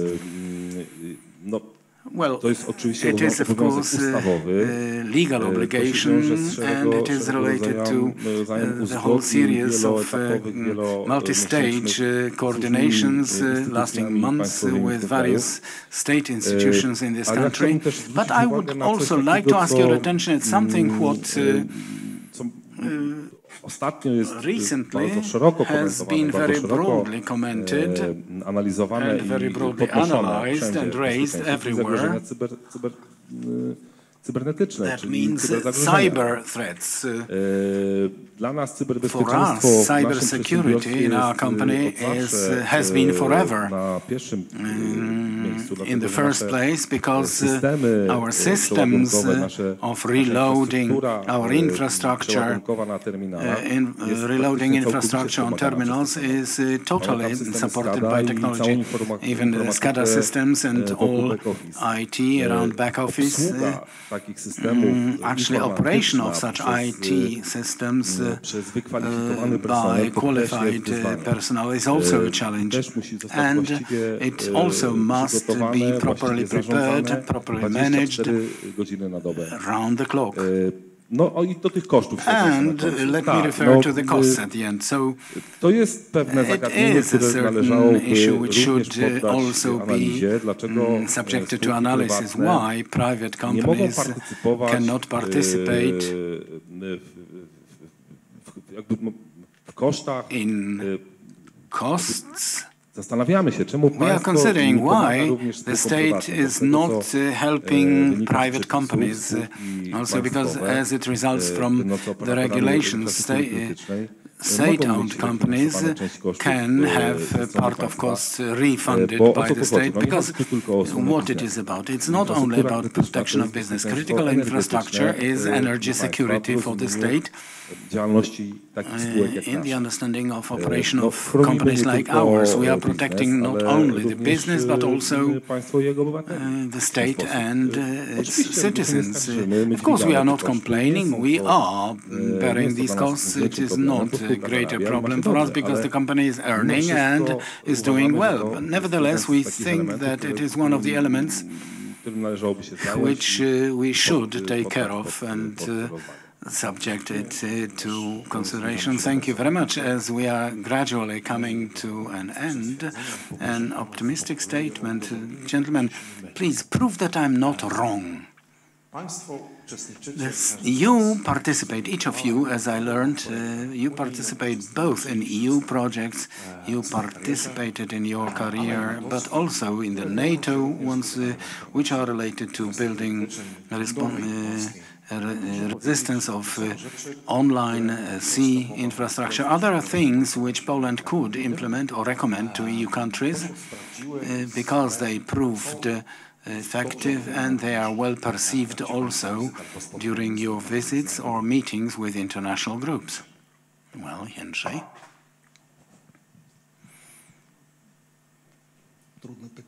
Difficult question. Difficult question. I have right away an example from real life experience. Soon after our infrastructure was considered in the list of critical infrastructure, we were proposed to have an audit. PSA is an EU organization regarding security of our object. Well, we applauded actually accepting this proposal. We exchanged mail, and this audit took place in June. It included a visit on our object and conversations with our staff and operators of terminal. Actually, our moderator participated in this audit. I want to thank once again for it here at this forum of the conference. The audit was very important for us and fruitful. We are still waiting for the report because these procedures are still in progress, but I would encourage you to go for such elements. Mr. Paszkiewicz mentioned audits, I think in the first part of his input, and this is an inseparable element of building resistance and critical object, so get subjected to external control.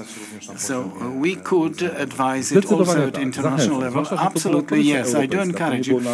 Especially it was European Commission, not our national entity. Of course, we respect our domestic institutions and specialists, but it actually increased the importance of this event and audit to the international level. So I would encourage you to go for this. Well, we have 2 minutes maximum for the input. So if I may, well, I think the role of Poland here in the current situation is maybe not focusing around ourselves, but at least initiating the situation that at least in the Baltic Sea area, countries who are vividly interested in counteracting possible aggression, not directly, but supporting, defending Ukraine, of course, for Poland to be an initiator of certain initiatives related to security and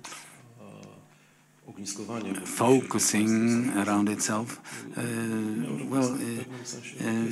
The EU is divided in a way, and countries like Sweden or, as I mentioned, countries directly located by the Baltic Sea are vividly interested in, we may be such a country which may initiate such initiatives. The other area, which is very significant due to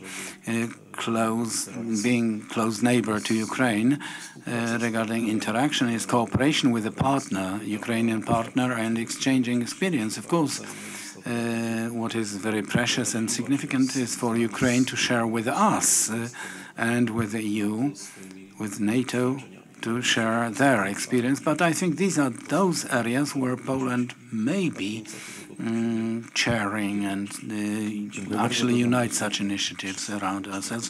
Well, let me add 3 seconds of comment. Since the 1st of January, for the second time in history, we are taking over chairing the EU Council, and I think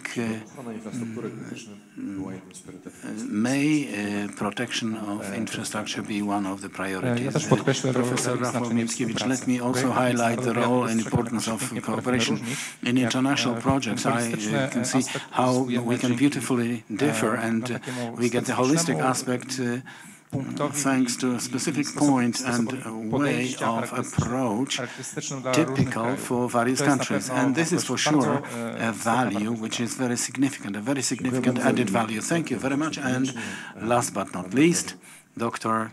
Łukasiewicz, from my perspective, it would be interesting to exchange experience on the ways of evaluating effectiveness of systems. It is cooperation, but much narrower. You participated in many working groups, European Commission, actually those related to drones, Well, thus we are concluding this fantastic, impressive panel. What remains is to thank panelists, but by standard, within every panel, we choose the best speaker, the best panelist, and this battle was won by Dr. Rafał Miętkiewicz, and based on decision by internet participants, you get the diploma and gadget. Congratulations and see you next year.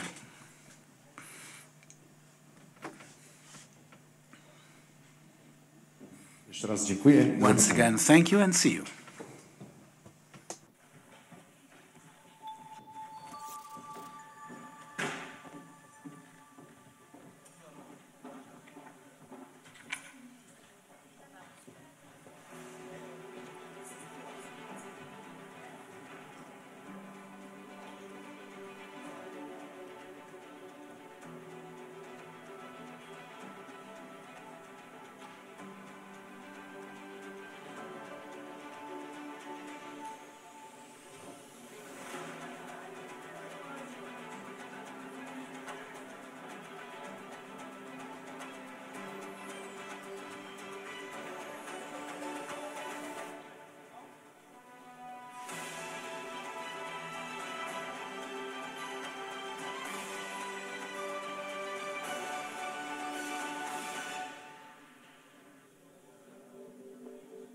Odnawialne źródła energii to młoda, ale jedna z najprężniej rozwijających się gałęzi gospodarki. Moduły fotowoltaiczne instalowane są codziennie nie tylko na dachach tysięcy domów jednorodzinnych, ale też mogą zostać bezpośrednio zintegrowane z budynkiem, tworząc na przykład jego fasadę. Jednym z pionierów w tej branży na polskim rynku jest firma ML System z Zaczernia koło Rzeszowa.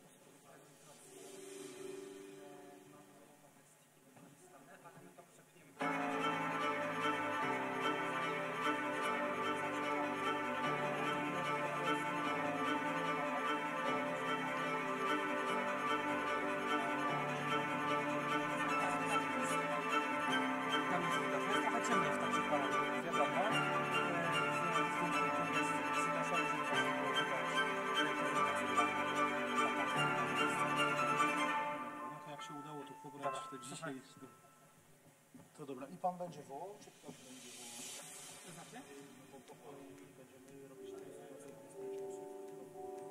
Wydaje mi się, że z panem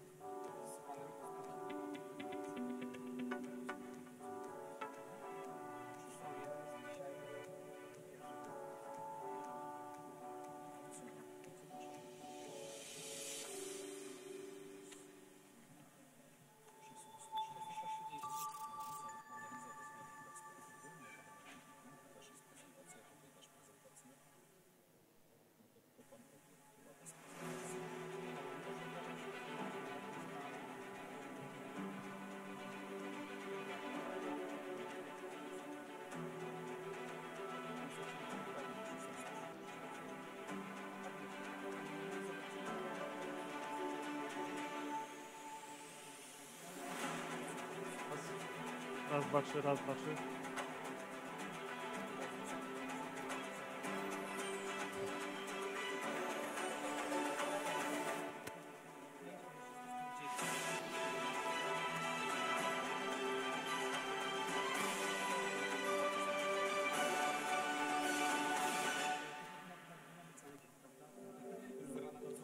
Odnawialne źródła energii to młoda, ale jedna z najprężniej rozwijających się gałęzi gospodarki. Moduły fotowoltaiczne instalowane są codziennie nie tylko na dachach tysięcy domów jednorodzinnych, ale też mogą zostać bezpośrednio zintegrowane z budynkiem, tworząc na przykład jego fasadę. Jednym z pionierów w tej branży na polskim rynku jest firma ML System z Zaczernia koło Rzeszowa.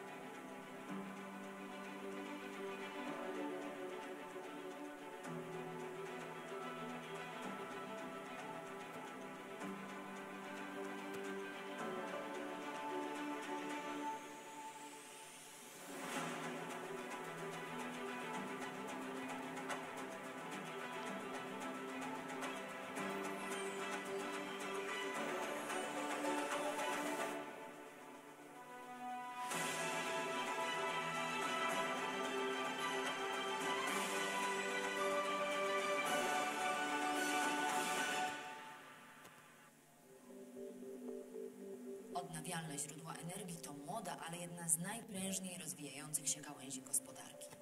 Moduły fotowoltaiczne instalowane są codziennie nie tylko na dachach tysięcy domów jednorodzinnych, ale też mogą zostać bezpośrednio zintegrowane z budynkiem, tworząc na przykład jego fasadę.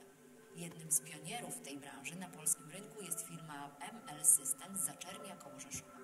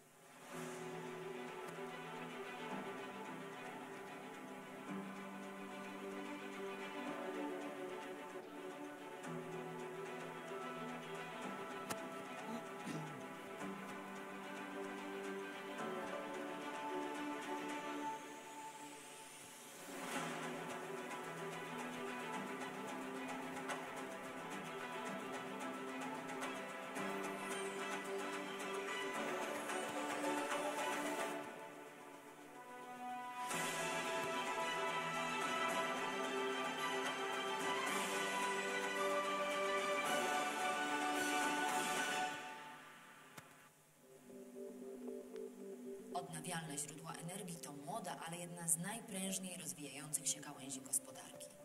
Moduły fotowoltaiczne instalowane są codziennie nie tylko na dachach tysięcy domów jednorodzinnych, ale też mogą zostać bezpośrednio zintegrowane z budynkiem, tworząc na przykład jego fasadę. Jednym z pionierów w tej branży na polskim rynku jest firma ML System z Zaczernia koło Rzeszowa.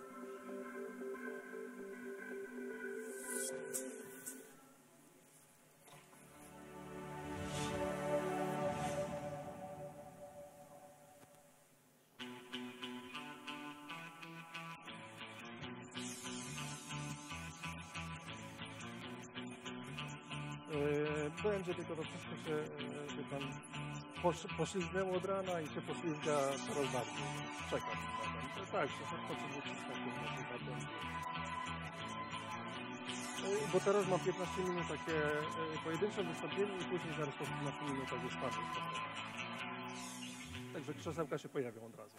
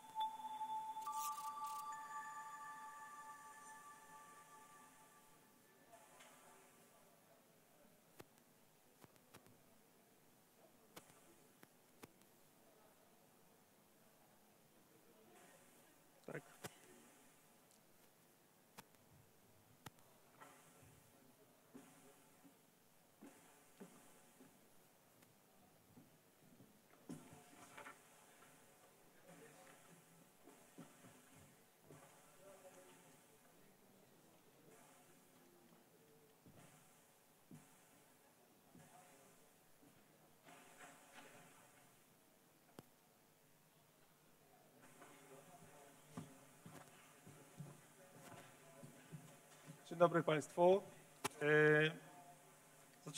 Afternoon, ladies and gentlemen. We start with a small presentation about one EU program the company funds for. But before we move on, I wanted to present where I'm from and what Aptiv is dealing with. I am a solution architect, but I also work at Rzeszów University of Technology, so this environment is not strange to me. Aptiv is a global company. As you can see, we have divisions in 46 countries worldwide. We have 12 development centers, and we employed about 190,000 people globally. And what is important for us, as for Poles, the largest technological center is in Krakow, very near here. And we also have our division here at Rzeszów University of Technology as an innovative development office.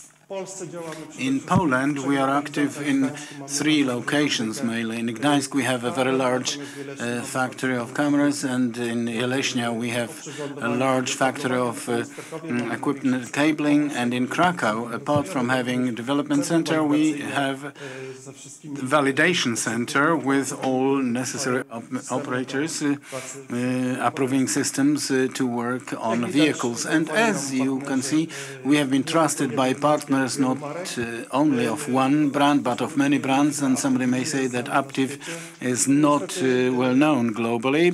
Unfortunately,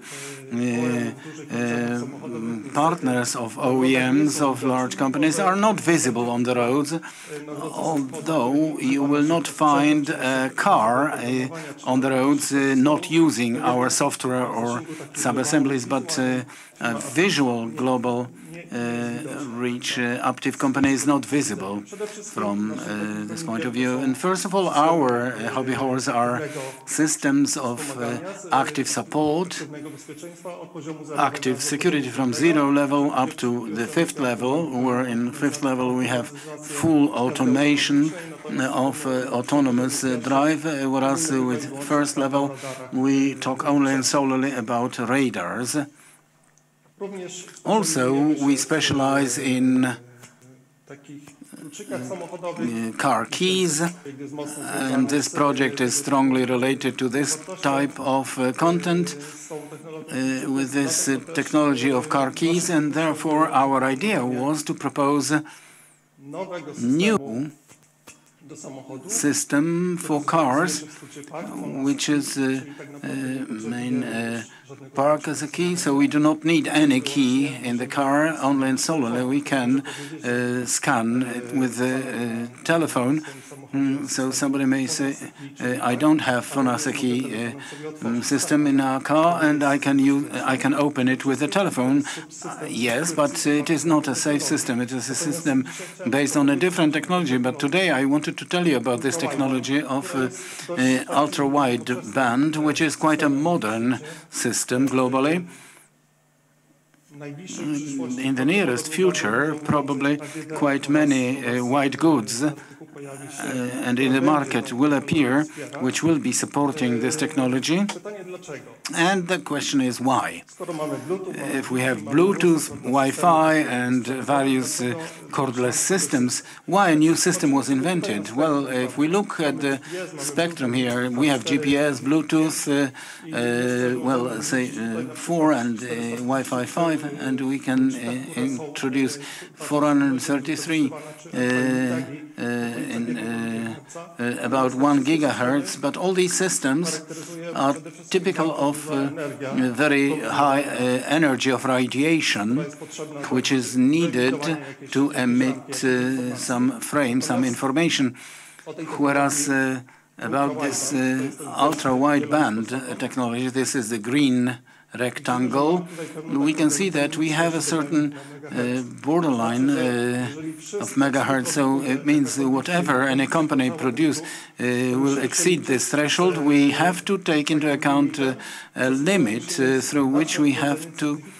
certify our equipment, but all this, what is below, we can produce and sell as uncertified equipment. So all devices like white goods and so on can be produced based on ultra-wideband technology, but they do not need to be certified and approved by NCC consortium.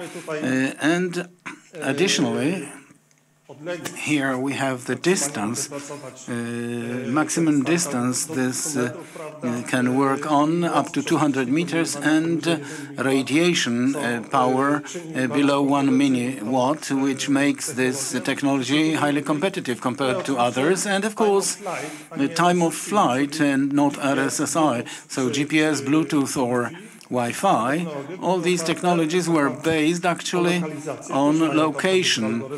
Yes, they have algorithms of location, but they were based on the power of the signal. So if the signal was dropping, so when we were further from the receiver and signal was getting stronger, we were coming closer to the receiver. And here in this technology, time of transmission of the frame and management in what time this information covered the distance, and based on this we can approximate the distance. So automatically it dawns on us that the more anchors, actually transmitters, receivers we have around the car, the more we are in the system, we can locate the place more precisely, the place we are in at the moment.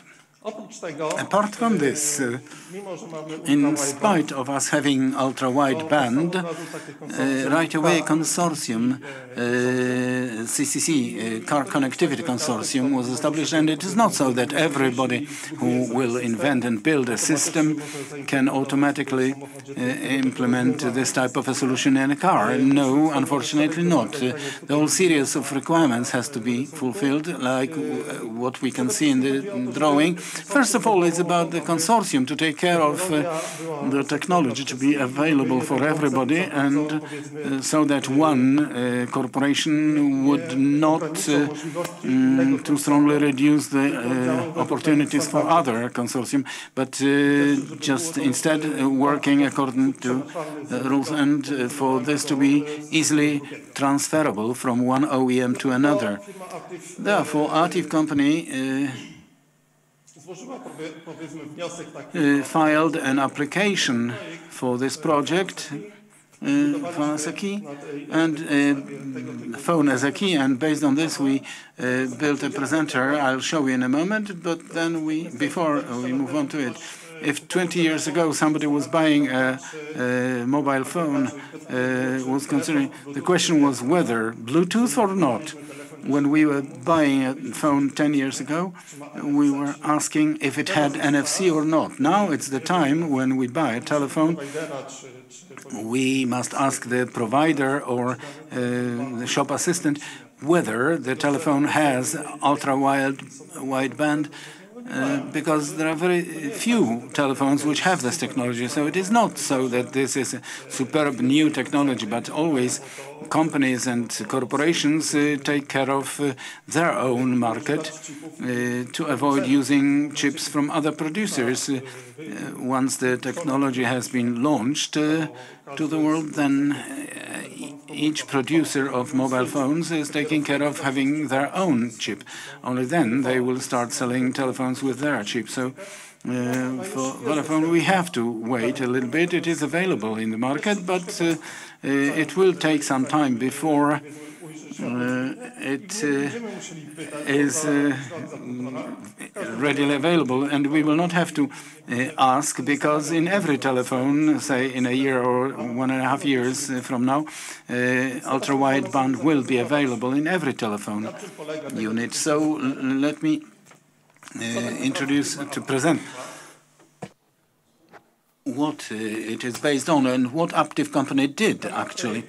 Within projects, we prepared not only the presenter, alone, but we prepared sub-assemblies for production which can be used independent in any car. And as we are not building a car, we always build sub-assemblies. So each and every time we have to, in order to show something to the client, or I mean results of our work at least, so we have to take care of building this kind of presenter and to see the mode of operation. So here in the basis we have all equipment necessary for normal operation of the system in a car based on emulators, whereas the Fonasaki equipment, the first one here, such a PCM, that means onboard computer and circuit controlling the charging source, they are prepared and ready for production. So please connect the signal. Please connect the signal to the second HDMI source. Operators.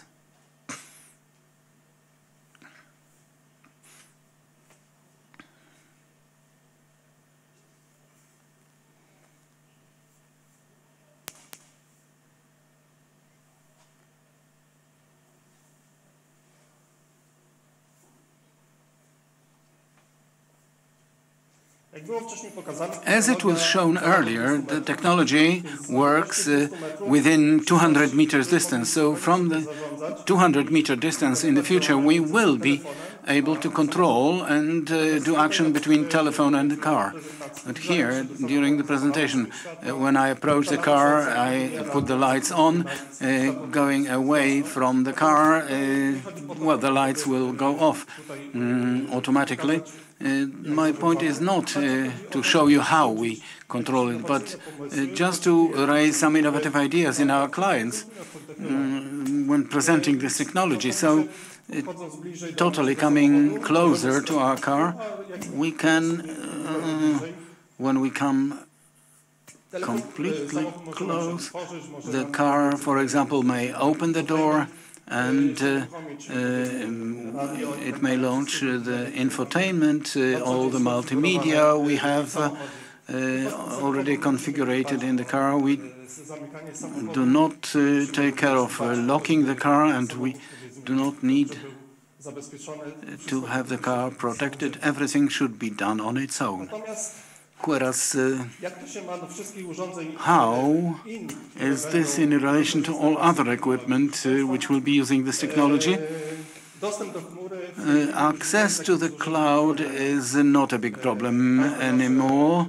Each our equipment at home can be connected to the network. So in the future, having this kind of a telephone with us when we come home, AI, here our car in this case, will be remembering all our daily activities which we do after waking up or coming back home, opening up the shutters or putting on the lights in the car, and depending on whether it's a car of driver number 1 or 2, everything will be dedicated and set up in order to adapt it to the driver,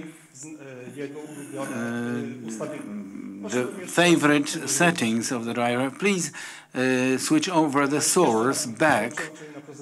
Please once again switch on the presentation. The basic question is, yes, here we have energy security, we have confidence, and what is the car doing here? And how is it related to energy security? If earlier in companies we were dealing with one point of entry or exit to the world, and inside, behind the firewall, we did not care of any other protections inside the company, then we were assuming that if we take care of the entry, we have the company or home network protected already. In the car it was the same, that we have such a special point, we have access to the cloud, and protecting this one exit point from cybersecurity level, we are already safe. Nothing more wrong, unfortunately, because here we have our company, we have one point and computers inside, and here we have a car and one point of entrance to the provider, and it appears that there are a whole series of notes on the internet keying in a simple password. Cybersecurity in a car is identically under threat, and it's so real as in companies. Now in companies, not only and solely one firewall is mounted on entrance or exit, but inside we have to protect sub-networks so that somebody who break in would not do any harm inside the company. So first of all, we protect data on the servers. Identically on a car, there are lots of examples. For example, one OEM didn't take care for the light. After taking out the light, you can get to CAN bus line, and you can start the car. And well, there was a car you could take off the chassis over a wheel, and through that you could get into the system. So apart from this, in our system, every information sent between ECU and CU must be coded sufficiently and supplied to the other ECU in the car, so that it goes with confirmation that really this information is true. Imagine a famous slogan in 2005. It was B2B, B2X, B2I, so it's about communication between cars and communication with infrastructure. 30 square kilometers, a beautiful town in the US was built in 2005, which showed that soon all cars will be coming to traffic lights, and through B2I they will get information when the lights go on. Simply we will know when to go. There is a driver traveling in front of us, and once he presses on the brake, his car is sending information to the car behind. I'm beginning to apply brakes, and it's pointless to go on.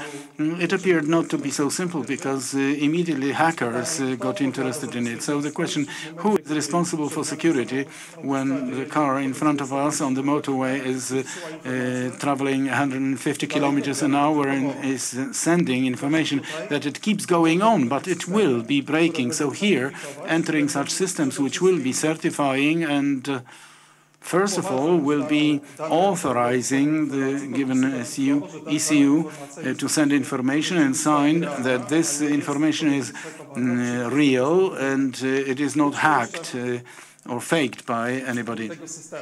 Let's have a look into the system. Like in every project of this kind, the system should undergo certification. So what external company ETH Zurich was doing, responsible for cybersecurity. And first of all, they were trying to do something like this.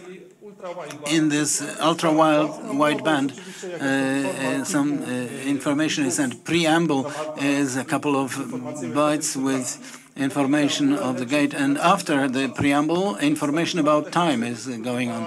So that company tried to to modify the bits in the frame to prove that the car or telephone which is near the car, far away, to show that it is near. It is typical crime, opening a car with a suitcase. Somebody comes up with a suitcase to the window and grabs a signal from the car, and then the car can be opened. But the system here, it was not possible because the system is not based on RFFI, but the very technology of hardware level. This part of frame responsible for the time, it is actually fitting in on its own. So if we change the bits from the frame, information coming to final ECU, information will be rejected because it will be untrue. Ending, wrapping up more what I was talking about, those security systems, so far it appears that the company can build autonomous car with a lot of gates, radars, sensors, and additional protection facilities and lidars as an autonomous vehicle, rather than company to company coming to agreement and sending one bit of information informing us whether the car in front of us is applying brakes or not. From the perspective of electronics engineer or IT engineer, it is so much of a nonsense or a funny thing. Well, we have a funny way that rather than focusing on infrastructure and security, we are expanding systems to the limits. We are driving cars where calculation capacity is, say, 15-20 times greater than the computer at home has. And corporation cannot come to understanding to terms with another corporation, so that we would be able to make autonomous vehicles in a more simple, easier, faster way. So that much from me. Thank you for your kind attention.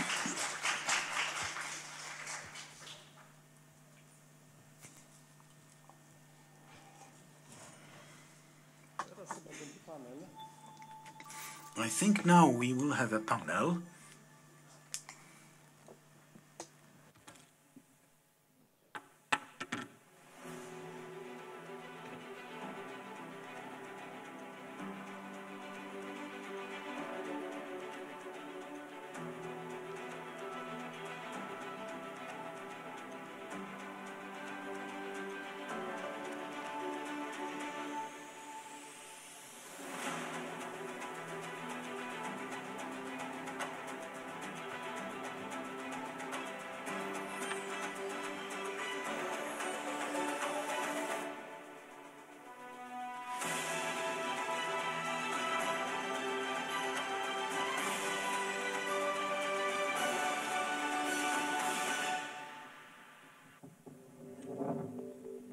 Odnawialne źródła energii to moda, ale jedna z najprężniej rozwijających się gałęzi gospodarki. Moduły fotowoltaiczne instalowane są codziennie nie tylko na dachach tysięcy domów jednorodzinnych, ale też mogą zostać bezpośrednio zintegrowane z budynkiem, tworząc na przykład jego fasadę. Jednym z pionierów w tej branży na polskim rynku jest firma ML System z Zaczernia koło Rzeszowa.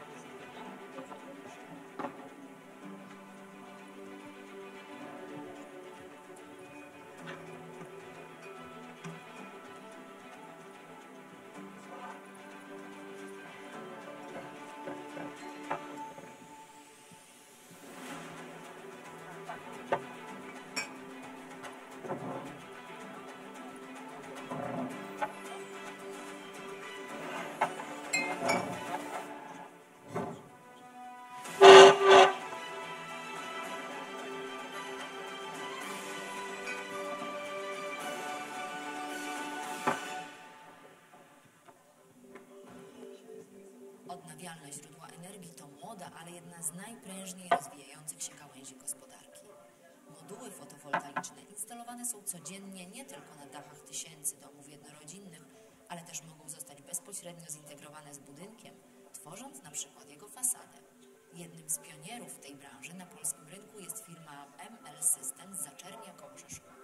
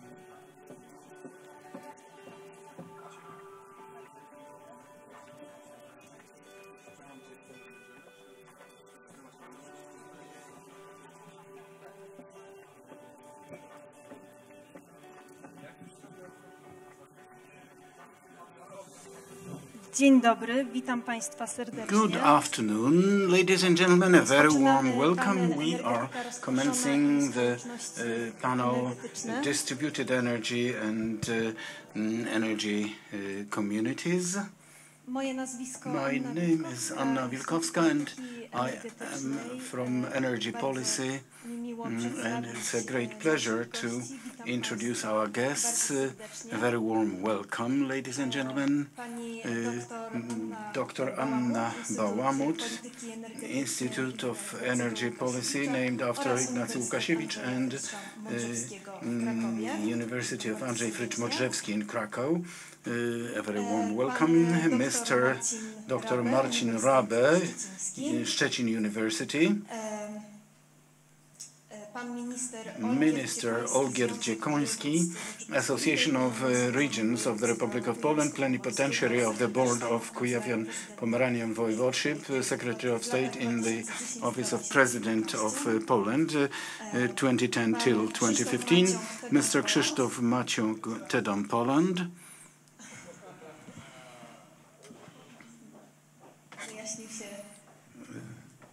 Well, the free chair has been now clarified. Welcome, sir.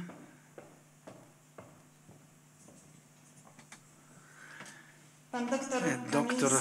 Kamiński, Warsaw University.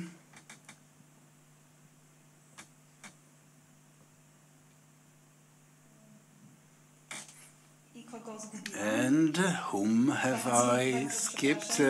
I do apologize. Welcome, sir. Maciej Martyniuk, National R&D Center.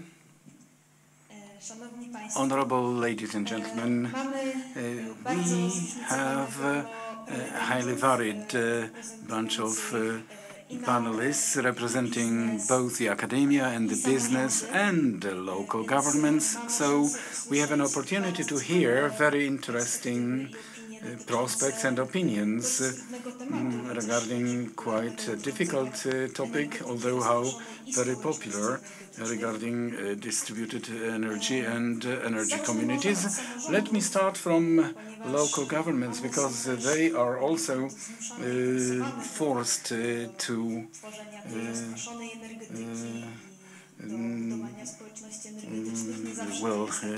distributed energy and energy communities. I wanted to ask Mr. Minister what specific activities local authorities can take up to support development of energy communities, where we have to take into account that they are facing staff and finance limitations, what they could, not they can, because law of energy and law about municipal authorities or about economic municipal activities imposes certain limitations. And these are, on the one hand, make it impossible for municipalities to actively participate in the market of energy. Well, if we have a cluster which is a cluster where there are independent producers, individual entities of the cluster, even if these are municipal entities having energy in a school, for example, which is part of a cluster, and then water and sewage company, for example, still better, waste management company, cannot be selling without a tender. They have to have a tender to sell to school or to CHP or local producers to sell their electrical energy obtained. So public procurement law is good for nothing. It doesn't work here. For positive action by local governments. And secondly, we don't know why energy cooperatives cannot operate in towns, but they must operate in rural and municipal area. And on top of that, we have the whole law about biogas plants excluding town municipalities. Well, so it seems that the legal system reflects the silo type of public administration in Poland, makes it more difficult for municipalities to carry out active operation. And it's worth noting that legislature creating law in line with the directive of energy communities neglected the possibility for municipal local governments to take over low and medium voltage by entities established by civic energy communities, and the lawmaker did not introduce what is included in the directive. This possibility is included in the directive, did not introduce this. I mean, necessity, which is difficult, but it is necessary, difficult, necessary. But if the cooperative would have to be aggregator, so they should have funds for covering possible losses, to cover obligations resulting from trading energy. So basic problem is that local energy communities practically are not local energy communities in the understanding of European directive. A pity. However, by the way, local governments are not making use of the opportunities present in energy law, in the part telling about assumptions for plans of supply of energy, because they use it in a rule of copy and paste. We saw such plans in Pomorskie region, so that the plan for town X is done with name of town Y, because the contractor preparing such assumptions for the plan simply forgot to copy and change the name of the neighboring town, and they left the name. What is the problem based on? Because the law includes also two very important steps, three important steps. Firstly, we must be making assumptions for the energy supply, and municipalities do it using external entities, and for part or the total lot of municipality area, they may prepare a plan which has the rise of local law obliging entities doing distribution of energy to implement requirements resulting from So you have to have good assumptions and know what it is about, and you have to be courageous and make a plan if it appears that the company, in most cases, OSD company, is not implementing plans. And what happens next when you approve this plan? The law says that municipality is negotiating with the entity the terms of implementation of this plan. And there is yet another paragraph, point 6, I guess, of the law. If negotiations are not ended up in success, then municipality council make a resolution to oblige the entity to implement this part of plan in line with its letter. So we carried out consultancy with URE, Energy Regulatory Office, with President Rafał Gawin, asking, and what if municipality actually passed such a resolution? Well, then we would have to change the investment plan of the entity. So what is raised today very often, that OSD is not guaranteeing, not providing the connection terms, then it would be forced by planning mechanism. But then you have to have the courage and skills. Thank you very much. Quite a lot of themes have been mentioned, but I will continue on this one related to certain difficulties, legislative difficulties, and here I'll address my question at Dr. Anna Bałamut. Last year, we had a number of legal updates which directly affected energy communities, and we are watching, among others, the fact that they blocked development of clusters quite considerably. It's slowed down, stopped, but energy communities were launched, and from local governmental perspective, there are significant problems, Mr. Minister mentioned, but we can see that they are emerging, which practically we will check the specification in the cooperative that new organizations are being added to the list. So the question, what about those clusters, whether this update actually killed this idea totally, or is it temporary slowdown? Well, I think we should start from those questions. Well, firstly, of definition type at local level, and secondly, international questions where we can see that actually the term of security, energy security as such, is dynamic. And here, well, if we look at least at clusters, the idea of forming clusters, then one has to take into account two things. On the one hand, we are talking of energy security, and clusters are to be this response at the local level. Why? Because we are involving local communities, we are involving entities which in local areas may not be cooperating, or perhaps be cooperating but not competing, whereas here questions of crisis situations visible in international arena, very dynamic platform, and what is happening in international markets and in domestic market, national market. So far, clusters in those legal aspects were specifying the whole series of problems which the law was supposed to develop. They took into account certain elements, whereas certain solutions have been created, which in this perspective of short term, because so far we are talking of short-term perspective, it is only 2024. Now, they are difficult to be evaluated. Why? We are talking quite a lot, especially in the world, in the area of science, about resistance.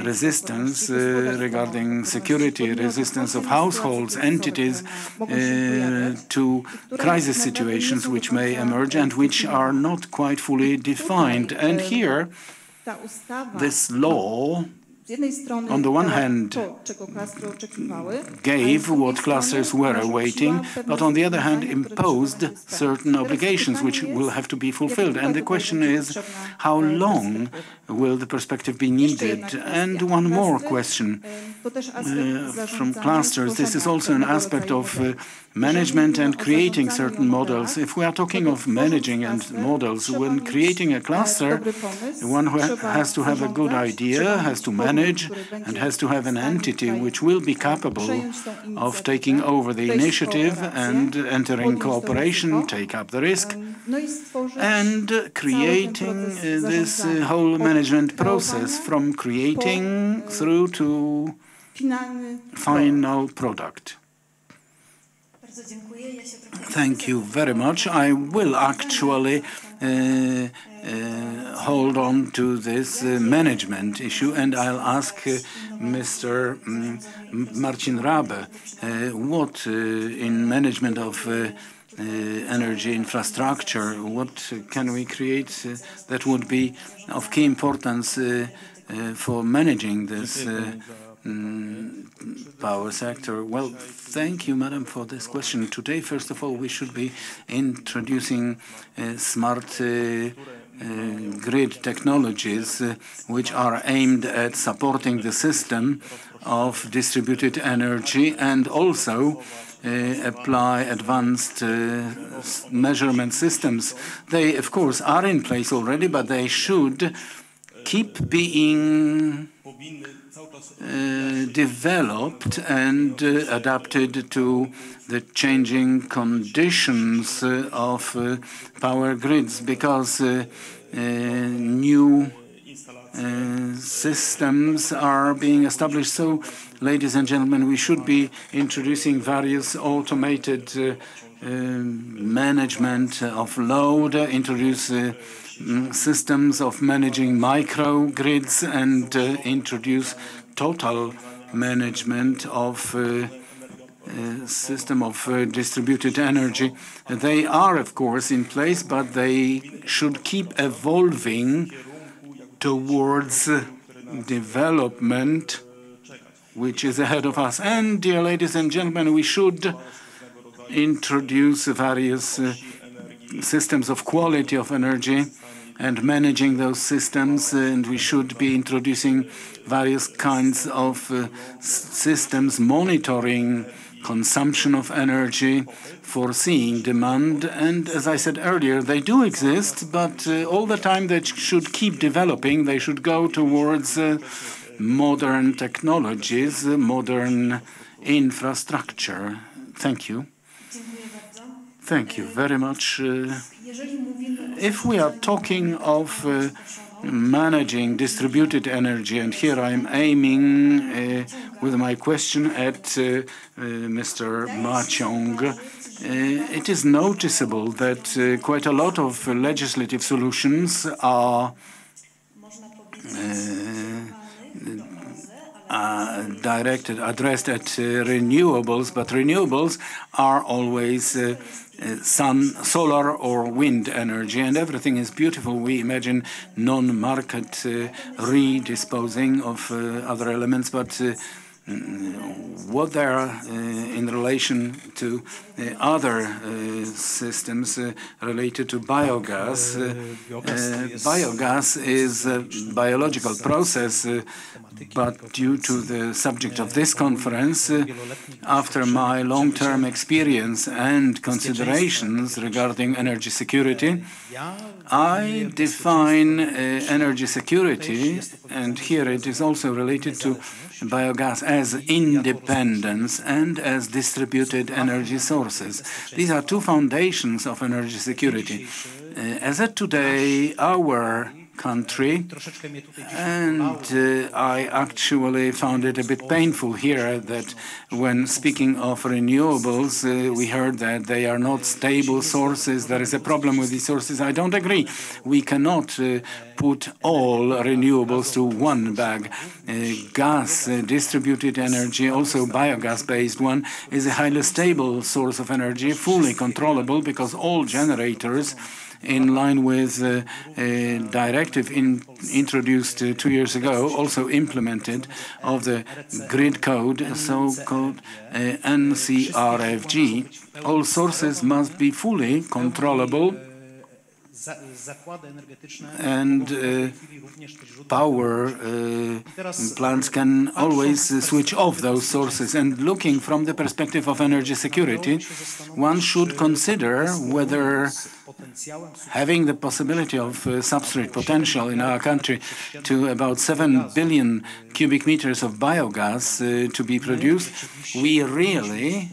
whether we should really not go in that direction, because actually what happened in the East over the recent years shows how one should act in order to feel safe. The fact that we stopped taking gas from Russia doesn't mean we are independent, because we are taking this natural gas from other sources, from Qatar, from the US, whereas we have a huge potential to at least for the 7-8 billion cubic meters to be produced by ourselves. Whether it will be used directly for production in distributed sources, or if it will be pumped into the grid as biomethane, it is this potential which will be decisive of our security. Another thing is stability of the source, improving quality of the grid, and reducing losses on transfer, first of all, and this security, what we see in Ukraine today, because Ukraine over the recent weeks had about 80% of infrastructure destroyed over the recent weeks. If Ukraine would have a couple thousand of small distributed sources,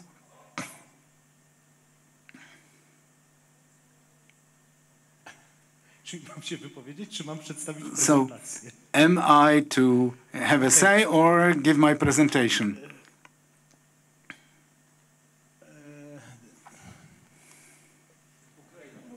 Ukraine. Yes, thank you, Ukraine.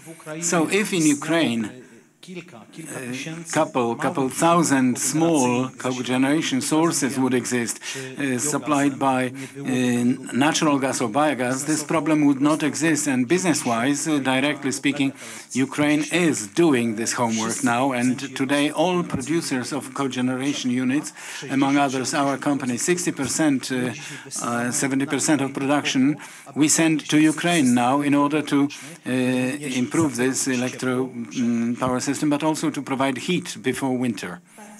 Thank you very much. And continuing on the theme of gas, although different, I wanted to ask Mr. Martyniuk about the hydrogen perspective. It is yet another technology. Hydrogen is not technology by itself, but quite a technological potential it is, and the question whether this potential can be a real aspect of our Polish economy in developing a distributed power sector, and as one of the solutions for the energy communities. I'm asking this question from the perspective of development of hydrogen economy and hydrogen technologies, which in many aspects are still insufficiently stable economically to be able to work full scale. And at least, because here we are mainly focusing on all the colors of hydrogen. So when we are talking of hydrogen from natural gas, here the situation quite obviously is stable, production costs are profitable, but when we are talking of hydrogen from renewable sources, some problems arise here with economic grounding, actually. So the question is whether it is a temporary state, do we have a chance for development in this direction, or shall we still have to wait?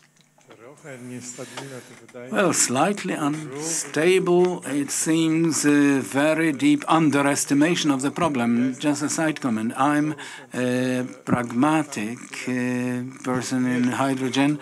In projects related to hydrogen. I have been dealing with it for 7 years now, and I have watched over this time practically. I should say there was one success, but almost only failures. We started from the question whether hydrogen can be a good alternative for application in city transport when the project of emission-free public transport was going on, and the response we got from interested parties from JSP and transport companies was no. Well, generally yes, but no. If you subsidize quite a lot of money to the price of buses, to infrastructure, and hydrogen will be subsidized, then perhaps maybe. So it was a general no. We are talking of 2017 and 2018. Further project was related to development of technology to build storage facilities for transport purposes, storage facilities for hydrogen. That project ended up in a success, but it didn't proved, right? Because, well, this aspect appeared, which is here, I guess, most strongly outlined the moment we launched projects where we decided to test whether gases, hydrogen in that number, can be a good medium, energy medium, which could help to stabilize operation of the system. Well, heat and electro heat systems. 9 projects were launched of various scopes related not only to hydrogen but also biogas mentioned here. And within those frameworks, a project named CHP in local system was carried out. One of questions in it was what type of consequences, actually returning to economic stability, what kind of economic consequences would result from applying hydrogen in CHP systems. And it appeared, district heating systems, so it appeared that we got proof of interest in such technologies, and we, starting these projects, we knew that technologically it is doable, possible, but when we got required by us results of modeling of operation of such systems, electro energy system, taking into account hydrogen in optimum situation, it was in one case it was both storage and generation. Besides this, the proposals we got were based only and solely on generation and distribution of electrical energy obtained, by the way, together with heat in the local area. And they had one thing in common. Those systems, well, expressing it in more understandable categories, that means prices, practically costs of heating in medium-sized towns, because this was the target. The leading was modernization of district heating systems based on renewables. So applying hydrogen increased costs by 100% minimum. So when we decided about results of those competitions, and it was done in such a way that following the idea of applying point categories, we evaluated individual aspects of operations. Unfortunately, hydrogen systems ended up at the very bottom. None of them qualified for starting up. Technically, yes. Economically, no. And this is what we concluded roughly 2 years ago, finally, in the district heating system, a concept one where the energy medium which was used for storage and emergency generation of energy, electrical energy was biogas, which proved to be absolutely uncompetitive. I will refer to my two predecessors. Generally, the concepts we are discussing always touch on the problems of distribution of this something. Here it would be the same problem of transport is quite a complex problem, and actually in CHP, a project one which was based on the rule for the energy which was locally generated to be 100% locally used. So the rule following which we avoid distribution. Well, from technical perspective, in my understanding, because I don't know legal aspects of operation of clusters, but generally a few years ago I tried, when discussing it with PSE, I tried to convince them to carry out common project which would test a modification of the paradigm. This today's paradigm of operation of energy system is centralized transfer to the location of use. And already 5 years ago we were trying to talk PSE into trying to separate, to heave off a certain fragment out of the system and to entrust management to a local CHP and to see to what extent we can optimize operation of such a heaved off segment based on the rule of not transferring, not supplying. The optimum option would be that 100% energy generated locally to be used locally. But there was no interest in such a project. And back to hydrogen, it doesn't seem for hydrogen to be today such a prospectus energy medium which would be supporting this transformation towards distributed systems. In the old, rightly gone times, there was a joke that if we had meat, we would be making meat preserves, but we do not have metal sheet for tins. If we had storage facilities, we would be storing hydrogen, but we do not have what to produce it from. Well, of course, production of hydrogen is a very well-known technology. If I were to put my money on stake when Poland would have surplus of renewables, which could be allocated for production of hydrogen, I wouldn't bet even a single penny. I'm not ready to risk any amount now yet, because whole energy from renewable sources can be consumed without producing a single gram of hydrogen. Thank you very much. I wanted to ask quite an atypical question in the context of distributed energy, addressing Dr. Kamiński with it. Namely, we have a technology, small modular nuclear reactors. So the question is how it fits into distributed energy. Is it a next song of the future, taking into respect that energy sector in Poland, both big and small, progresses rather slowly. It's a different technology, and we had the whole technological spectrum here, I guess.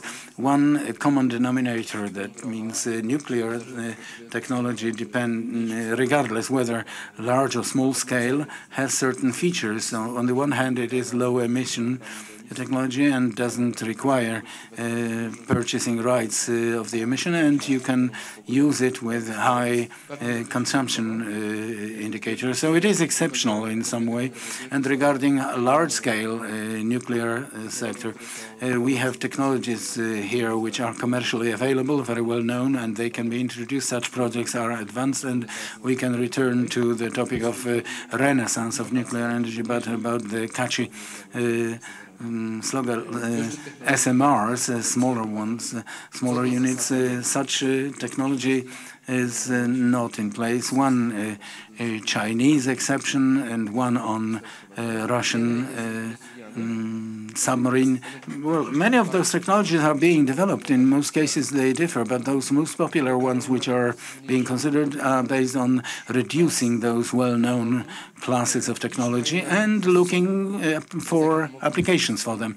So what can be these applications of local dimension? One dimension, local dimension, which is well known in Poland, are projects where we know that we have high demand for electrical energy, for example, next to industrial plants, or in average high demand. So we can consider a project which will provide stable energy for them. Another one is the possibility to generate such demand.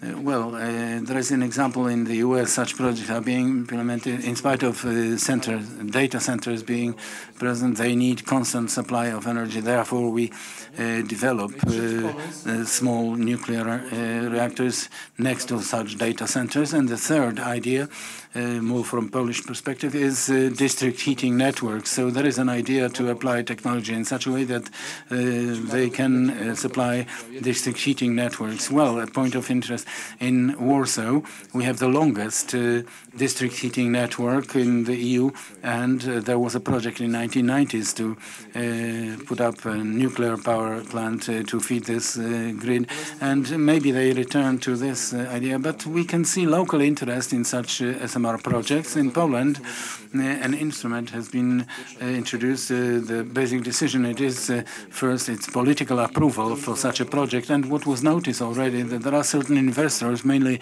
industrial ones, who have agreements, contracts signed for certain technologies, though they are considering various technologies. And a good example of KGHM can be mentioned here, considering investing in smaller energy sector to adapt it to the needs of certain region.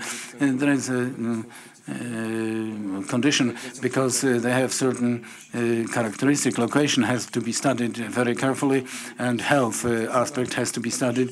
So when there is business reason, there is we cannot plan it one-to-one only from a perspective of business needs regarding other projects. And here there is a big role of local governments. There are some local governments or more active local companies who want to implement. They have an idea. They would like to implement nuclear technology. They tend to be doing it in the right time with the right technology. Well, it is Rolls-Royce here, so we can see activation on the local governmental side so that we can benefit locally, not only as jobs, but also tax benefits, because there are benefits not only for the municipality where the nuclear facility is located, but also for neighboring municipalities. So locally, we have a chance not only to develop job market, but also provide adapting it to the energy needs, but also develop it financially. But one warning,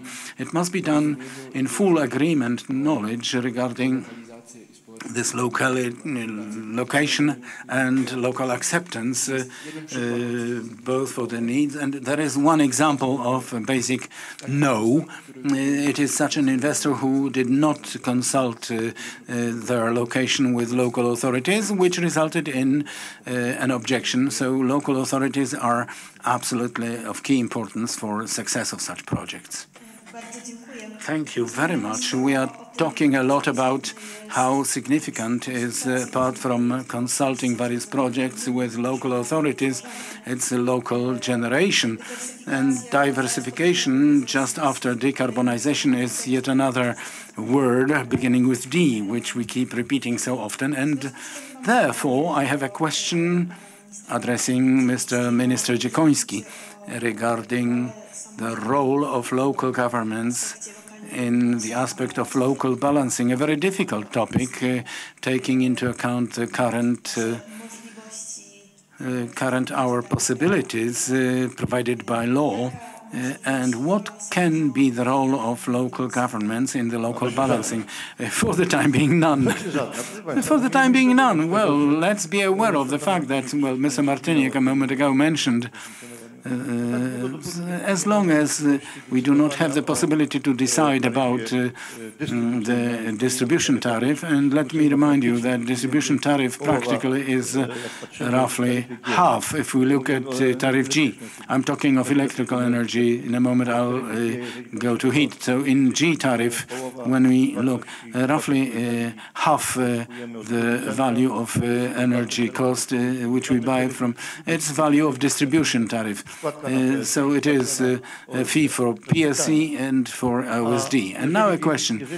If municipality would rent, in inverted commas, because the directive says that municipality could take over management of the energy part. Well, the Union of Polish Cities issued such position in 2023 that municipalities should have the possibility to use, on some specified terms, to use average, medium and low voltage, but a rule of establishing prices. So local funding is firstly.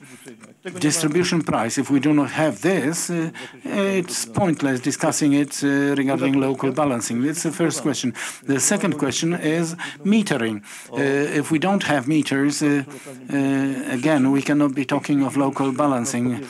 Whereas now about 80% of transformers of medium and low voltage have meters, so soon we would be able to introduce mechanisms of local balancing.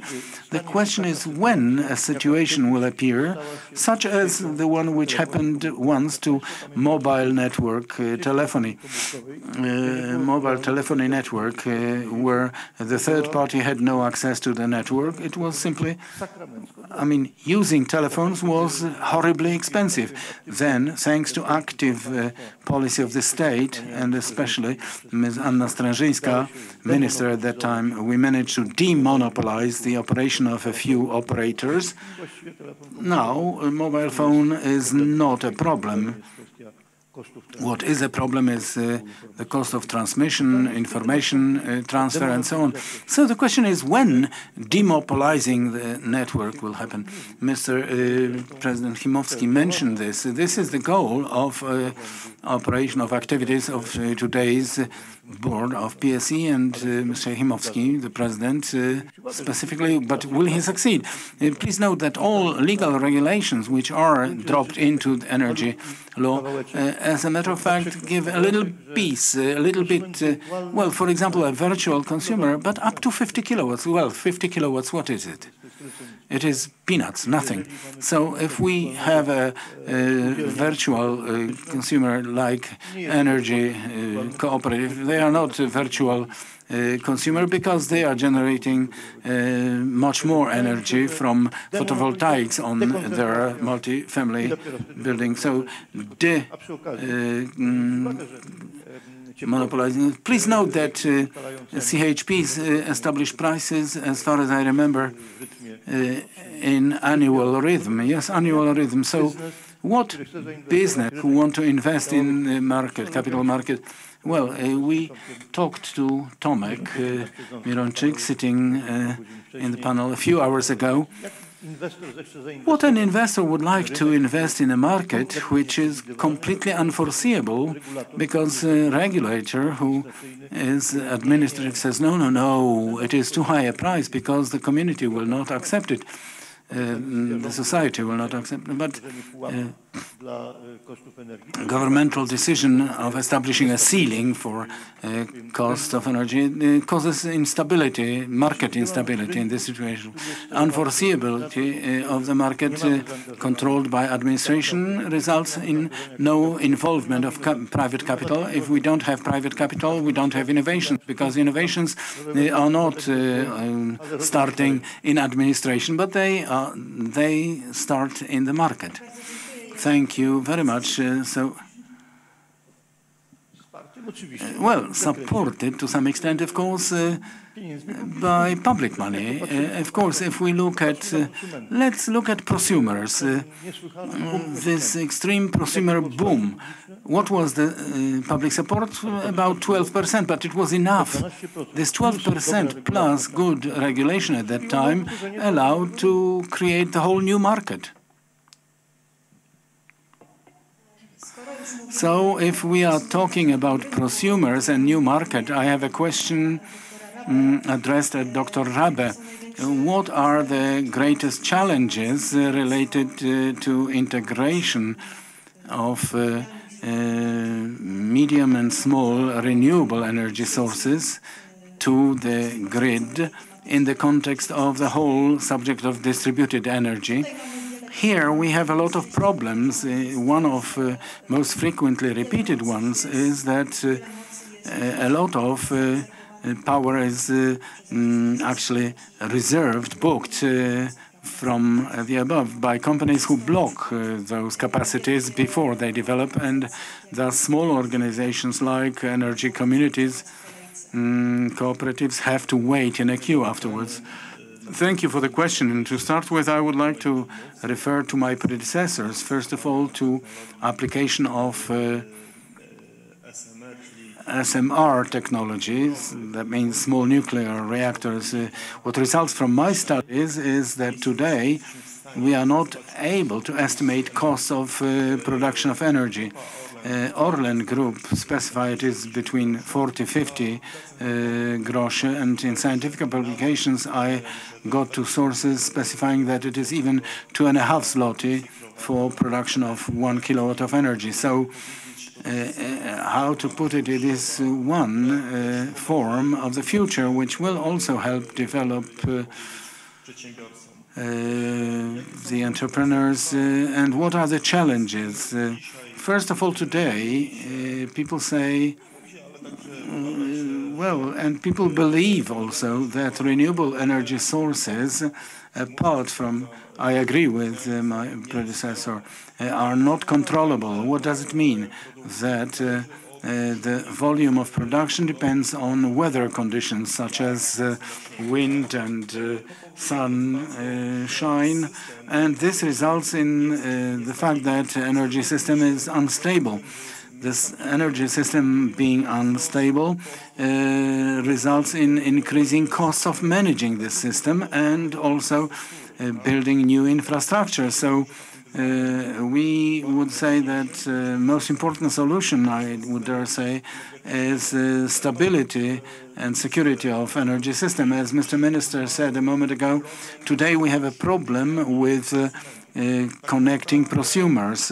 Actually, energy groups are not very interested in getting prosumers connected. Very often it appears that, for example, looking at prosumers, at photovoltaics, that we have beautiful sunny weather, that the system should be working, and actually it is not working. Simply the system is not capable to consume the energy, to inhibit the energy. And another challenge is, first of all, infrastructure, building the infrastructure and building a two-directional infrastructure, first of all, like my predecessors earlier mentioned, the way of management. Identically, actually this system should be evolving all the time to development and new technologies which will be introduced. And first of all, dear ladies and gentlemen, another challenge which today is very important is in place. It is a challenge regarding management of the energy flow I mentioned earlier, and also regulatory challenges. Well, what I'm aiming at today, looking at municipalities, they are not, or those communities are not able to decide what technology of generating energy they will apply, because today we have a central system, central management, rather than, we do not have bottom-up management. People know what it should look like, and the state should only support them. And next challenge is managing demand and production. First of all, today we have a problem, like earlier at other panels we heard, we have a problem with unmatching the production and demand. I agree with my predecessors, with Professor Buzek, I guess, that the market of energy, the market of power should be, I would dare say, more should exist till 2027, and I believe it should last longer due to infrastructure not matching it, infrastructure present in Poland. Thank you. I will not dwell on the market of power because I must remember about time discipline, and some questions are arising in this direction. But I wanted to return a little bit to the biogas aspects, and I'm considering how do you see it? Of course, I wanted to ask Mr. Maciąg about this, and how do you see it? Is biogas that very element which could allow energy communities to develop, or maybe energy community? Is it a good model for applying biogas there as the technology of generating energy as the source? And is it, as you represent a company here, so is it a good platform for developing such cooperation? Why I'm mentioning this? Because communities are generally unions of many entities. We do not have a limitation there. Well, we have specific limitations according to who can form such a community, but looking at clusters, first clusters were created based on the initiative of enterprises. So is it a good model, or are there other models where enterprises and local governments could be combined at the local level? Biogas in those small energy communities is among better solutions, because biogas may form the foundation without using energy storage facilities. Biogas as a base of consumption of electrical energy may form bases even on a separate part of energy, going from small to medium voltage, to avoid sending this electrical energy to the grid for higher voltages. We are able to control the sources in such a way as to totally secure this local community regarding electrical energy. So it is actually a friendly solution that biogas at low cost can be stored. You can build biogas facility not in the form of a single, but rather than that source, even for the peak, where in the basis one cogeneration, 1 megawatt unit can be working, and every moment building a few additional membrane storage facilities, we can connect a second, third, and fourth generator to provide electrical energy in the hours when photovoltaics or wind are not working. We have quite a lot of those installed heat pumps, where the heat pumps were installed together with photovoltaics, and we all know it doesn't cooperate. So because heat pump takes most electrical energy when the sun is not shining, so in winter at night. So combining them and creating hybrids in local communities is a fine solution. Thank you very much. I wanted to ask Mr. Martyniuk, but I can see you reach for the microphone already, so maybe anticipating that I would address you. Well, because first I will comment on what we've heard.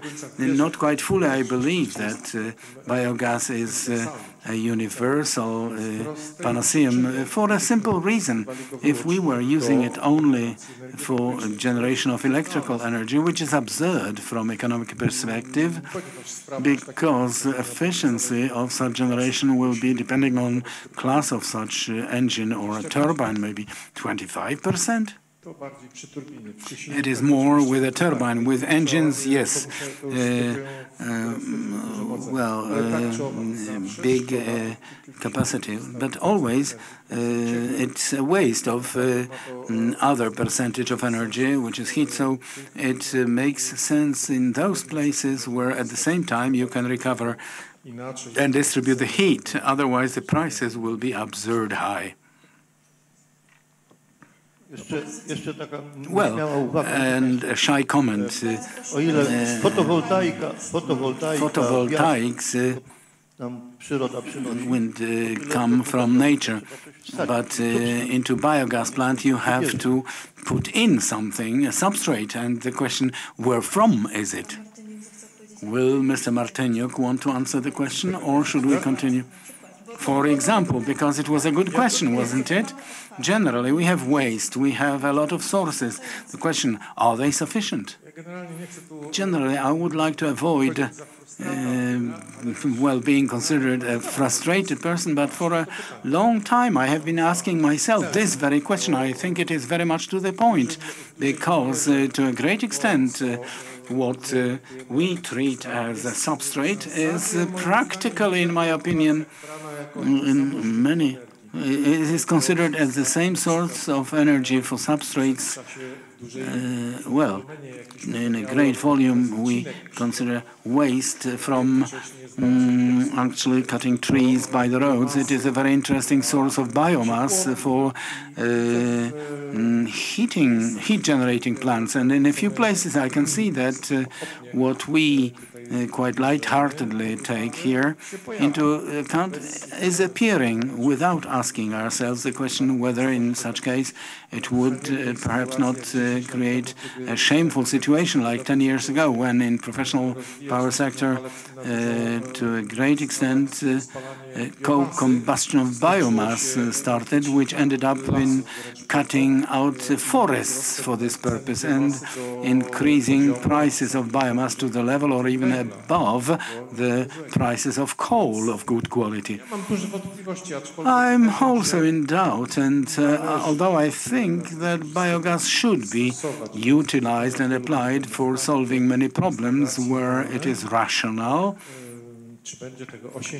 whether it will be 8 billion, but I must admit I saw even higher estimations, 8 billion cubic meters. I don't know. It seems to be quite an abstract figure. I would like to actually calm you down. Well, quite rightly, you touched on the heat, and this perspective I forgot to add about this, but it is really the case that the heat is utilized. An excellent example being one of biogas plants in Podlasie region.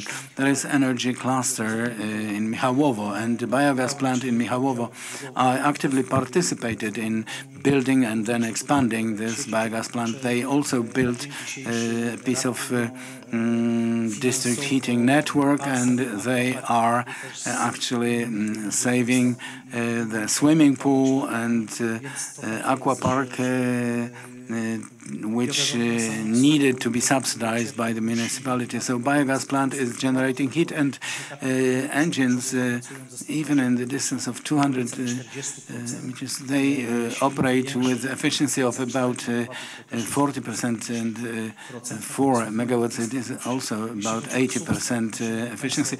Regarding substrate, we in our country, as we are an agricultural country, we do not need to worry. We have the substrate. It is on the fields.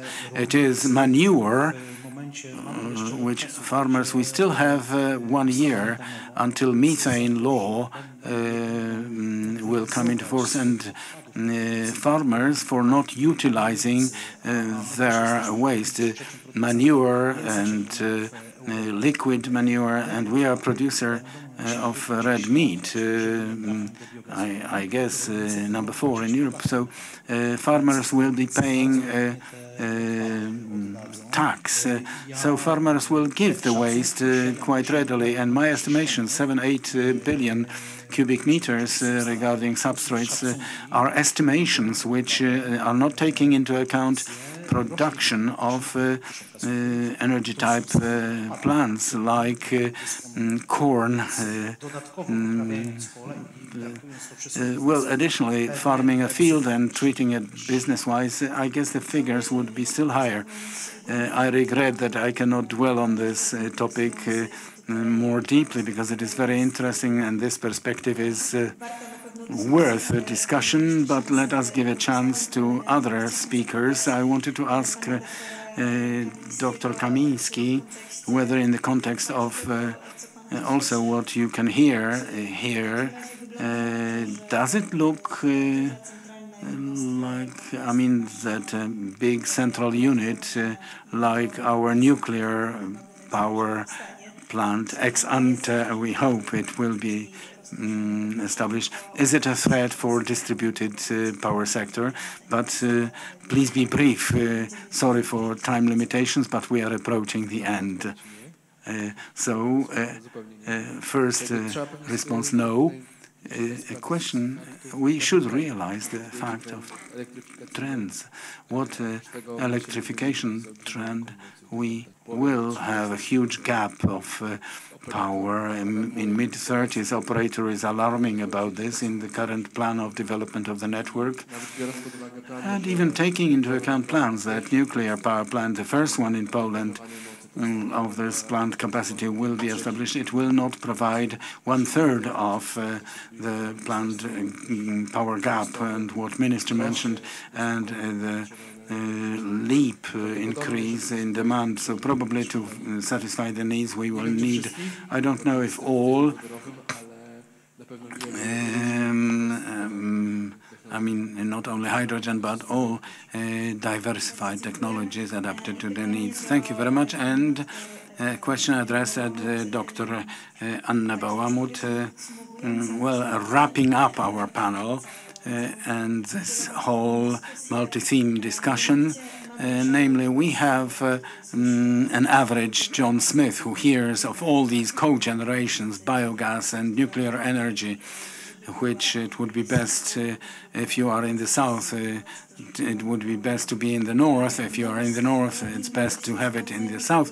Well, lots of technologies, solutions, economic complications and dynamic tariffs, all these things which are for us discussing here quite obvious, but for ordinary people not necessarily so. And the question whether increasing awareness is the very path we should follow, or rather decisions should be made up front from the top. You have to be replacing furnaces and buy electric cars. And well, this question should be answered in two tracks, because if we look at an average John Smith, he actually doesn't know what energy clusters are, what cooperatives are. And of course, we cannot generalize here or talk of majority or 100%, but already a couple of analyses are in progress. I also tend to be running such analysis and ask both students about these questions, whether they know what energy cluster is, or whether they know what a consumer is. Because we as individuals are members of a household, and household will be operating within energy communities and distributed energy. And here it appears that it is not so simple an answer. My recent studies carried out in Spain within Confocus program tell us or show that we are consumers, but not quite fully we realize whether we are those eco-consumers, so whether ordinary John Smith knows what is ideas being conveyed to him.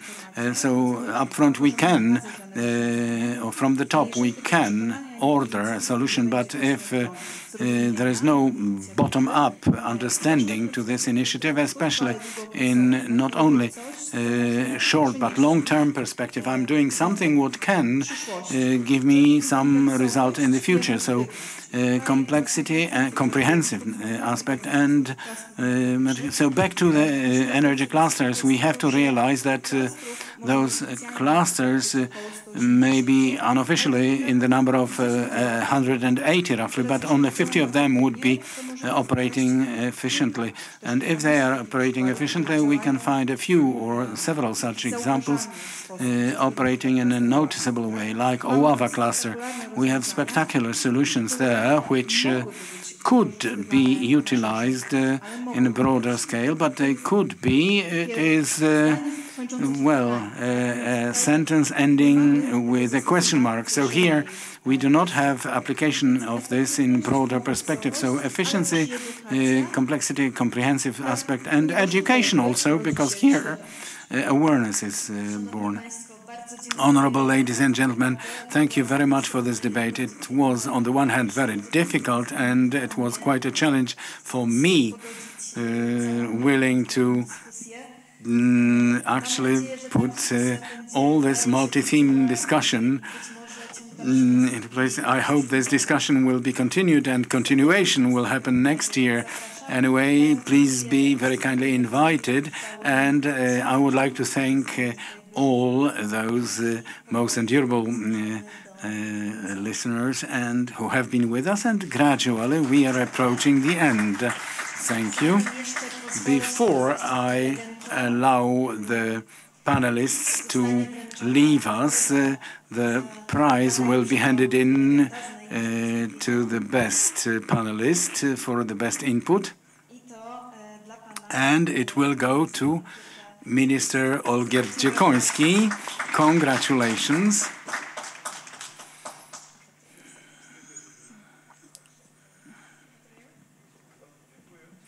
Thank you. Thank you very much.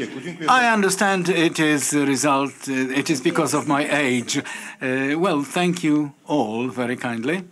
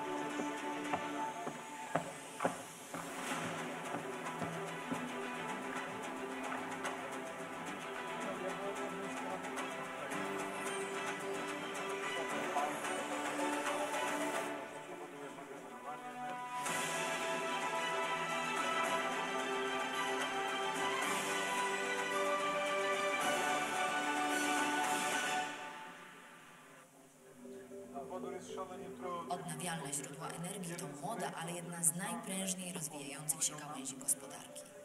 Moduły fotowoltaiczne instalowane są codziennie nie tylko na dachach tysięcy domów jednorodzinnych, ale też mogą zostać bezpośrednio zintegrowane z budynkiem, tworząc na przykład jego fasadę. Jednym z pionierów w tej branży na polskim rynku jest firma ML System z Zaczernia koło Rzeszowa.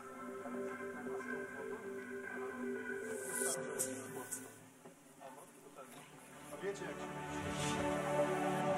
jeżdżą samochody, których od 9 zakończył, a nie zakończył.